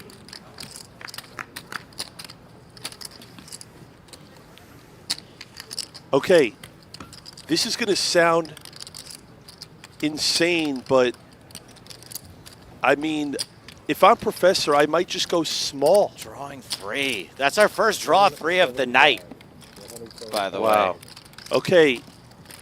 Wow. Johansson made a 10-9-6. Now, watch this. He almost has to call. Johansson has to call. Why? Because Ben played the hand so perfectly on the pre-draw, and there's the call. Well played by Professor. He's got an 8, 5. Okay? He made okay. You know, folks, if you're watching that hand, okay, if Ben raised pre-flop, the hand's over with. The only way for Professor to make more money is to do basically what he did. Delirious. Well played by Professor. I like it. You can slow play in single draw. You got it started by drinking. Even though we're not drinking, it feels like... I mean, I got started by getting fucking shredded. Another reason why his play is so and then good I clearly lost it. is Like, I because wasn't trying to hide it. when you're blind versus blind and you complete and you pad, your hand is so likely to be a bluff. Maybe Because with it's better so than hard number to 5. make a hand blind versus blind. I think people know, but we don't know yet because we don't have access to our phones. You know, I will say, I was walking by, they have it up, and whoever was in the box was freaking out. Like, that was unbelievable. So I'm praying for you. I don't know. I didn't see the hand. I swear, that's all the only info I have, you know. Just prayers up, you know. Yes, where we are, there's no roof on this thing, so if we're loud enough, they can't hear us out there. I'm trying to think of another hand that was like... I can't believe you called with ace-king. Oh, wait, he already knew that. He already knew he called with ace-king. Prayers up for Ben. I'm pretty sure. Didn't need the information. I had gotten over it, but thank you. Okay, Elias should, believe it or not, Elias should open here, knowing his position. I like the raise. 125. Very chip good raise. leader. Okay. Professor should fold here. In my opinion, he should throw his hand away, as he does. That's a great fold. You don't want to draw to a 10-9-8. Johansson has an interesting decision here. He's probably going to elect to fold here. Calling would actually kind of be horrible in this spot because it's really hard to draw to a... This is a disaster by Johansson. So he's going to call and take 2 here in the small blind. Okay. Johansson's going to take 2. You know what's... Watch this. Nick can actually raise here. Okay? If I'm Nick, I would actually raise here. And I'll tell you why. Let's see what he does. But, Nick, please raise. And he's raising. I love it. I love it. And I'm going to tell you why. Johansson played his hand horribly, okay? You can't flat the small blind there. You're now opening Nick up to know that Johansson's weak. He also knows Elias is the chip leader that he's raising here at a very high frequency. Now he gets Elias to fold, and he's going to get Johansson to fold. This is Nick understanding the table and understanding why he is the best player at this table. He has a horrible hand, but he has a position where he can get away with a raise like that, and he listened to me. Great raise. And also to your like point, that's one reason, partly why Johansson should not be flatting there. He opens himself up to what Nick just did. Yes. See what I'm talking about? So, you're exactly right, okay? Donnie, look at this, right? The fact that Johansson called pre-flop, if Johansson 3-bet, Nick Schulman hand goes into the muck within 3 seconds, and he actually wins the pot. But as I said in the moment when he called pre-flop, he exposed himself to lose a pot that he had no business entering in the first place. Like I said, the worst thing he could have done there was flat pre-flop, and Schulman took advantage of that. He knows Elias is not going to mess around with him. Perfectly played by Schulman. And again, he also understands this, right? Yeah, I don't think like it. Think of it like this. But still. As long as Elias folds, he has position on Johansson. So even if Johansson calls the raise, he's going to draw, and Schulman still has the best hand. And the fact that he 3-bet pre, Schulman's representing a stronger hand than a Jack-10. Well done by Schulman. Poorly played by Johansson. And the draw 2, calling with the 960 ace king. The hand histories in this game, by the way, obnoxious. You got to remember 5 cards you started with, then 2 to 3 more cards. I mean, it's a lot harder than going, I had ace king. But you never know with this guy. That's the justice. I had 10, 9, 8, 7, 4. It's okay. Let's see. Okay, now, okay, another very interesting spot here. Based on stack sizes, I actually expect Chad here to just flat with a 10-9. I don't think he's going to raise, and he's obviously not folding. Let's see what Chad does here. And I love it. And he flats, and he's going to pat. And here's where it's interesting for Darren is Darren knows the only hands he could potentially beat here are Jack-10s. Darren, he's probably going to pat. And it's probably going to go check. Because the problem with Darren is a lot of times it looks like Chad is a Jack-10 here. Chad can't bet here, and there it is, 10-9, check. 10-9 is going to win it for Chad Eveslage. Now, what's really good about that hand is Chad played the hand perfectly. His hand was not supposed to be as strong as it was, and because of that, it allowed Darren to pat behind a dead hand. Chad's hand there a lot in that spot is heavily lifted towards a lot of Jack-10s, a lot of 10-9-8s. I'm sorry, a lot of Jack-10-9s, a Jack-10-7. Again, the fact that he's in the blind, he's forced to just call and pat. And I don't fault Elias for patting behind a Jack. I feel like he's winning there in the booth, by at the way. least half the time. Oh, So you know. hold on. Get your praise. Oh, what's his The face? goat. The goat? Wait, Blesnik? Absolutely. I feel like I didn't guess it cold off goat. I feel like I heard somebody say that earlier. Lesnick, rock hard right now. Is there not 90 out there? Speaking of rock hard, Yeah, it's got to be Dan. Is Jonathan it over? Stober, the winner here of the $800 no limit hold'em deep stack for $352,000. Congratulations to Jonathan Stober. I just want to say, Schulman saying what he just said about me being the GOAT, it gives me goosebumps. Schulman is, I have very few idols in poker, and Schulman's one of the few people in the poker world that I truly look up to. And it's such an honor to be able to commentate with you guys and watch this. So thank you. John Roberts dropping a $4.99 donation, says, love this event each year, but the Blez on comms is special. Chief Justice of the Supreme Court, John Roberts? I think so. Probably. If it is him, then he needs to donate more than $4.99. I'll tell you that much right now. Said, can we have him on comms for the rest of the series if he's not playing? Great job. Well, Blez is off to Japan. Yeah, I'll be in Japan but for a week. He'll be back. I'll be in Japan 1 week. I'm hoping to come back for the 250K. And then I'll be playing all the bigger PLOs. What do you think about having a 100K PLO on the schedule this year? Ready? I love it. I think it's going to be a great event. The 25K PLO is always one of the best tournaments of the year, the 50, the 100. I think what the World Series is realizing is they continue to have these big buy-in tournaments, and people show up. And the fields get bigger and bigger and bigger. I think next year they should have a 100K half and half tournament after the numbers for the 25K. People want big buy-in events. Okay. Ooh, baby. Okay, so what happened here? What happened with Ben here? So you made it 130,000. Schulman called. Was you Pat or he drew? You drew 1. Schulman drew 2. Wow. Okay. So now Schulman is forced to value bet here based on a so much better hand than anyone would expect, right? It's that, but here's the thing. This is actually a very, very good check by Professor because he's basically saying to Nick, I don't have a very strong hand, yet he does. And the thing is this, right?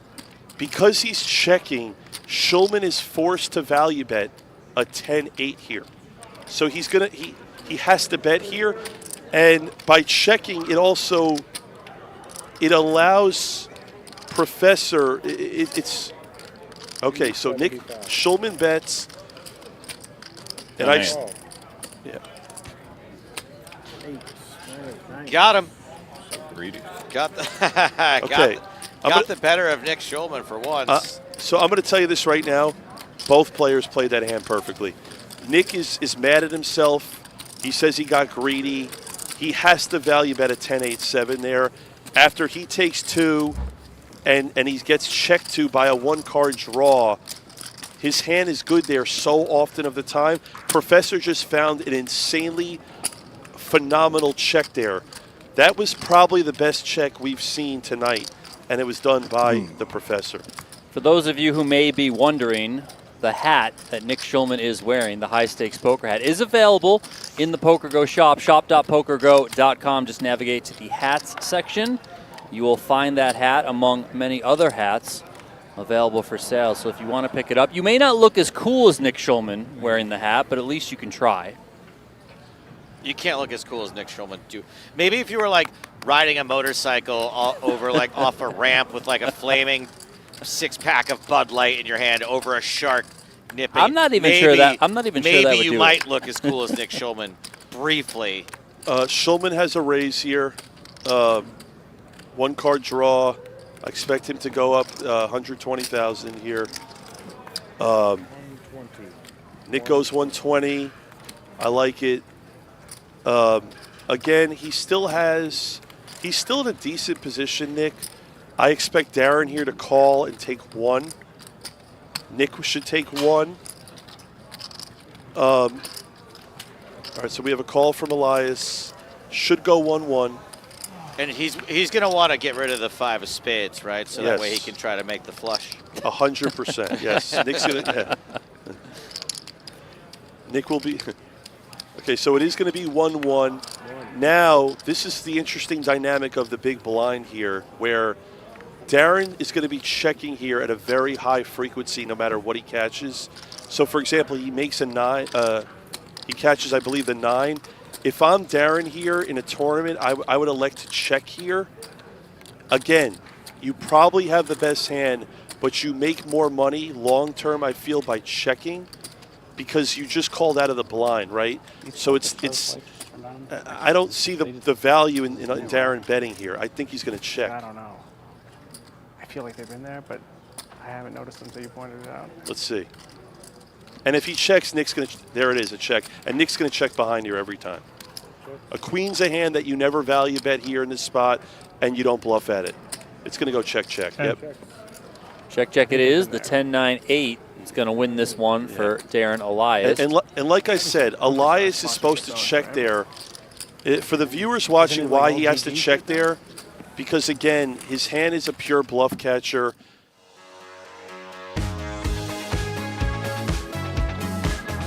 If you would like to win your way to the Poker Masters, know that you can do so thanks to Octopi Poker. They are giving away a seat to the opening event of the 2025 Poker Masters. This could be your ticket to compete alongside some of the game's greatest stars, including that man on your screen, a former winner of the Poker Masters, Stephen Chidwick. Enter for free now at pokergo.com/winmasters.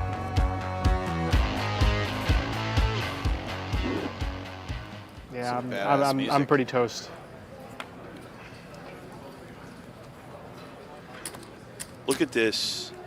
Johansson finds a very pretty 7-6-4 deuce. So Johansson is a very strong holding here. Deuce, deuce, 4, 6, 7. He opens. Again, having 2 deuces is a big help with a hand like this. Smith has, and again, Smith, I expect him to fold.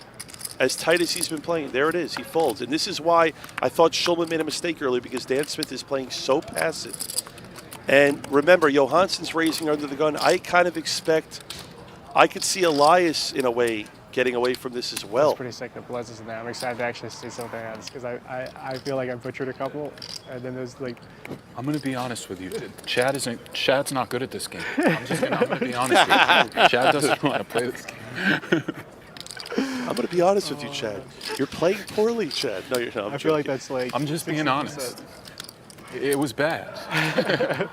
Now that was a good fold by Elias. Professor's getting too good of a price here in the big blind.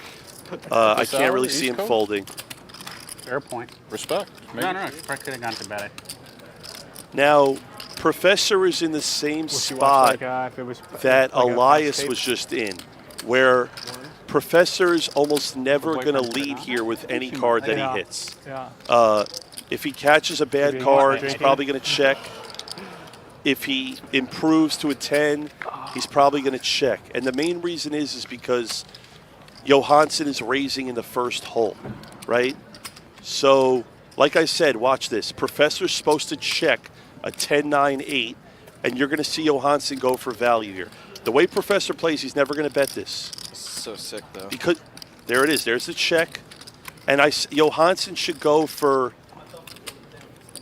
I could see him going for 2 to 250. I don't think he's going to go that big because he can't expect Professor to have much of a hand here, and he wants to get paid. So I could see Johansson betting 200,000, maybe 250. Let's see what he does. And this is the problem. Professor's forced to call here if he goes small. It's going to be bet, and it's most likely going to be called by Professor. 325. Okay, so he actually scaled up a little. He scaled up. I don't love it. I don't hate it. Again, Professor knows that Johansson's never value betting a worse hand than a 10, 9, 8. But the other problem is because he's in the big blind, he's supposed to have a weakish type hand. But then he's sizing up, which is why I would have rather a small size where he's forced to call with a 10, 9, 8. This is a size where Professor could actually make a fold. And the way he's been playing, Professor's been playing very solid. He made a couple good bluffs. I think he's going to get away from this. The way he's been playing great poker. Okay. He also knows that Johansson is loose, but he raised under the gun, and on top of that, the sizing to me scares me if I'm Professor. Why is he going so big, right? I mean, in a way, it's so much more brutal than Hold'em. You have so many fewer streets of information to work off of. You do, but I think Professor's good enough to get away from this hand. And you could tell he hates this spot. And I would actually be a little surprised if he calls. Have you lost your mind, Dan? No, I'm trying to see how many levels until there's a winner. Oh. Like, we're not even close. How many chips are in play? Well, he does call. 13, 14 million in play. 7, 6. Average stack will probably be You makes 40 the call. bigs. Johansson rolls over the goods here. So 50 bigs? I don't totally fault Professor. It is hard to fold a Pretty 10-9 good hand, hand. yeah. It is, but Things the are gonna problem start is that you beat zero value. And I feel like once Johansson sizes up, it's leaning towards a premium type hand.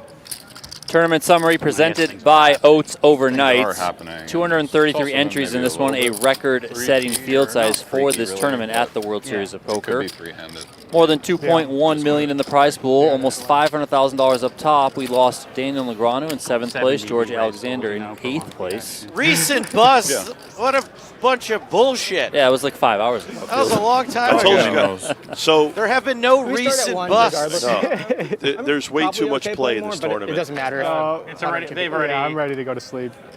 I think if someone has less than like 4 blinds, we should courtesy consider playing an orbit or something. I don't know. Yeah, obviously if Cross one that person. bridge. Yeah. If and when I get crippled. We don't say that anymore.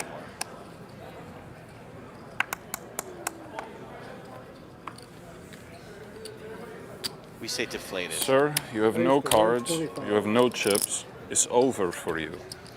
All right, so Chad opens a made Pat 10-9-8. Elias here. Yeah, I got 2 million behind. Elias has an interesting decision here, okay? Because he has a made jack, but he also has a 9 draw, and I actually like his hand better as a raise. I love it. And again, we talked about it earlier. This is the value of position. If Elias did not have the button here, he's never 3-betting this hand. But the fact that he could see what his opponent does in front of him allows him to play perfectly here, okay? And on top of that, if I'm Chad now and I have a 10-8, 9-8, 6-3, in my opinion, I think this hand should kind of go into the muck because it's so hard to call. You can't 3-bet this hand. And it's so hard to call Pat because once you call Pat, yeah, you're in a horrible position. So in a tournament like this where people are not getting crazy out of line pre-flop, if I'm Chad, I could actually get away from this. Let's see what he does. It's just so hard to play as a call Pat because he also knows how good Darren is. I would fold here if I'm Chad, but let's see. I don't. I love it. And again, you're watching it on TV and you're seeing that Chad folded the winner.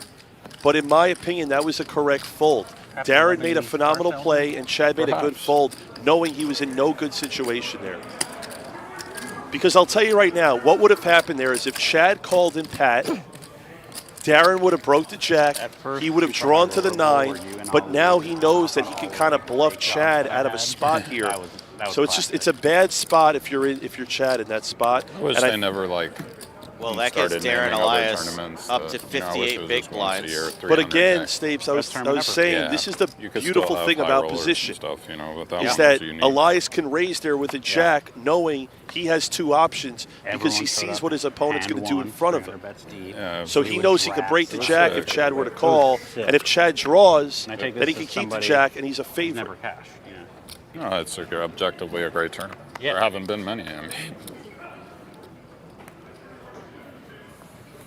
Oh my God, look at this for Smith. Wow. Look at this for Smith. All right, you got to throw him off here. You limp and then draw 5. Just a little something for deception, you know what I mean? You got to keep him guessing. 140? Where's the 140?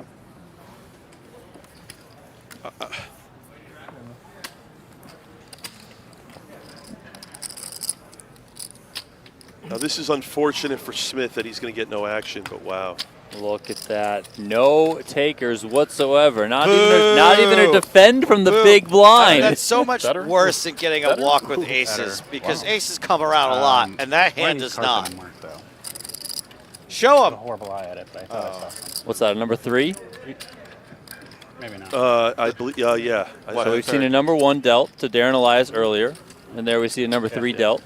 But again, I think it's fine. Yeah. I mean, aside from the no action being completely fucking devastating. We've actually seen, since we started with the telecast, we've seen a lot of big hands being dealt. It's not normal to get dealt a 7 or an 8 if you're Professor, an 8 perfect. Okay. Just want to address this comment from Grayson who says, get Joe out of mixed games comms. He's not funny. Hey, if I wasn't funny, would there be a 2015 Nissan Altima parked outside in a parking spot that has a piece of paper with my name written on it? That's if right. I wasn't funny? That's right. Huh? The funniest man in poker. Yeah, Come free on. luck, wait to see the Come action on. in front of you. Name someone funnier, Chad. I dare you. In poker. Not in the world, in poker. In this room right now. Yeah, in this room right now. So,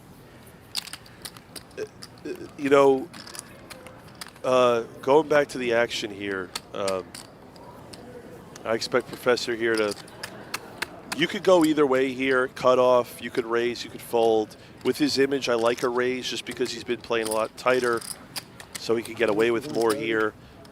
Professor opens. Look at this. Johansson is going to 3-bet. I like 400-ish. I'd probably go 400,000 here. Maybe a tad more, 425. I don't know. Maybe. Let's see what he does here. Goes 350. I don't hate it in position. You have a very strong hand. 9-6. And I expect Professor here to actually throw his hand away right now. Again, his hand has no visibility. He would be drawn to a 10. If he makes his hand, he can't make any money. Good fold by Professor. How are you, rude boy? Nice hand. What's up? Chilling. Go get it done. Thanks. What are you up to?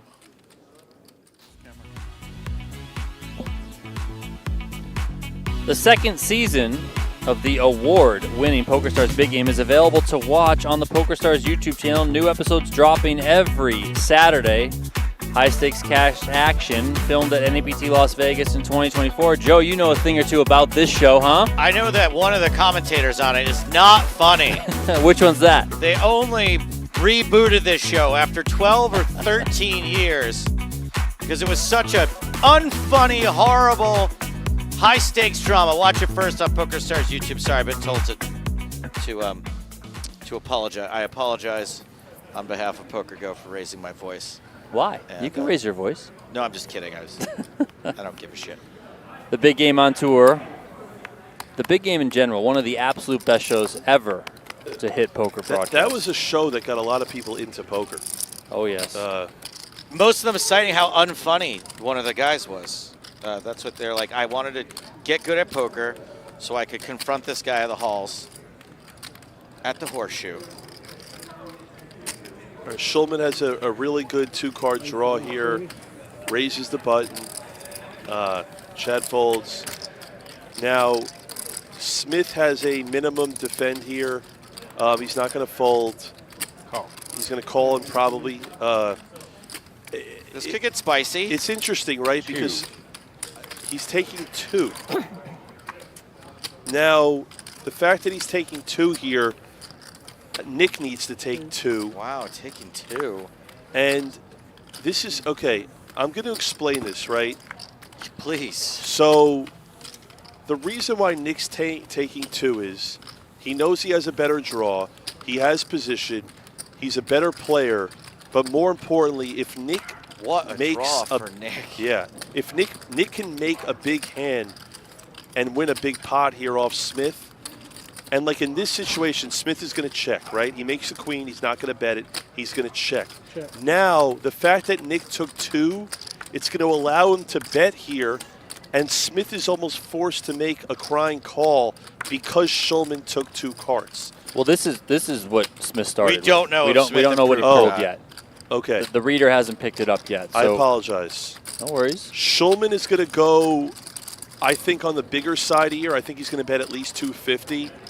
I would probably bet 300,000 in that range. If I'm Schulman, I would size up just because it was 2-2. And there it is. Nick goes 275. Love it. We don't know what Smith has, but the problem here is with Smith is that if he ended up making a queen, if he made a jack, if he makes a 10, any 9, he's forced to almost call. What I'm surprised at is how rarely people make pairs. No, they do a lot. We've seen a lot of people make hands here. Like the fact that Smith is thinking here, if I had to guess his hand, he didn't make a pair. My assumption is Smith probably made like a king, or maybe an ace. Oh, wow. If he had a jack, he'd probably call quicker. If he had a 10, he would have called already. He has a queen that he started with, so my guess is he has like a king. Yeah. Smith does make the call. 9-7. 9-7 table from Schulman. If he had to think that long. I'd love to see what Smith called with. I'm going to assume a king, and that's.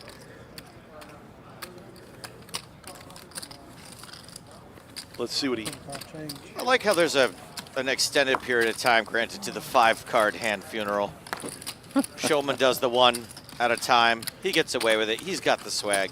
What's also great about taking 2 and making your hand you're way more likely to get paid off Yeah. when you draw 2 because it's way harder to make your hand. So Smith basically I was swear to forced God I call. was going to say that. I swear to God I was going to say that. When you make a hand that good, no one's going to expect you to have a hand that good. You can get called a little lighter. 100%. And now just like that, I mean, if you look at it, from my observation so far watching, I would say that Professor's played great. Elias has played great. Schulman, I feel like, had that one mistake with the Jack-9. Smith is playing okay-ish. Johansson, Johansson's made a few a few errors here and there, but for the most part, there's been a lot of good play. Listen, no one is going to get this far in this tournament to play poorly. Johansson opens, got a 10-8, 9-8, 7.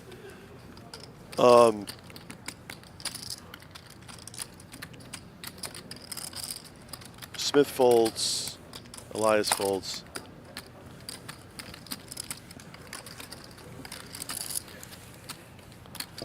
Johansson back up over $3 million with that pot. So it feels like with the stacks the way they are, we may be winding down for play today. What did Daniel say the closing limit's going to be for this tournament? Daniel said, 300K. yeah, he thought the big blind would be 300K, which feels like ages away. What's funny is I agree with him. I 100% agree with him. I think that at the minimum it's going to be that, because the way that these guys are playing, they're not risking their chips. They're taking a cautious approach here for the most part. Yeah, the plan for tonight will be to wrap up this level, and then they'll come back tomorrow and finish it out. Johansson is going to open here. He gets dealt another 10-9. Fairly strong hand under the gun.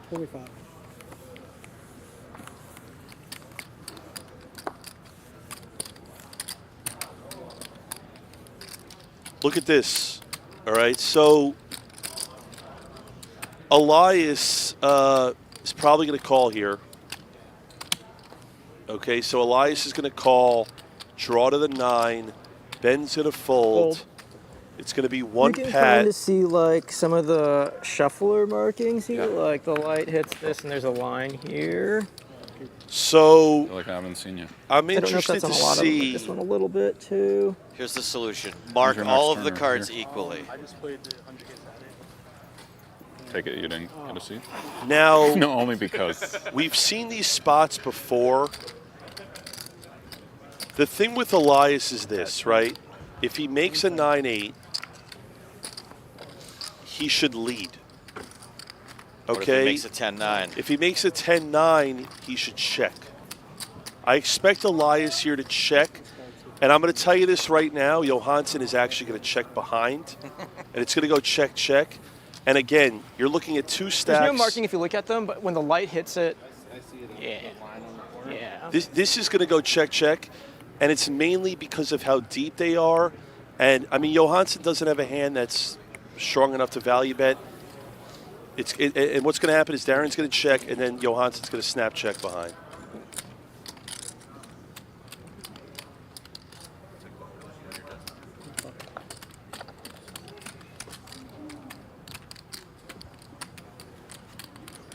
All right, so as Elias checks, 10. and as I say that Johansson snap checks behind. 10 what? 10 what? 10-9. 10-9 what? Now, this was another perfectly hand played by both. The viewers are wondering, oh, Johansson had the best hand. Why didn't he bet? The risk reward there on value betting, it's too light. He knows Darren's a great player. He knows Darren's in the small blind. And he knows that it's unlikely that Darren's actually going to call with worse. And he's afraid that he doesn't want to get check raised, which is why he went check, check. Get ready for non-stop action at Play PokerGo, the free online poker game where it's all real all the time. Dive into ring games, crush tournaments, and spin your way to glory in the all-new No Gamble, No Future themed sit-and-goes. Those sit-and-goes feature the Wheel of Gain. No deposits, no risk. Just pure adrenaline over at playpokergo.com, also available for iOS and Android. Again, that's playpokergo.com. Check it out today. Sign up for free and get in on the action.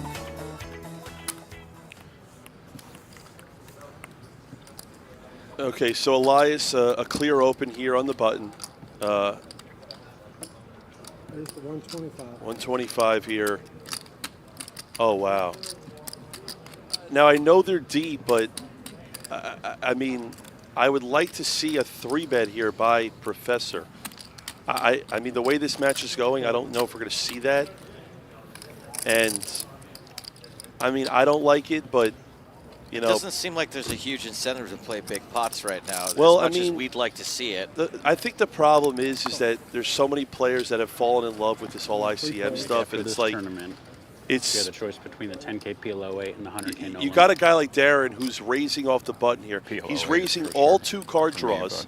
He's raising so many hands that are going to fold to pressure. Darren has one of the best hands he's going to have on the button here. You? I mean, yeah. Here comes the one from you. The problem is this with you, is that he doesn't have an image where he's going to get paid off a lot because he doesn't bluff that much. It's a great game. So it's like, even if he makes his hand here, he's like never supposed to win a big pot. Elias is going to pat. I honestly don't like this call by Professor. It's just, it's too passive. Big O, like there's a lot going, so you can make a lot of moves and shit. Spends 1, 2 for Johansson. So now what's going to happen here is it's going to go check, check, check. That was a real bird. I mean, the stand pat holds. Yeah, it's going to get checked around here every time. And again, Elias, by the way, he's exactly. His hands too is not strong enough to value bet.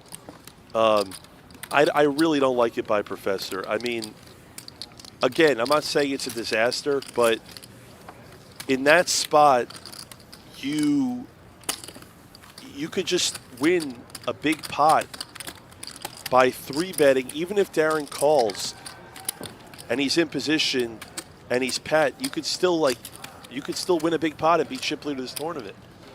You know, I feel like everyone's just waiting and no one's really giving away their money. But that's the other thing, too. The other reason why I don't like the flat pre-flop by Professor is because, like I just said, he's not the type of guy that's going to bluff a lot. Like, you know, make a jack. You know it's not good. Bluff at it.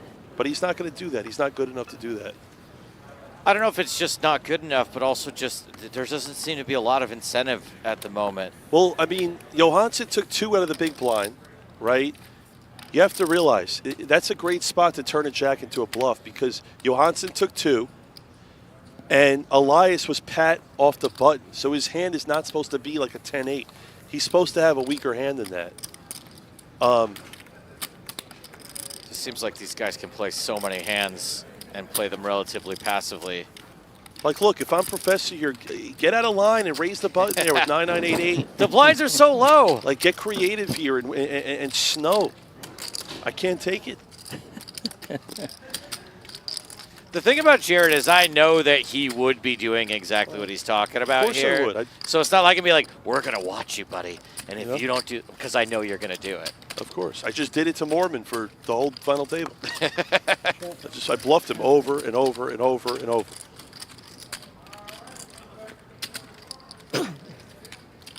All right, so this is going to probably go 2-2. Schulman's going to take 2. Nick A. Now, these are the interesting spots where a lot of the metagame comes into play here. Look at how he peels, moves them around, peels, discards. There's a madness to the method. Okay, so Johansson here makes a king, okay? He's most likely gonna check this king. And I think Schulman behind him with a pair of 2s is probably going to check behind, just because his hand beats a lot of hands in a weird way. And there's perfect. Standard. King 8. You know, when your opponent's taking 2, a lot of times he could pair Schulman's hand is just too strong to bluff.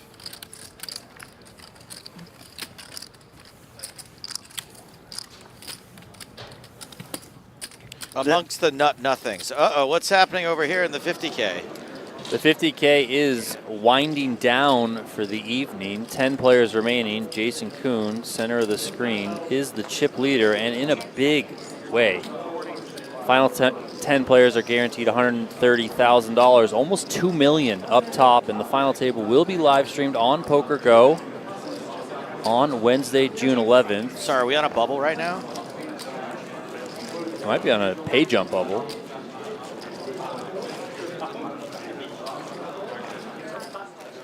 We are. Oh. $31,000 pay jump. Hell yeah. It looks like I see some bags in hand right there from a member of the floor.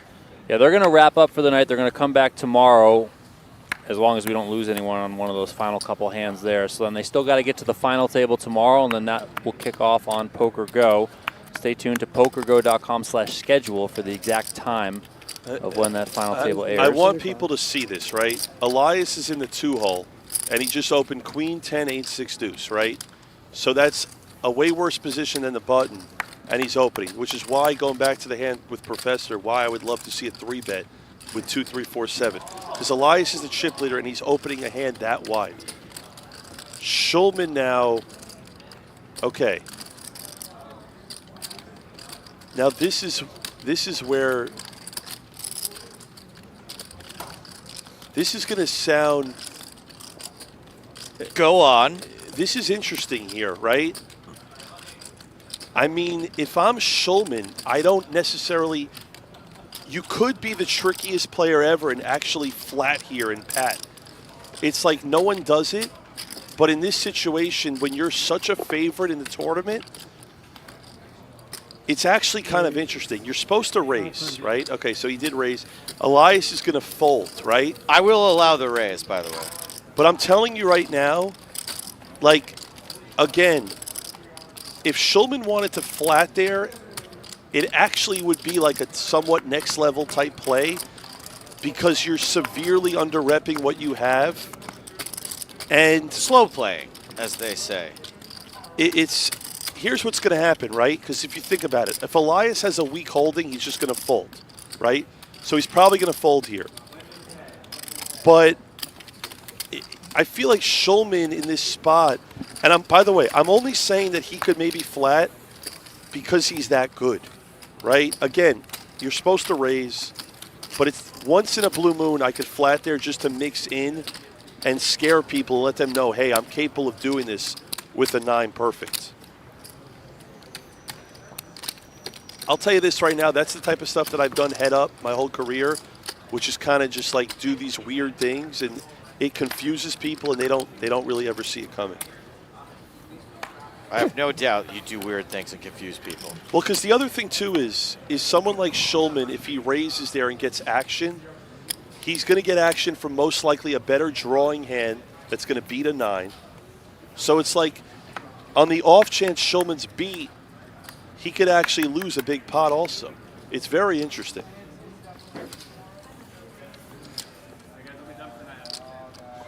Well, it looks like this might be the last hand. See if anyone wants to get active. And Jared, just in case we don't have time when things wrap up here, I'd like to personally thank you for coming in here, dropping all this knowledge, spending all your time with us. I really appreciate it. I learned a lot tonight. And you're going to play the 10K next year, Next right? year I'm in, yeah. I'll probably be commentating it again, you know. But no, you can tell Joe how disastrous his hands are. I look forward to it. I'll tell you though. I don't like this. I don't like this. Well, I mean, unfortunately, the last hand of the night is going to see a 3-bet from Chad, and Nick's going to throw his hand away. But I appreciate you saying that, and I appreciate being here. And like I said, this is such a great poker game. It's such a pure form of poker. Here comes a pure form of 3-betting. Yep. 450 from Eveslage. Schulman's out of the way, and that's going to wrap things up for the night in the 10K No Limit Deuce to 7 Championship.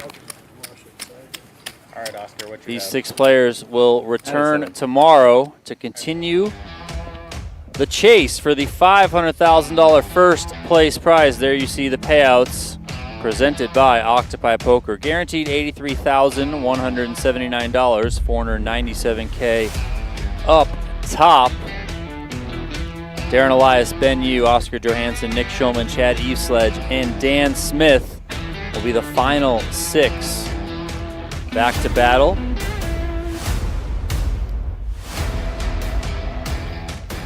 Jared, thank you very much, as Joe said, for dropping the knowledge. It is greatly appreciated, and I'm sure many of the fans out there feel like they gained a ton of knowledge from this stream. Joe, I appreciate you as well for tuning in. Have fun at the clinic. My knowledge of single draw went from 0 to 1.5 tonight. That's a huge increase. That's right. The 2025 World Series of Poker is live daily on PokerGo.com. So make sure you tune in. Jared, you're hitting my mic. That's your mic over there. Come on, man. Jared's like, when I'm done, everybody's done. For Joe Stapleton, for Jared Blesnick, my name is Donnie Peters. Thank you guys for tuning in, and see ya. Sorry about that. No worries. Great stuff. That was good. Great stuff. That was excellent, man. Thank you so much. That was great. That was awesome. It was well done. Have a good time in Japan. I appreciate it. Yeah, I'll see you guys when I get back. Thank you. Yeah. Thank you, Donnie. Great job. Thank you, Joe. Appreciate it. Happy to be here. Oh, I was really struggling today. Yeah. It was good. I don't know if I've ever wanted to stream to end more in my life, and I've done 20-hour streams before. Sometimes they just hit a little different. One day.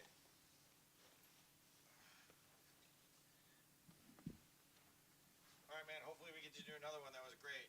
I'm in. Let's do a little elbow bump. Catch you later, pal. All right, buddy. Thank you again. Appreciate it.